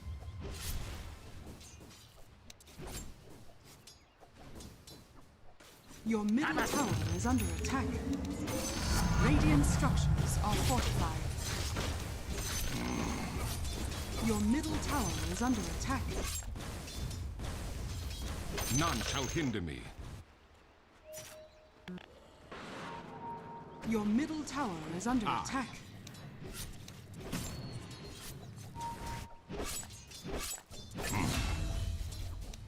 Your middle tower is under attack. The true path.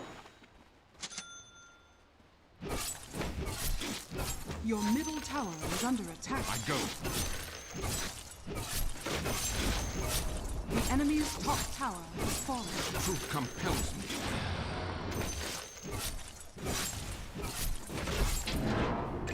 As thou will it.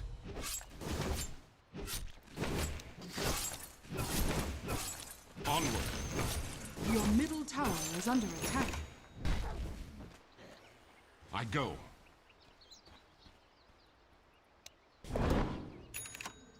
Yes.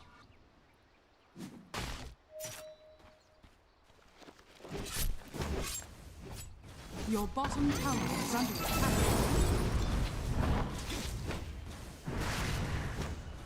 I.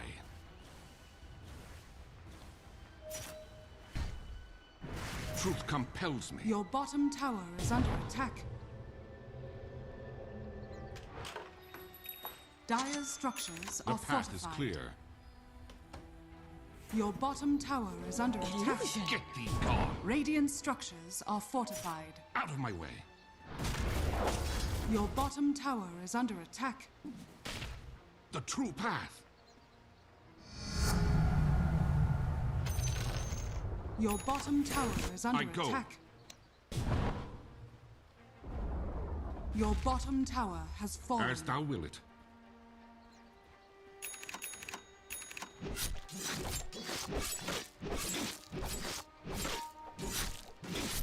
Tis most rewarding.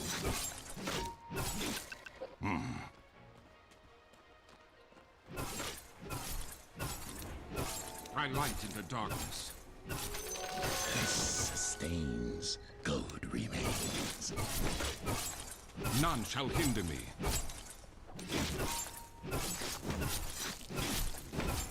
Spawn of sorcery.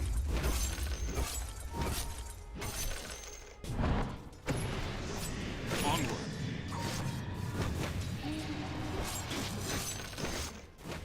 Get thee hence.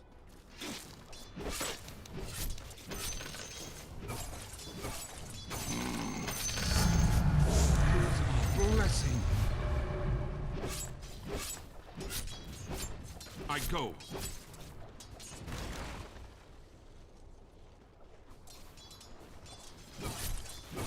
The true path.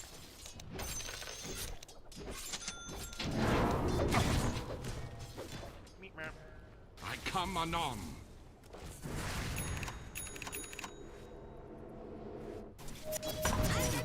I go.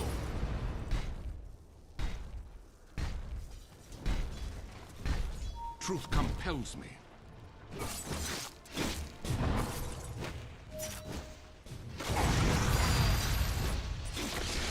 I bow thy rule. Us worry?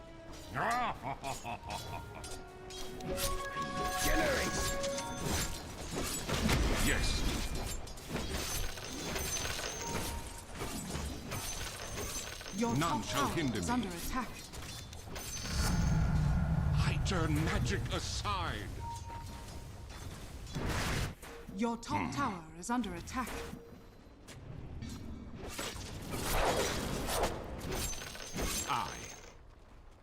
Your top tower is under attack. As thou wilt. Your top tower is under attack. The enemy's bottom tower has fallen. The path is clear.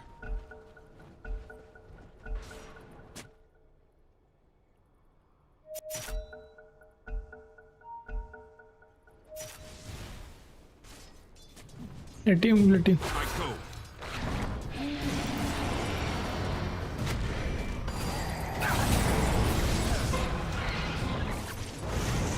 Tis on. I'm under attack.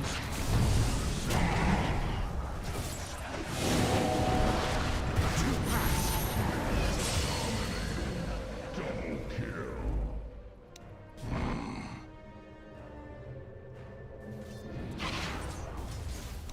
Now count thy costs. Out of my way.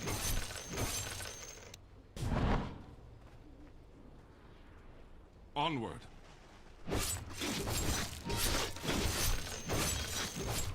Truth compels me. The money changes hands.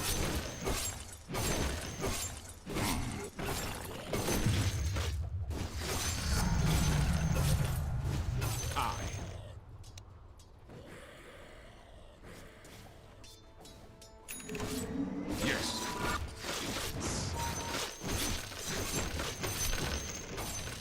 I go. Thank you.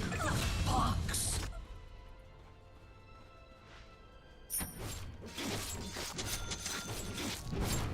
None shall hinder me.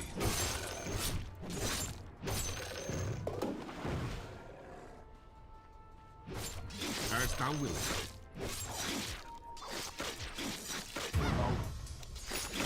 Thou hast paid the price. Have at thee.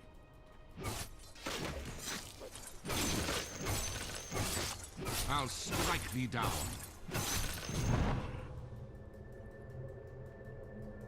Get thee gone. The path is clear.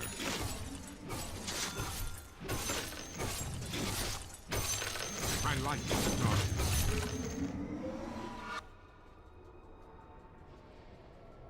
The true path.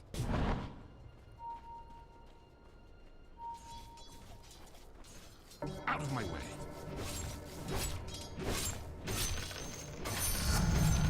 The reward of virtue.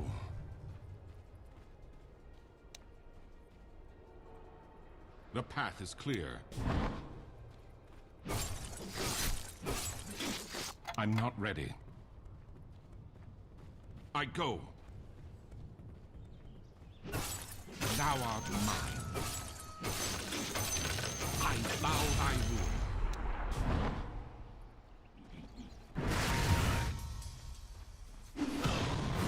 Truth compels me.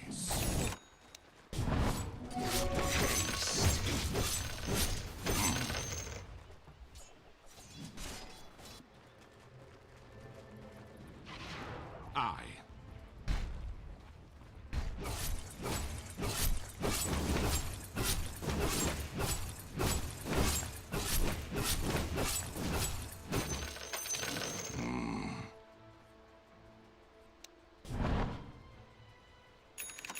Prepare thyself. As thou wilt.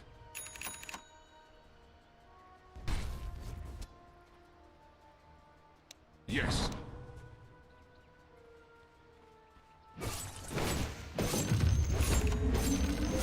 Onward.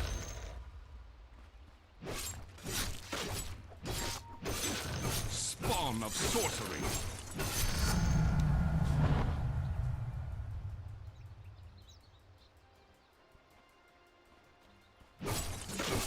None shall hinder me.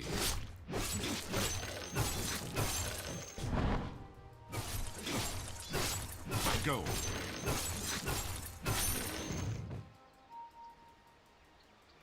Onward.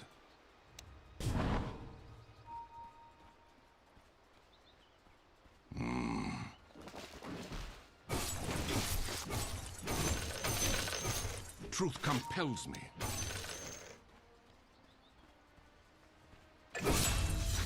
The true path.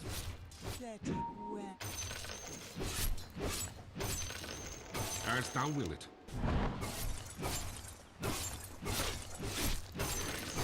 Out of my way.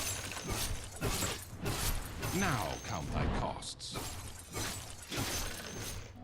Regeneration.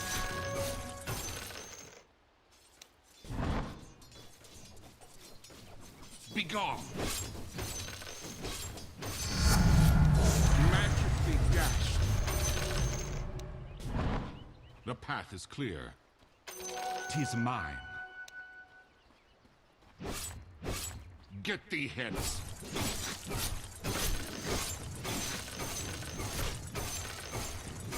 I go.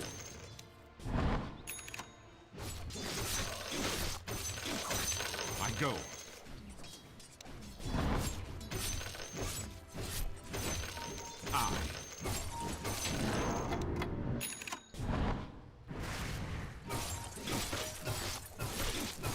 Yes.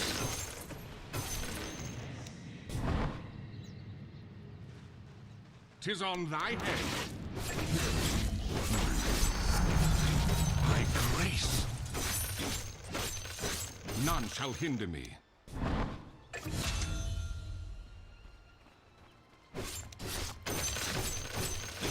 None shall hinder me.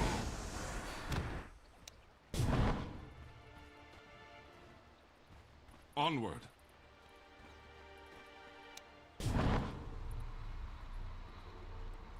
The path is clear.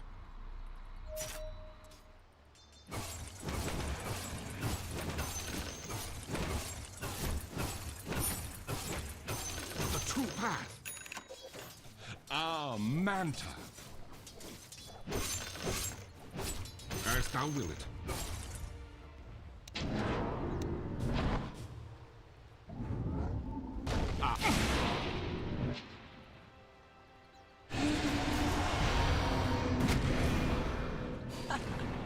Perfect.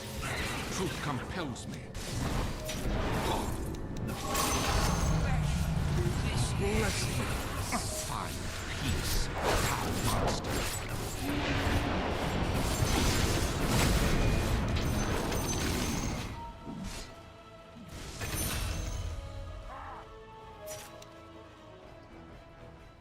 I go.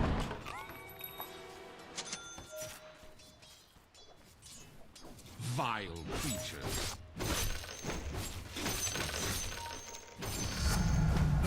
I turn magic aside. Yes.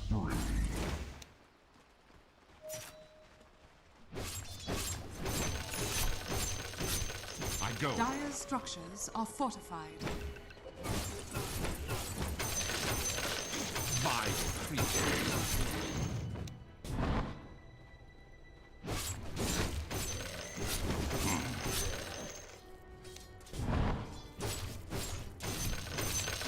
Begone!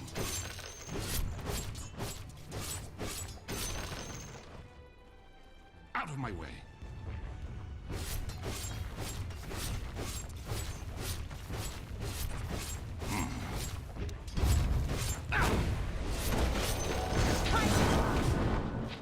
None shall hinder me.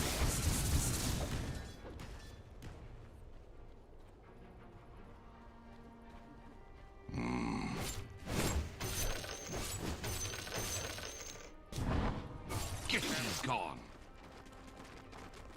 Have at me. Double. 'Tis a blessing. Spawn of sorcery.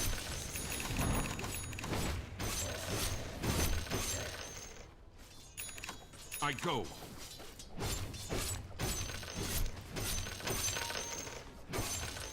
The path is clear.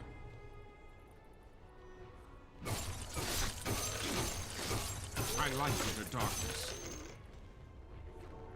Your middle tower is under attack. Get thee hence.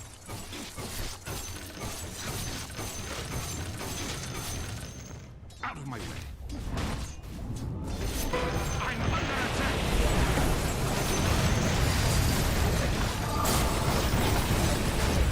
Yes, me. To flatten me. Dogs all yours.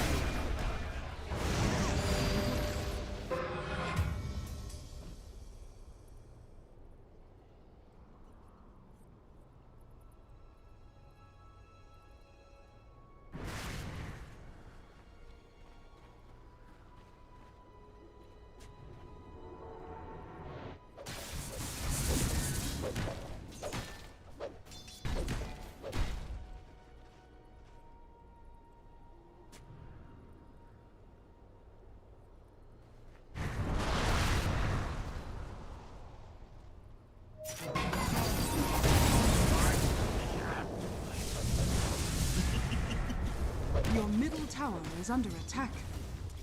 Radiant structures are fortified.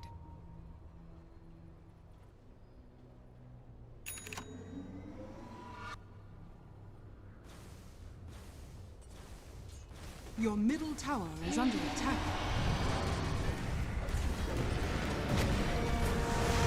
Just set alongside. Still like the 'tis on thy head. Perfect. The true path.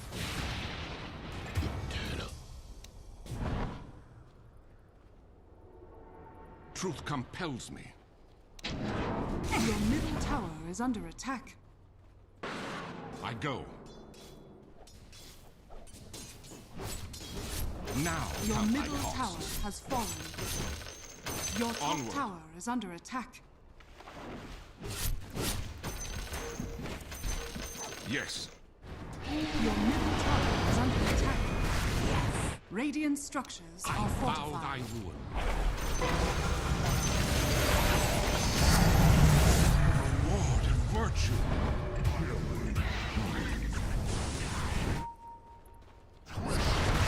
I.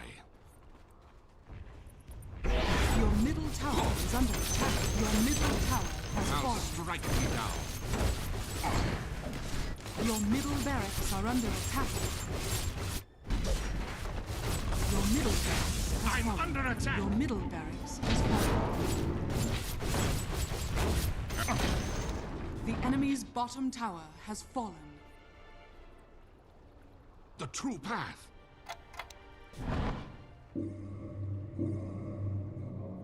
The path is clear.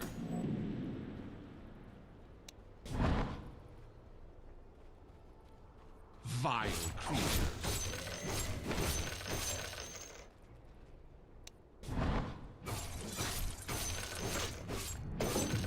Truth compels me.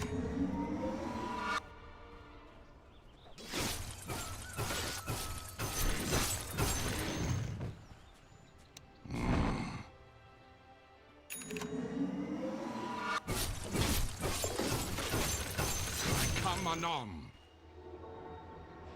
I.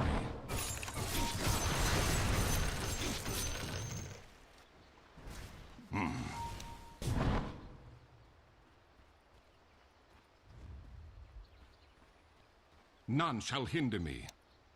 Your bottom tower is under attack.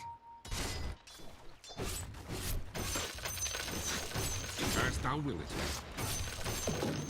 Your bottom tower is under attack.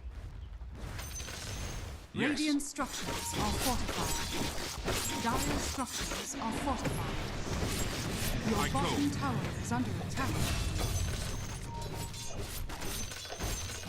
Out of my way.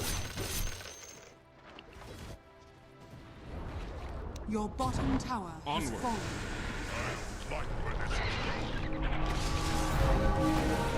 I go.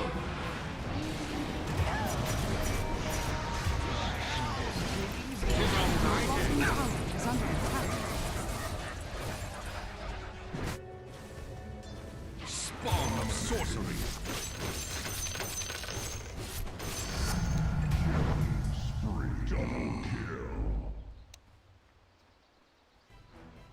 It's not time yet. Out of my way.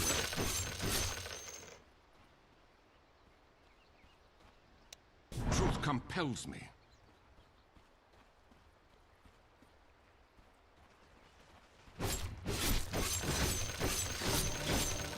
I go.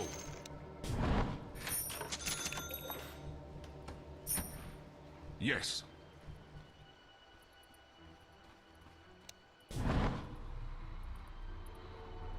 I go.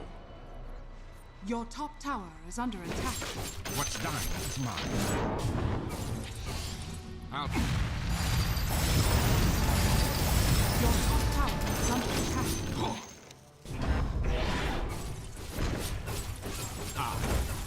I'm under attack. Your top tower is under attack. Your top tower has fallen. None shall hinder me.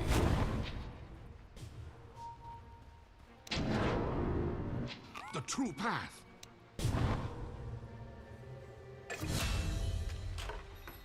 The path is clear.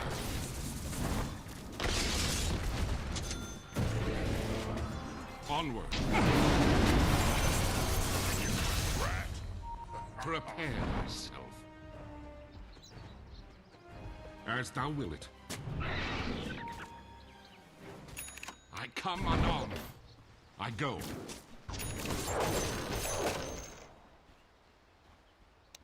I go.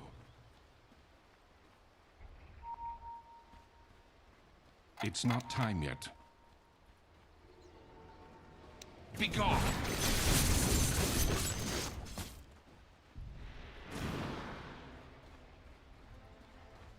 None shall hinder me. Get thee gone! Truth compels me.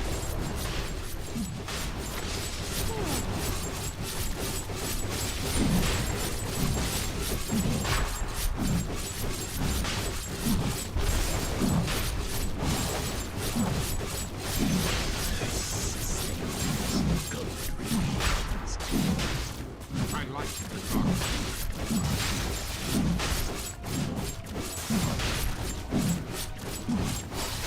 Your song has fallen to the Magic ring. aside. Yes.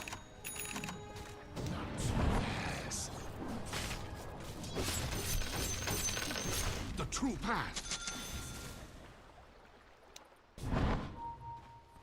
To aid my cause.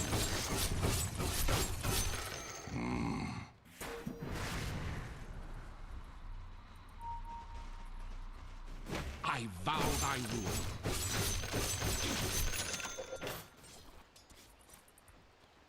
Onward.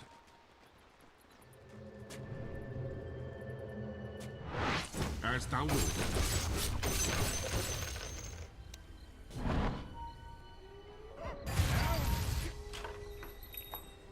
I.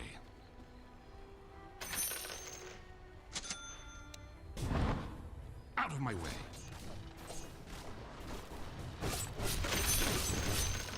The path is clear. Prepare thyself.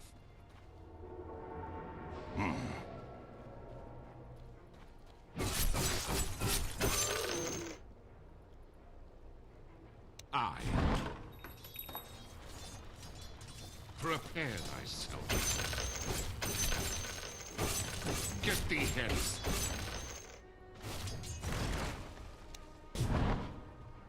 Yes.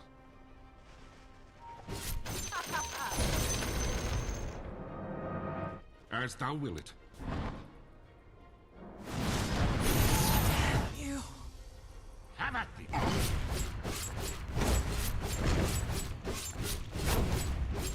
Dire structures are fortified.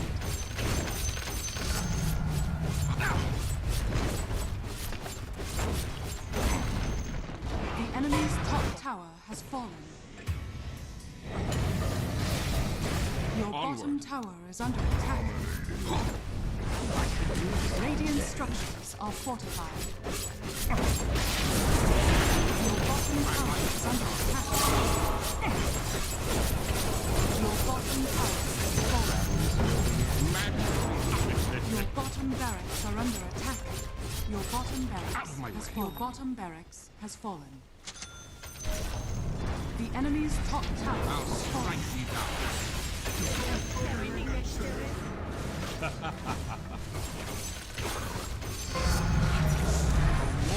Virtue.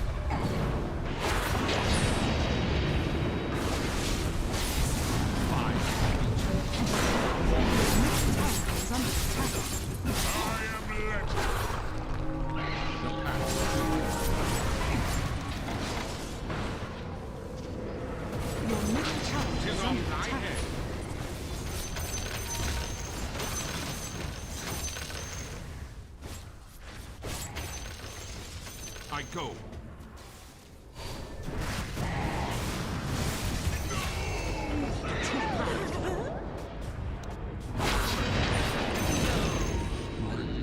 Truth compels me.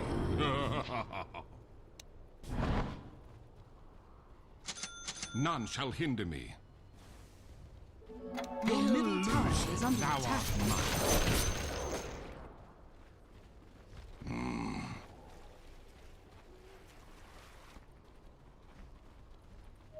I go.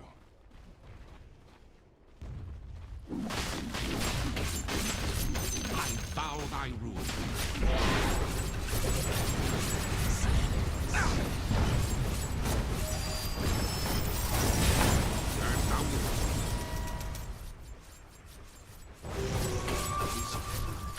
None shall hinder me.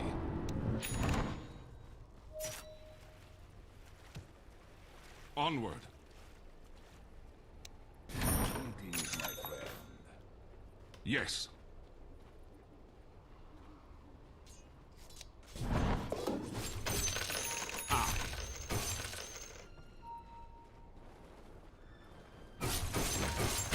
The true path.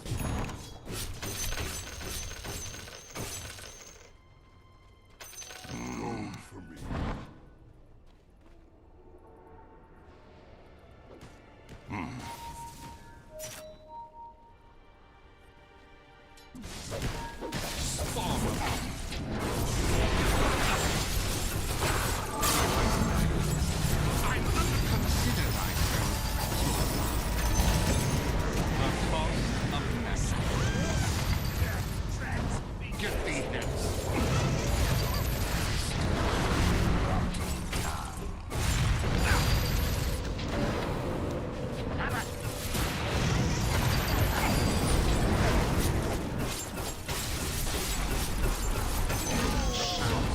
Magic thyself out of that.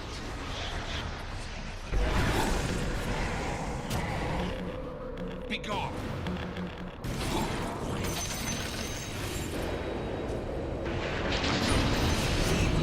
It is a blessing. Your middle tower is under attack. Out of my way.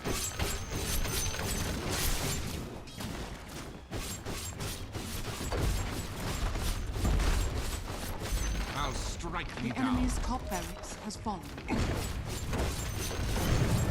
enemy's top barracks has fallen. Dire structures are fortified.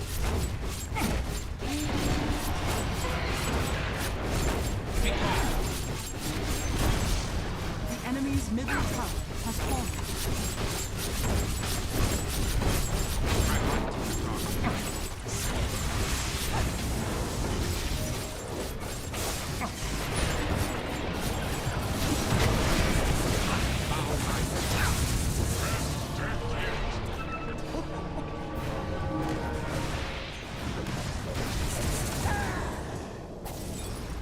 Haste.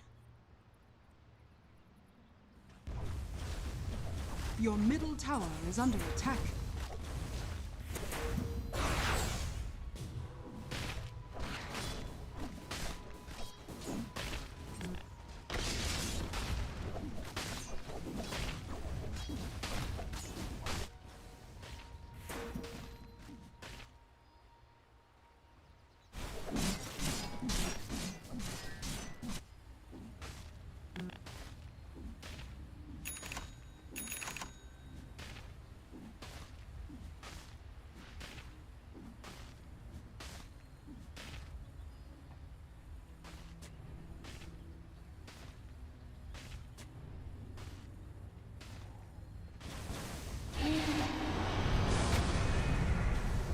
Your top tower is under attack. Radiant structures are fortified.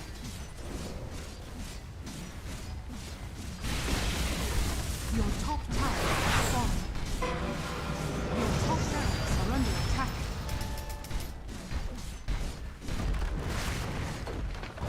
Your top tower has fallen. The enemy now has megaways.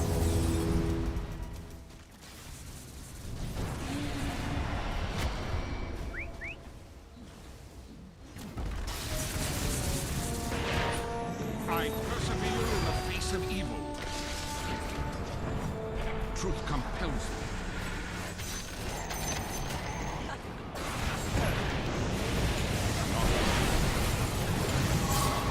I go.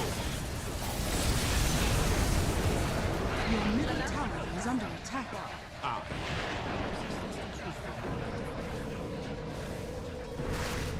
'Tis on thy head.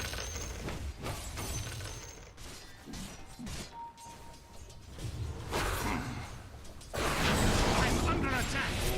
The irony is rich.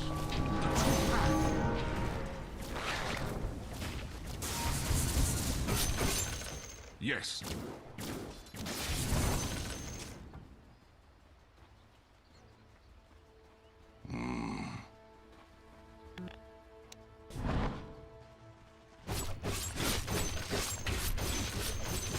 Out of my way.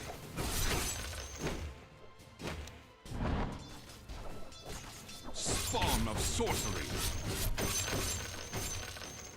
You aid my cause. The path is clear.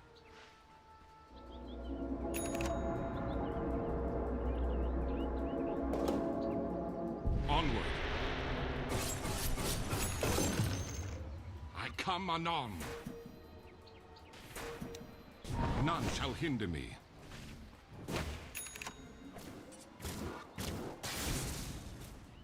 Truth compels me.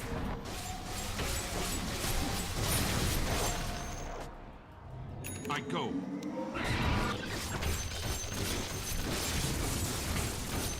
I go.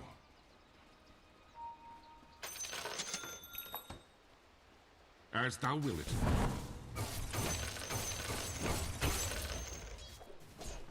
As thou wilt.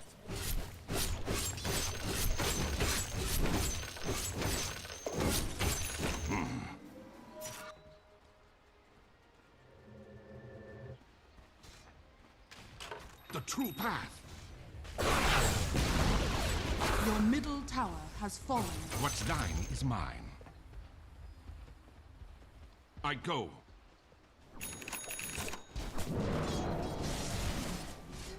I go.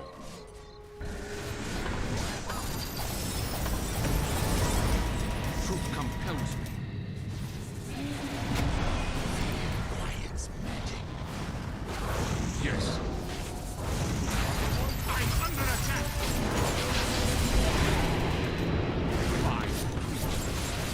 Your middle tower is under attack.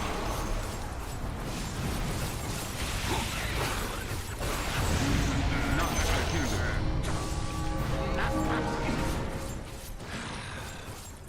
I'm not ready. Your middle tower is under attack.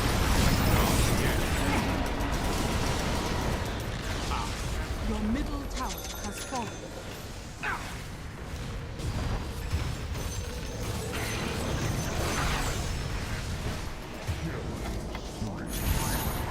Your ancient is under attack.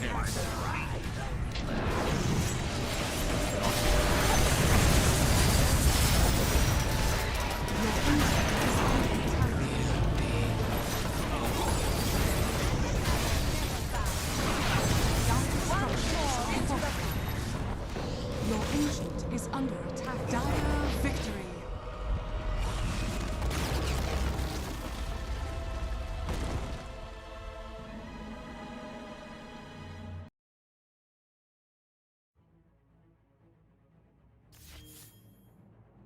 Yeah, it was rough.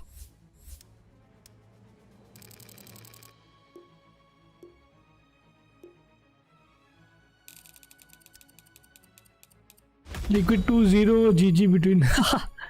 Yeah, like I was expecting this only.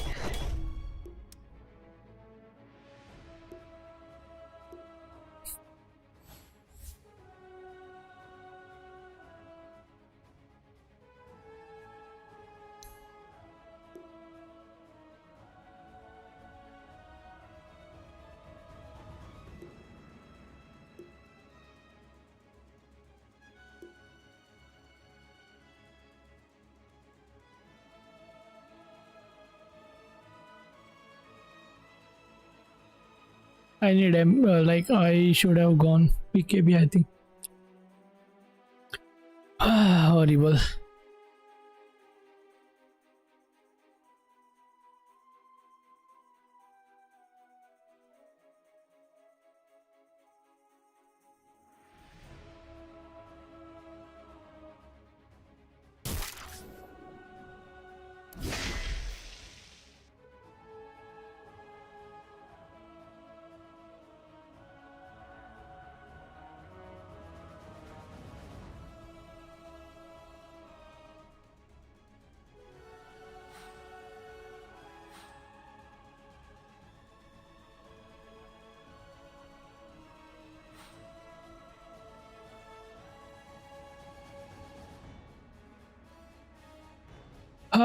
Yeah, bro. VKB would have been nice.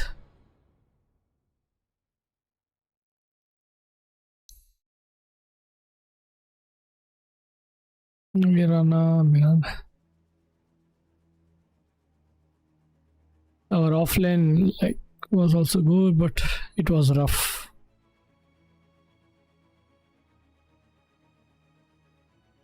Okay. Let's take a break. I'm going for dinner and we'll be back. And I'm happy that Liquid won. It could be the good game. He could never do anything for the Primal. Primal was consistently silenced, and I think I only really saw about 5 of his abilities go off. GG are out of the tournament. It was a very tough game for Primal to play. Like, you're playing versus Puck, who has the new facet where he can drag you inwards. NS was underwhelming, to be honest. Yeah. Making it pretty impossible exactly. to clock. He could have done much, bro. I don't like. Still, he also made good item, perfect itemization only. The thing is, like, our SP was doing trash string. SB. And Mirana was a very good player, I think. Like, he was giving good call also, but when our team was not listening to the calls, he was getting very angry, and by that he didn't focus on his game only. And I think I could have done much. I should have win this game, man. Not able to carry. I just got MKB because of that WK. That guy.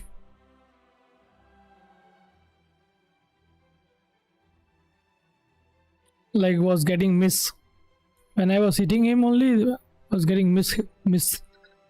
So I thought let's go MKB, but it was not worth. My bad, actually. I could have done much. That's all I am thinking right now. But it's okay. Retrospect, it's obviously a lot easier to say this. Maybe they get okay, another brother. chance, We'll be back. but Thank maybe you. the strat is to just ban the duel. Going for okay, dinner, that countered then us. That was a problem. we'll go again. And then run it back. Go with the Underlord again. Go with the Simple Aura. as They've been that. so dominant doing that. It lets them play the early game. This is what they're good at. Lets them snowball. That's what they're good at. Run it back. Yeah. Well, look, we do have a 5th person that we want to bring into the conversation because he's been doing a little bit of diving around, going to give us some more information and a new perspective. It's Purge.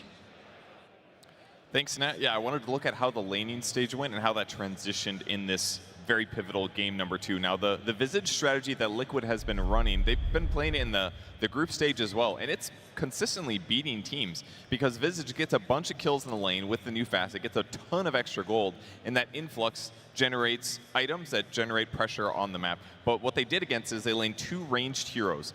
Neither of these heroes is easy to harass for free, so they don't get these free soul assumptions. And when they do have an opportunity to go in, Celery does the smart thing, which is disrupt. When you disrupt, that's 3 seconds of time that you can buy where you can't throw out Soul Assumption nukes. And then they layered it with Duracio's Silence, which with this AoE is going to silence the Visage and prevent the Soul Assumption from coming out. This first Soul Assumption in this fight was like 8 seconds later than it was ready to go. So they can basically take a normal fight where their opponent only gets 1 nuke instead of 2. So that was a really cool lane pivot that they did. 8 minutes into the game, Visage is a good 1,000 gold behind Muerta. This is uncanny for Liquid playing that hero so far. But some crucial mistakes Gladiators made throughout the game start to add up a little bit. Ace here charges in, unfortunately a little bit too early, interrupts by the snowball, so he gets no damage out of his charge here.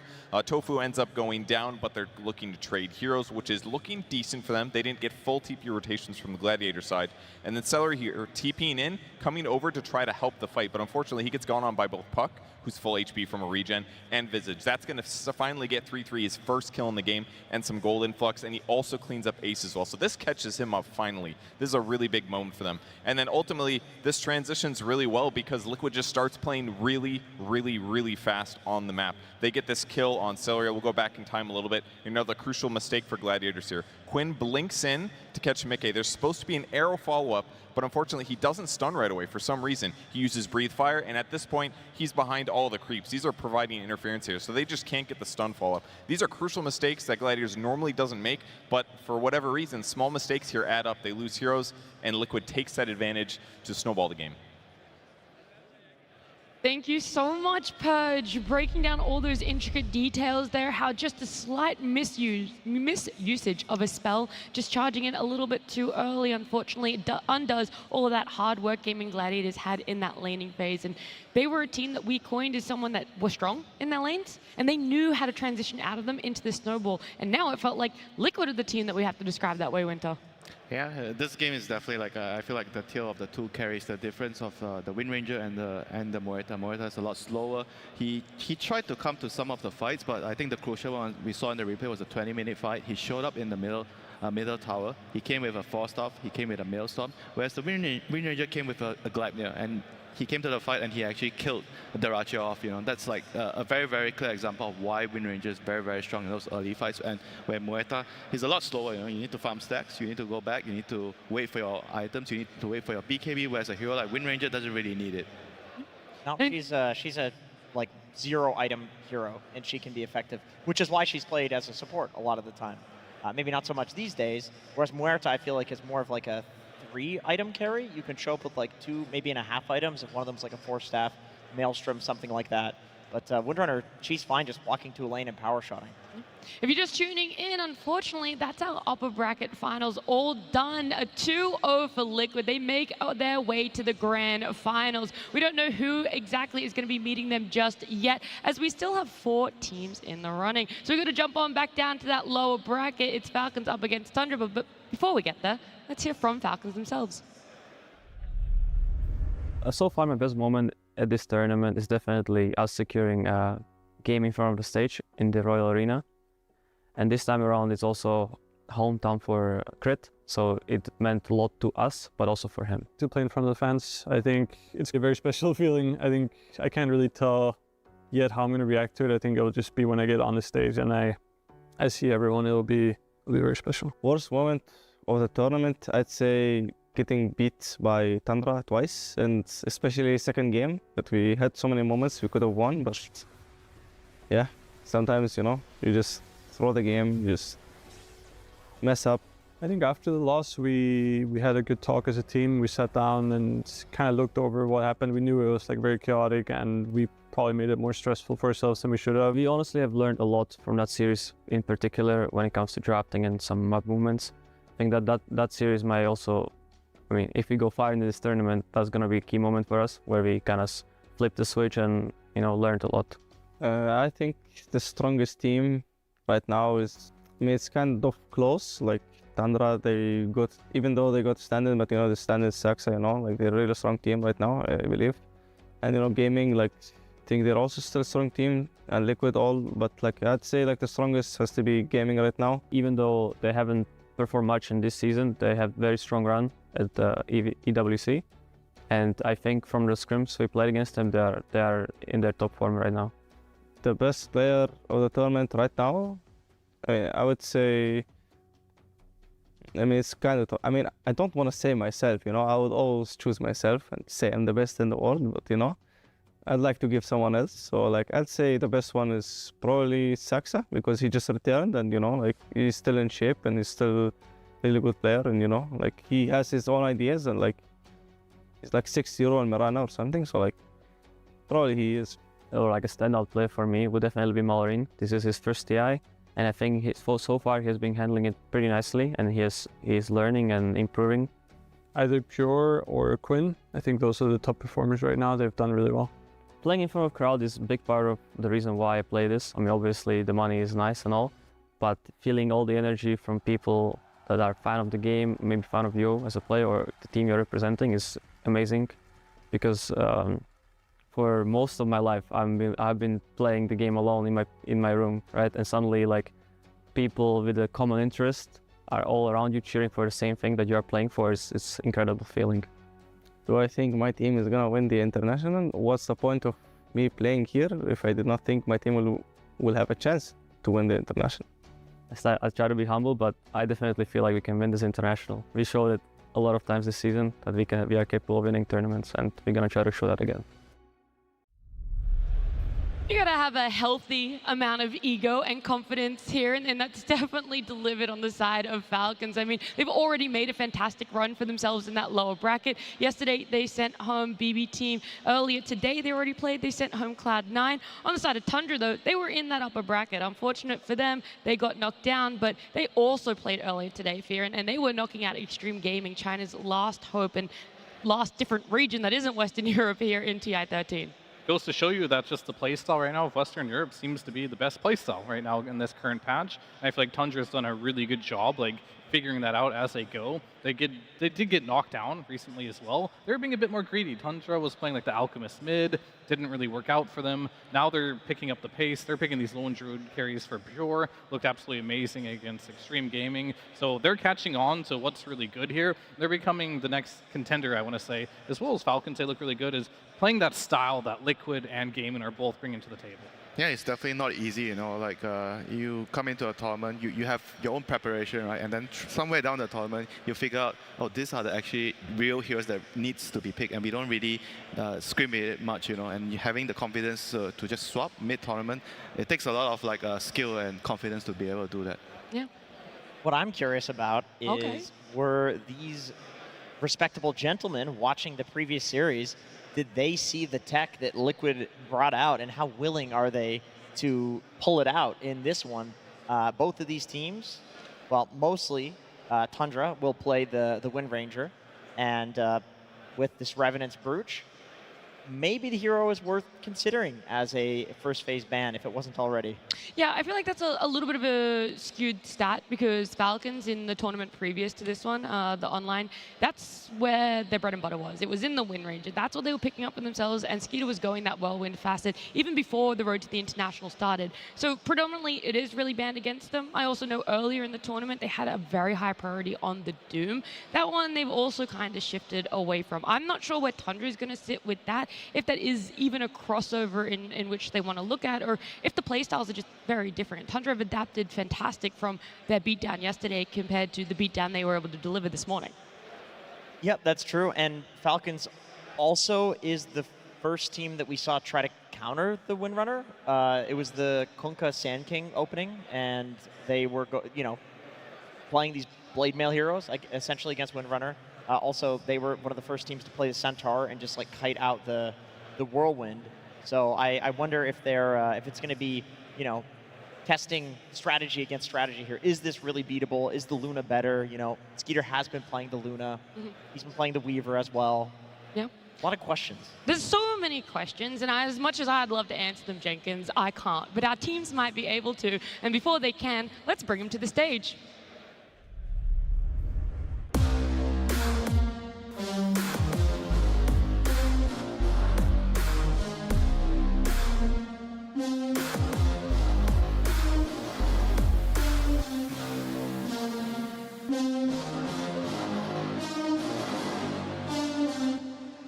Welcome on stage, Falcons.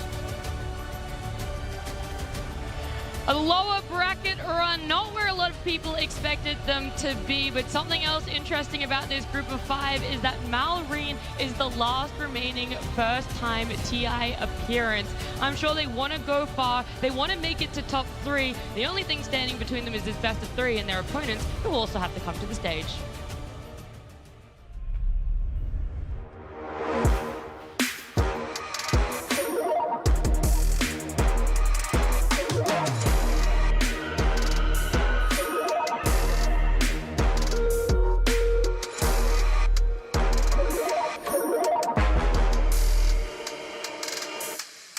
Welcome on stage, Tundra Esports.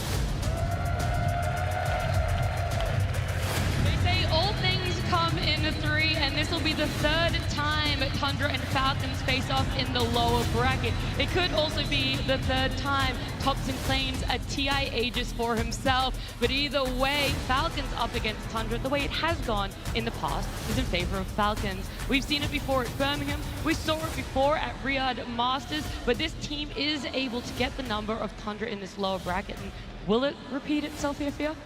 It's hard to say. Both these teams are coming off 2-0 victories just today, so there's going to be a lot of momentum. I feel like Team Falcons has brought some, not new, but heroes that they used to play, like the Broodmother on Amar came out recently, which looked really good. They brought out the Malrine Timbersaw, which is a classic, bring out some more comfort picks. And on the side of Tundra, out of nowhere, just came the Lone Druid, and I must say, Pure looked very, very comfortable in that Lone Druid. It looks like he knows how to play that hero, and for years now, and he now just brings it out. Makes me wonder why he didn't do it earlier. It looks really good. Maybe really shocking if I see it actually go through the pool just by how good he looked on it. They're also bringing out the Malrine Hello Kitty because he does have the tattoo on his face again. And that's been out. Did you know he has a 100% win rate in the playoffs of TI with the Hello Kitty tattoo on his face? You know, I think it goes further than just TI. There are other stage games where he has worn his Hello Kitty tattoo and it has resulted in a successful win for them. It's not just this event. Truly a symbol of fear.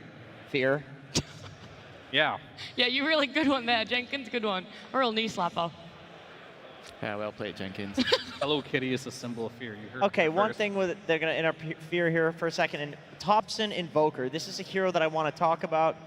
I feel like it was very underestimated at the start of the tournament, and then we started seeing some things like teams trying to counterpick the Invoker with the TA, and then the laning phase, which traditionally has always been hugely TA favored.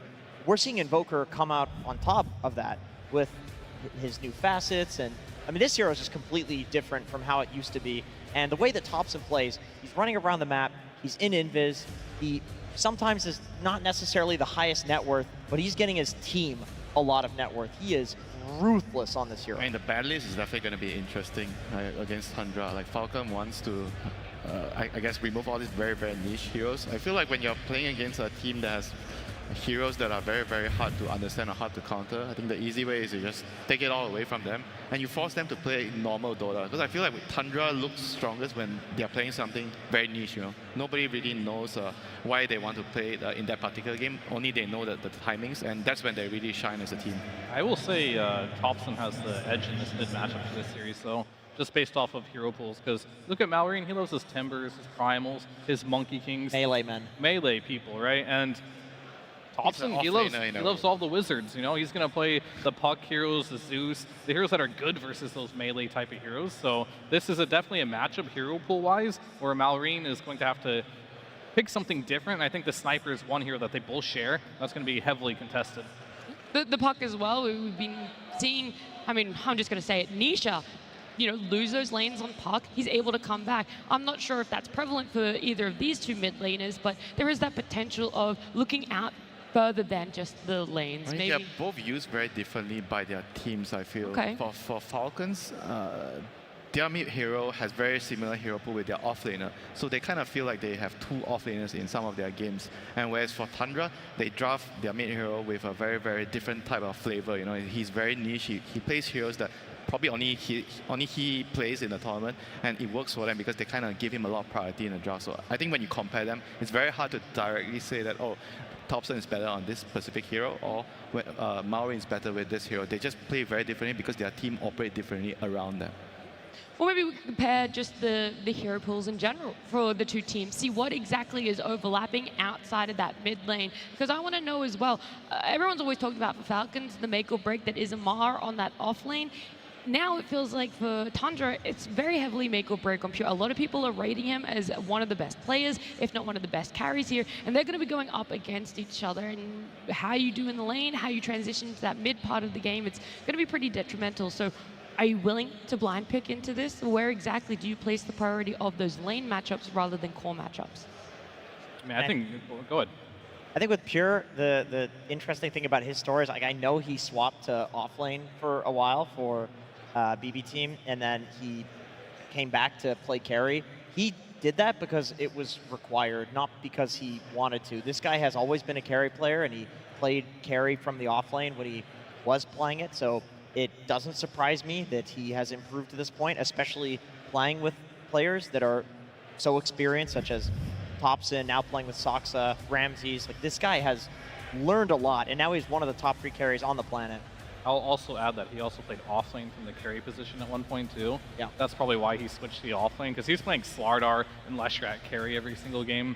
He's done it all in the side lanes at this point, so he has a very wide hero pool, and I think that is something he can use to his advantage here. But I think it's not so much about having a wide hero pool in this tournament, it's about having a good set of heroes. Liquid has definitely demonstrated that, just being very comfortable, and I think this is why Tundra has gone so far. Maybe Pure didn't come in with a set of heroes that were necessarily Imba for this patch, but he is just so good at everything that he can pick it up really easily, just like he picked up that lone druid. Yeah, I mean, first it was the Lunar. He was able to pick that one up seamlessly. Now it's the Lone Druid. They saw it work on stage yesterday. Pure goes, hey, I could definitely play that Moon. Sub it in for me, coach. And I am wondering where the game plan has fallen for Moon. They fell down from that low upper bracket yesterday, but then the win earlier today, it feels like this mixed bags of emotions winter where it should have worked in the upper bracket, it didn't. Now it's working in the lower bracket. What exactly is our core beliefs and our core identity? I do feel like the previous loss, they had a worse matchup. I think here against Falcons play a little bit slower. I feel like it's more catered to their play style. I think Tundra is going to be much more comfortable here because they're also not like the fastest team. They sometimes draft heroes that are a little bit slower. They take some time, but when they hit their timings, they hit a very, very good stride in the game. They're able to move very well, make very good decisions. And I think that's going to be much better for them in this particular series against Falcons. Jenkins, now I love your opinion, and that might have come off sarcastically, but I genuinely mean it. Give me some opinions of these two coaches, though. Compare them for me and give me some pros and cons. They're both Canadian. Okay. Wow. So I did not for similarities. So Canada does have some representation here. I will say that the way that Aoi thinks about the game is incredibly unique. I have always said to him, if he wasn't a pro Dota player, the guy would be a brilliant engineer. He is always very capable of solving problems. Like, if there's a problem hero in a game, he'll come up with some crazy strategy to try to deal with it. Tundra winning the TI that they won, that was based on, partly Aoi's idea of like letting the Leshrac through and then countering it. And so he's really an ideas guy. With Moon, I think he's very into the fundamentals of Dota. If you ever hear him break down a game that they lost after the game, it's usually something along the lines of like, oh, we tried banning out too many of X players' heroes. It didn't work out. We didn't go for the runes. So that's the difference. Aoi's the ideas and he's the creative, and Moon is more of a fundamentals type guy. I love it. Thank you so much for that one. We also saw, just very briefly on that graphic, the head-to-head of this season between the two teams. I know I already talked about how they've met up in the lower bracket 2 other times in 2 different tournaments, but the biggest difference is their position 4. Unfortunately for the side of Tundra, 9 Class wasn't able to make an appearance here due to visa issues, but Soxa coming in. In that piece that we were just watching before, Falcons showed a lot of respect, especially Skeeter on Soxa being able to come in here, fit in flawlessly as well. And so now, is this a whole different Tundra? Is this going to be a different ball game that Falcons had to have prepared themselves for? I mean, they've had a lot of time, you know what I mean? These Soxa have been playing since the beginning here. I just think this Tundra in particular with Soxa looks really scary. And I know Soxa did say before his TI he's looking to come back to competitive, so That might be a little bit scary if you're sitting at home watching this as a spectator. But either way, like Soxel, he's looking really good right now, and there's a lot of respect from him. His hero pool is incredibly good here. He's playing against Crid. They do love his Mirana. This has been incredibly meta right now. He also plays like the more supportish forwards if he needs to as well, like the Enchantress. I say supportish, but he ended up with Moonshard and Pike in that game, ended up carrying the game as well. This guy can do it all. He's a veteran. He's won a TI, so he knows what he's doing. I think he has a very different role compared to Crit. I think Crit is more like he's playing to enable his team, whereas Saksa, he's kind of playing more for the skill. Like late game, whenever they have this Mars offlane, they kind of need a support to kind of also do damage in the team fight later on. That's why they have a very, very good bunch of heroes together, you know, with Saksa plus Ramses. One interesting dynamic in this game, in this series, is AOE versus Soxa. How so? Pitch me the idea. They were both on Tundra when they won the TI. So we're snaking and Skidder. Yeah, but I'm just same. They're all meshing together. Oh, okay, all right. And I know that they share ideas regardless of what team they're on. Like these guys, they're sliding into each other's DMs. It's like, have you seen Visage with drinking buddies? Like this shit is crazy. And so they're gonna know each other. I mean, he's not joking. You can literally message Aoi about anything Dota related, and he'll just tell you. Yeah. And he'll be beyond. And he takes everybody's opinion seriously, because I was showing him some Pudge tech, and he actually wanted me to show it to him. It turned out to be completely useless, but he gave me the Did he say time of that? day. This is completely useless? He said this works in your pubs, Jenkins. I mean, honestly, that's how you beat Falcons, I think. Just flood Aoi's inbox with useless questions, and he'll just like take them all seriously, and he just won't have time to focus on actual strategies for his team. Yeah. I always wish I had someone on my team, you know, that could actually talk about stuff like this. Just therapy now? Yep. Yeah, so we're just breaking down our pubs and all of the rest of our players on our team. Look, that is that. I've heard a lot of other players talk about it, how if there's a bug or if there's an insane combo to be had in this game, the team that will know it is Falcons. If Aoi doesn't know 90% of them, then the rest of the 5 players will probably know the other 10% to make up for it all. But let's look at Tundra a little bit more, okay? I feel like we haven't really described what we expect from this team. They're a massive conglomerate of different regions. I mean, we have Whitemon there on position 5 as well, originally coming from SEA. He made that small stint in NA for himself. Now he's making a name for himself in Western Europe. This man is been so key in ensuring Pure has been able to get through those lanes and have a great game for themselves. Yeah, he's definitely one of the better position 5s in terms of just laning, you know, and he also plays very aggressively. He plays a bunch of different heroes. He's very good in particularly the supporting heroes that can initiate with very little net worth, in particular the Clockwork. I think that's one of his best heroes, and the Tusk as well. All these melee heroes work really well in the current meta because the range hero, the carries are all range heroes. So he's been having a very, very good tournament so far. Yeah, I agree. I think that for Tundra, there is not a position 5. Whitemon is a position 6. And I think that Ramses is probably position 4. And these two are making so much space and making sacrifices for Thompson, Soxa, and Pure. These are the 3 greedy players. These are the players that are going to scale in the game. Ramses plays the initiators. Whitemon plays the I'm going to run in and die and give vision to my team. But they are so integral in allowing the other 3 to do what they do and carry the game. Yeah, I think it's interesting as well. We had the talk about 33 and his hero pool. We can have that same exact talk about Ramses, right, and his hero pool. And it's completely different as well. Like, he loves his Mars, he loves the Sand King, he loves his Kunkka. That's it. That's the list. And he's been getting those heroes every single game. So what do you do against that? Like, do you ban it out? Everyone's just still giving him Mars and Sand King. They're not respecting it. And going into the series, there's got to be a point where you eventually respect it and either ban it out or take it.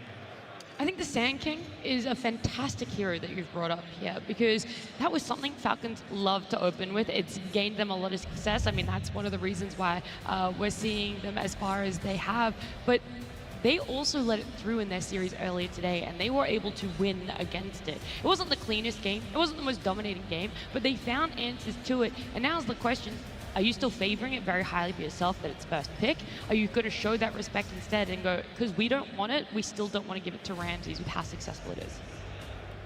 I think it could go either way. Of course, I mean, it's either going right? to... Mallory is also really good at Sand King as well, and they won a lot of tournaments like based on his performance on that hero from the mid lane, so the flex is very important there. What I am curious about is, are they going to let Ramses get Mars? We just saw the win rate on this hero, and I think Lone Druid's going to get banned. That's the only hero that seems to be a decent counter in the laning phase. He just looks so much better on this hero than on everything else that I think just don't let it through. Yeah, I mean, people aren't respecting it because he's the only guy playing it. And you look at Mar, like, this guy's so good on Mars, but even he isn't playing it that much, right? So maybe he will play this tournament. This is I mean, he picked it up interesting. earlier today, and Yeah. even the Bloodstone build on it, which feels like it falls in the same realm of Wind Ranger picking up Revenant's Bridge. We're discovering more things, and this is the penultimate day of TI 13. Either way, it's going to be our final series for today here on this Saturday. Let's jump on into game number 1. Falcons versus Tundra Esports. Game 1. Falcons up against Tundra. Fantastic storylines on each side. You have Zuxa. The last time he was on a TI stage, he won it. Thompson going for that 3-time repeat. And then on the side of Falcons, you got Crit. This is his hometown here. And Malrine, the first time he's making a TI appearance. Right now, they're sitting at top 4. I know both these teams will want to make it to top 3. And so this best of 3, it's got a lot of pressure on them. It's going to start off with that Naga Siren ban. The Sand King as well on the side of Tundra. And right now, Falcons paying big respect to the Invoker Thompson. Yeah, and I think this is pretty important too because, as mentioned before, this Invoker is good for like the Monkey King, potentially the Timbers that might come out from Malrine. A lot of his hero pool does not enjoy playing versus Invoker, so I do think like they're banning out the heroes that Thompson specifically plays that is good versus what Malrine will like to play in that mid lane. Sniper going out, same with that Invoker. I'm not sure if there's another one that they should ban. I think those are definitely the 2 worst. There's only Monkey King remaining, I guess. Yeah, but like I don't think they're going to ban that because he also plays those heroes too. We'll have to see. But I think those 2 have to go because those are just heroes that Thompson plays really well that they probably don't want to pick that early on. They know Tundra is willing to pick it early, and especially because they flex the Sniper too. We see Zuxa play it as well, but it has been favored in the mid lane more likely, and it's just probably something that Malrine just doesn't want to play against. Yeah, I mean, I definitely agree with these bans because if I'm a mid laner, I'm probably much more comfortable playing into something like a Puck. How many mid lane matchups have we seen that's like Puck versus X? You know, these guys have played it hundreds of times. Whereas Sniper and current Invoker feels a little weird, like the matchups are different. And Sniper's just so cheesy, it's always going to win lane. Yeah.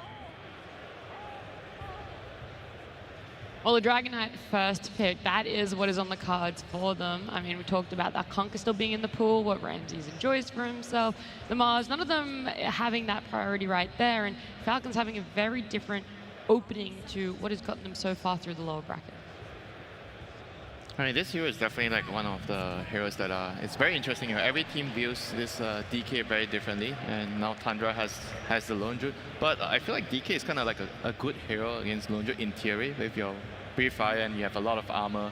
And I feel like as long as you don't get crushed in the early game, this hero is going to be a very, very good matchup against a Lone Druid in the mid late game. Is it good enough, though? I mean, surely Falcons was expecting this, right? Lone Druid has been the hero of the last 2 days. For this entire tournament, we've seen these like flavor of the past couple of days heroes. Luna was another one of them. You know, Doom fell off, Sniper fell off from being a 4, and now is played as like a mid-position hero. Like, this Lone Druid seems like one of the most broken things in Dota. I hear people talking about it as if it's completely busted in the interviews, so I'm curious to see what Falcons picks, what they consider to be a counter to the hero. 'Cause I don't think DK is quite enough. I think it's good against it, but maybe this facet on Lone Druid is so broken that good is not good enough. What facet is he going? He's going the one that gives him 3 inventory slots, and then the stats that he gets from those items are 60% more effective. And of course, you still have 6 slots on the bear, so this lets you play like a hybrid build where the main hero is right-clicking and doing a lot of damage, and also, by the way, having 5,000 HP, but then eventually you're scaling the bear as well. And we see some really cool item swaps between the bear and the hero, where people are going for BKB. We saw Pure do that, where he would have the BKB on the bear, swap to his hero, use the BKB, then swap a stat item back into the main hero, because it doesn't put it on cooldown.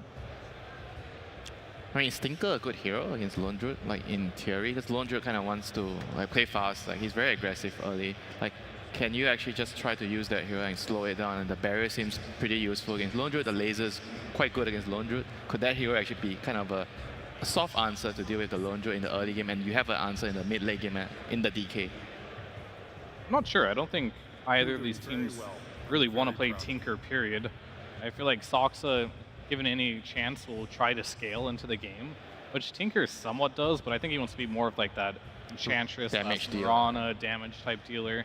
So we'll have to see on that one. I really think just in general right now, like Lone Druid versus DK, it means pretty much nothing to me. These heroes barely interact with each other. They're both just strong carries. I specifically say DK is a strong carry because I think as a mid it's much weaker, and I'm hoping we don't see it in that lane again, even if it is a quote-unquote good mid DK game. So yeah, it can do, they both farm fast, they both lane well, they do similar things, they both right-click each other, they do damage. It really just comes down to who has more farm. And I do think right now with the Ring Bearer Facet, I think it's called, that you are just incredibly strong on Lone Druid for the first probably 25 to 30 minutes. And then you start slowly tapering off because you only have 3 item slots, right? Huh.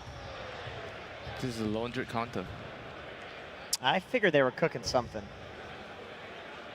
Is it good enough? I mean, Bristle, any hero that is stacking something on a very tanky hero is good against that tanky hero. The more you hit them, the more stacks you get. Bristle, similar thing to like the Slark and the Ursa. But they're all weak against Viper right now. Like DK and Bristol, they are extremely weak towards the break mechanic. That's a good point. And you pick both of them on the same lineup, you know, so I think it's a pretty risky move here. But Lone Druid doesn't buy break, so there's that. Like, you're not going to buy Silver Edge on Lone Druid. Yeah, but I mean, I guess they're really banking on the fact that Tundra doesn't want to pick Viper. Tundra doesn't want to pick Viper because Thompson doesn't want to be bored. He does not like being bored. No, that mana asks for a hero, he gets it. And it's not Viper. No, that's a boring one. What's the fun one?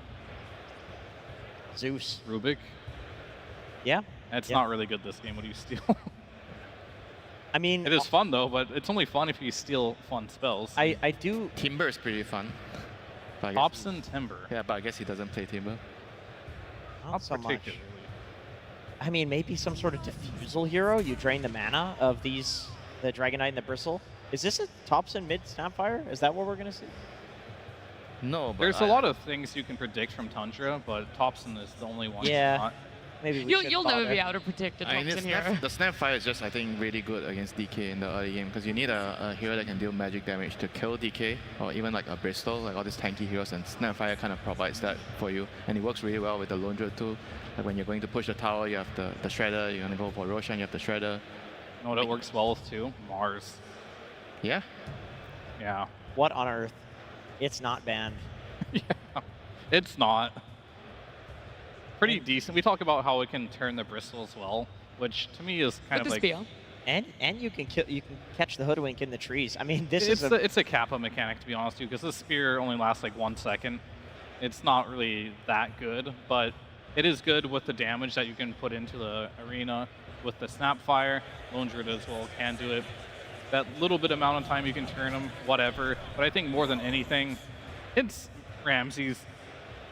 He plays Mars. It's in the pool. Just pick a Mars. Okay, well now, you know, I beg the question. They probably expected this. They have picked Mars every opportunity they could have gotten in the last week. It's a perfect Mars game, so what's the counter? Is Lone Bristle... Druid. Yeah, they have the Lone Druid is the concern from my end here. Second Lone Druid. What is a Lone Druid supplement or replacement here? I mean, normally when you think about Mars, you typically think of heroes that have illusions or extra units that can deal with it. And now we have... all right, so I guess we're not entirely sure where this Bristle's going. Is Amar going to play it or is Skeeter going to play it? No, I guess Amar has to play the Underlord. So is either Mallory going to play the DK or the Bristle? Probably the DK, right? I would imagine. Yeah. I've seen some mid-Bristles here and there, but it looks like it's going to be the choice. I like the Underlord. It's damage reduction against the Lone Druid and the Bear as well, and Lone Druid has a ton of HP. Underlord has percentage damage, and also the root. I feel like Lone Druid's kind of slow, like he can be rerouted a couple of times. Yeah, it's with annoying. Just a little bit of disable. Yeah, but they're all kind of like the same type of hero. They're all also weak against this like Timber, Viper type of hero. And now they ban out Rubik, which is understandable. They have Underlord. But I feel like Tundra still has a lot of really good options against this like 3 tanky heroes right now. Do they though? Like, what is it?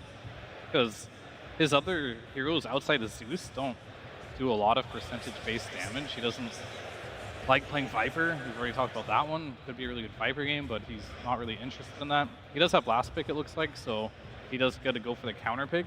But this is where you kind of go back to those Sniper and Invoker bans. Those look really good now, but they're not in the pool. Yeah, he needs to play something different, for sure. Thompson has been playing a lot of Silencer in his pubs. That's spicy. Silencer against very tanky heroes. I mean, he does get stacking glaives every time he hits them. I mean, these heroes like to get hit a lot. Silencer likes to hit people a lot. It's good. They have good front line for him in the Mars. I like how we're just like not even discussing Timbersaw at all versus Underlord, Bristleback, and DK. We just know Thompson won't play it. He's not going to play it. Just honorable mention, we know it's there, but I don't think he just plays it, and I think Falcons is under the same assumption. Yeah, but if you have nothing else to ban, just why not just remove it out of the equation? And Monkey King, oh, that's the last one.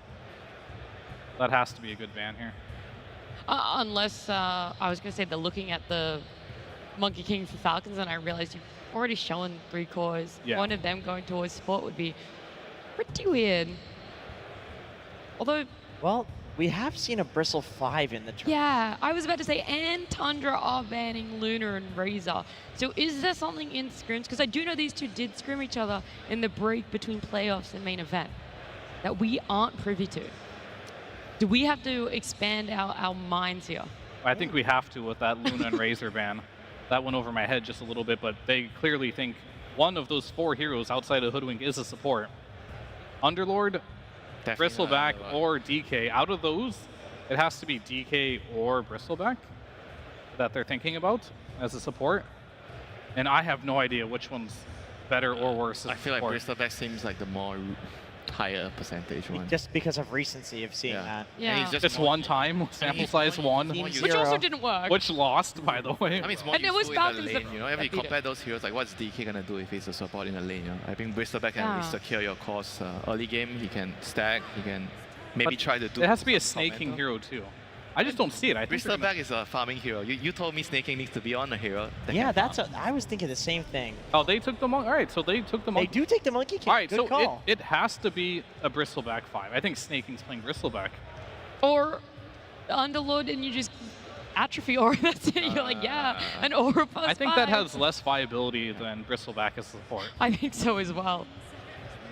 I'm actually kind of feeling Silencer against this lineup. Even more, now you're just like, this is it. It's a Thompson here. It's looking Surely you fantastic. Right click. Surely you would dumpster any of these heroes mid, right? He's going Dazzle, I'm going to guess. Dazzle is very good as well. Yeah, it's a Thompson classic. Yeah, he likes the hero. Less risky. It has a lot of heal to sustain versus Bristle Underlord. Dazzle is a very, very good choice. Got lots of heal. You do good damage against all these heroes in the front line. You win your lane. Is that what you're throwing in as well, Winter? You just want to +1 the Dazzle? Yeah, they can't even swap their lanes. I don't know who can they actually send into the mid lane if it's a Dazzle. All their calls are actually pretty terrible against Dazzle. You kind of have to like cut the wave, don't play the lane, drag the creeps everywhere. Oh, he plays it. Oh my god. Even better, but I didn't think he would do it. The ultimate Thompson 360. I mean, this hero I told you could never predict a Thompson hero. Yeah, this hero was already good, like so many picks before, but I guess Falcons did the same thought process as us. Like they felt like he's not gonna play it. He doesn't play the hero. He doesn't want to play it, so they totally ignored the hero, and now he's back. Yeah. I mean, I didn't even try to predict it. I tried to predict what he wasn't gonna pick, and then he picked it. That's how unpredictable he is. We should not bother trying to figure out. Let's just not. I'm actually going to ban Thompson from the vetoing conversation Thompson next time. conversation. Well, look, now you've seen it. It's a perfect Viper. I mean, based on draft, Tundra's gonna have such a good game with this Viper. The Viper literally counters every single hero they have. Yeah. You feel like it's just null and void, this Bristleback, even moving it to a +5. There isn't much advantage to be gained on the side of Falcons. Wait. Sorry. Yes? Okay, I know we vetoed Thompson conversation. Oh my goodness. Hold on a second. Okay. It's Thompson on a normal hero. I'm in. What's his build? Oh, so you're going to 180 again? The build is going to be something insane. He's going Gleipnir because he loves that item. It doesn't matter what he's building, Viper is the pick for this game, and he's going to do well. Okay. Well, look, I wish we could get a little bit more insight into what Falcons are doing, but instead, we're going to head on down to the stage, and we're going to get Moon, the coach of Tundra, with Slacks. Copenhagen, hello! I am here with the one and only Moon. Good to see you yet again, my friend. Quite an interesting draft, quite a pup-destroying draft. I believe that is a Pause 5 Bristle. I believe that is a mid-Viper yet again. Can you tell me about this? Are you guys just looking to destroy pubs for the rest of the year, or what's up? I mean, I'm just looking to give Falcons a taste of their own medicine. Ooh, I like that. Now, I gotta ask, man, you're a very, spicy guy. You like to take some risks and all that jazz. You're gonna open up a lone druid. Have you no shame? What do you think about this hero? I mean, this guy's busted, especially in your hands. I mean, Pure is like lone druid specialist, so free win. Okay, that is what I like to hear. Now, I would trust no one else with this out of all the coaches, but I'm going to do the most forbidden thing in the world. I'm going to give you my microphone. I'm going to let you talk to these fans out here, fool you, and tell them what they can do in this series. Tell them how to cheer from you. Let's go ahead and give it to you, man. This is yours. Take your moment, bud.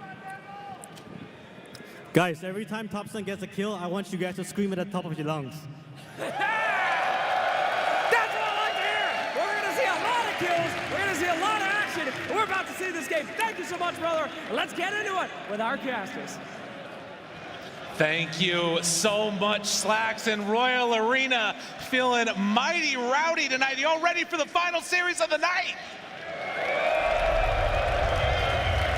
Now, Royal Arena, I do have to ask a couple more questions here as we're getting ready to pop into this one. Do you think these teams have what it takes to go to the full 3-game series? And Royal Arena, one more question. Do you think Darkseer should get buffed? Yeah, that's right. No, we did it. All right, well done. Ice Frog, you heard it from the people. It must be done. Lyrical doing his own savage agenda here. Listen, on I the gotta main do stage. whatever I possibly can as we get ready to go into this, the final series of the night. I can't wait. It's wild because you think about it, Thompson, the king of crazy heroes, he ends up picking the Viper last, the most normal one possible, and in the meantime, it's a great game for it. There's so many different heroes that just get wrecked by this one. Yes, there was an old discussion of if you just pick too many heroes to be doomed, then Doom can't be good. I feel like they've done the same thing here, right? Like that all of these passives are just so important that he can only break one of us now with the way Viper's been changed. Absolutely. That's going to be, I mean, if I remember right, that wasn't a great strategy. No, I really don't like that strategy, and yet we talked about it all the time for years. Well, nonetheless, it does seem like that is what is going to end up happening as the smoke out happens. The pause is about to be undone, and we're getting into this game number 1, Tundra facing off against Falcons. We saw in that interview at the start of this as well. Falcons talked about that earlier series that they had against Tundra and how things were going, and they felt like if they were able to go deep in the tournament, that was going to be the pivotal turning point for them. We'll see if they've learned some more lessons since then. Yeah, and of course, coming in here with quite a bit of pressure, I would say, on Falcons with how they've performed throughout the year. Definitely some expectations here at this event. And then Tundra, you kind of have the opposite here, where you're coming in, you have a stand-in playing for you, even though it is the glorious Soxa, kind of takes a little bit of the pressure off, just be like, oh, well, we'll see how we can do. And then you knock Falcons down here, but eventually you have to come and join them here in the lower bracket. See how the matchup goes this time. So you can take a look at all those various facets. I don't believe there are any that are super unexpected. The big changeup, of course, is going to be this Bristleback position 5. We're talking about all those weird heroes. Going to take the Snot Rocket. What do you think they saw in this pick that made them want to go for it? Is this just like a lone druid counter, or is there something else that Snake King's working on here? It's interesting because you would hope that the idea is that you pick the Bristle early and they're sort of forced to address it, right? Yeah. And then like have to do something in their draft and then to be like, now you can't play core Bristle.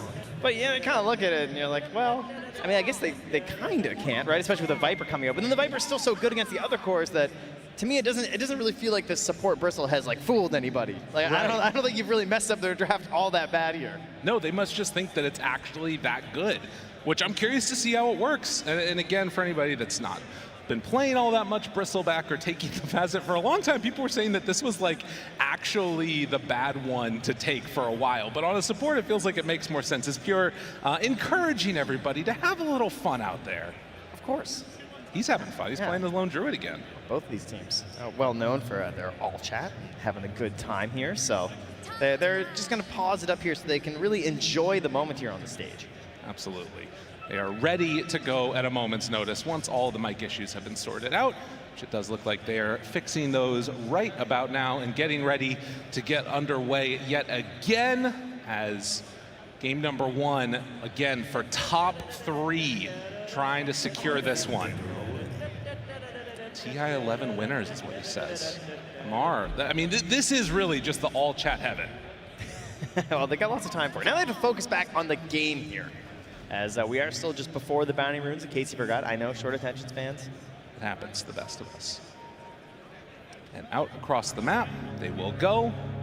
Amar playing on his Underlord has not always looked the greatest in the earlier series as Whitemon gets chased. Oh, Soxa keeping that Enchantress alive with the Scatterblast shot. Have ourselves of course, the long range. We saw some snaps messing around, go for some of the other facets, but we are back to the big Scatterblast, the snipe from downtown. Helps lead into kills there, makes life easy. Also, again, an amazing pairing with this Mars. We've talked about the Willow a lot as a duo. Snap is probably the other, second best one, I would say, to go alongside that Mars. So looking for another good game here for Ramses. Whoa, early gank, not what you were expecting. Thompson in some trouble. Snaking getting ready to dive underneath the tower. You weren't ready for that, buddy. He just never left. Oh, wow. Kind of stuck around in the beginning, thinking, hey, maybe I can make use of this bristleback. So that's a play that probably won't work again. Gives an excellent advantage early. How many more games do they need to play? I mean, how many more times does that need to work? That's a great start in what could be and what seems to already be a bit of a tough matchup, because as soon as he comes back in, Malrine starts taking the deeps. 6 stacks there and drops down to 80 HP. That's scary. Yeah, you heard the panel talking about Thompson could go for this Dazzle and of course ends up with the Viper, but it's all the same idea here, is that there's not really a good laning solution here for Falcons. That's why you're going to see that play from the Bristleback, but even with that kill happening, you're still going to have a very hard time doing much in this lane. We're going to see a lot of creep pulling shenanigans here for sure. Good option, and you can see already Snake King is somewhat low on resources, going to need to heal back up with that salve to make sure it does not get broken by the Snapfire, as Ramsey's also taking a bit of a beating. And in the meantime, Malrine just can go in for a Boundless Strike, but will get a good chunk of these creeps denied out, most likely. That's another big head. But of course, that constant spam will cost something for him. Thompson about to get that bottle delivered out. We'll see if they decide to bring any more heroes over to help out Malrine, because honestly, the way that this is looking, if you get a couple more levels up on Thompson, he's not going to be able to approach the creep wave. No, that moment is definitely approaching quickly, so you have to hope that your side lanes are going to be going a little bit better, right? 6-0 already, and you can see that the DK not having the best of time there, but down bottom, we're seeing Pure off to a decent start, facing off against Crit and Amar in this side lane here to the side. Yeah, got some pretty good potential for global mobility here on Falcons. You're going to have the Gate, and then you have Monkey King, who pretty much is global these days with the Simeon Scribe facet. Snake King, that is a lot of stacks. That's right. Finds them, kills them. And something that you don't necessarily love when you have this full-bore Snapfire is getting a melee hero up in your face. That's what Bristleback is aiming to do here. And hey, you know, another advantage of Simeon Stride is he get back to the fountain faster. Guys, bye-bye. So even if your lane is a bit of a disaster, you just got to skip and hop your way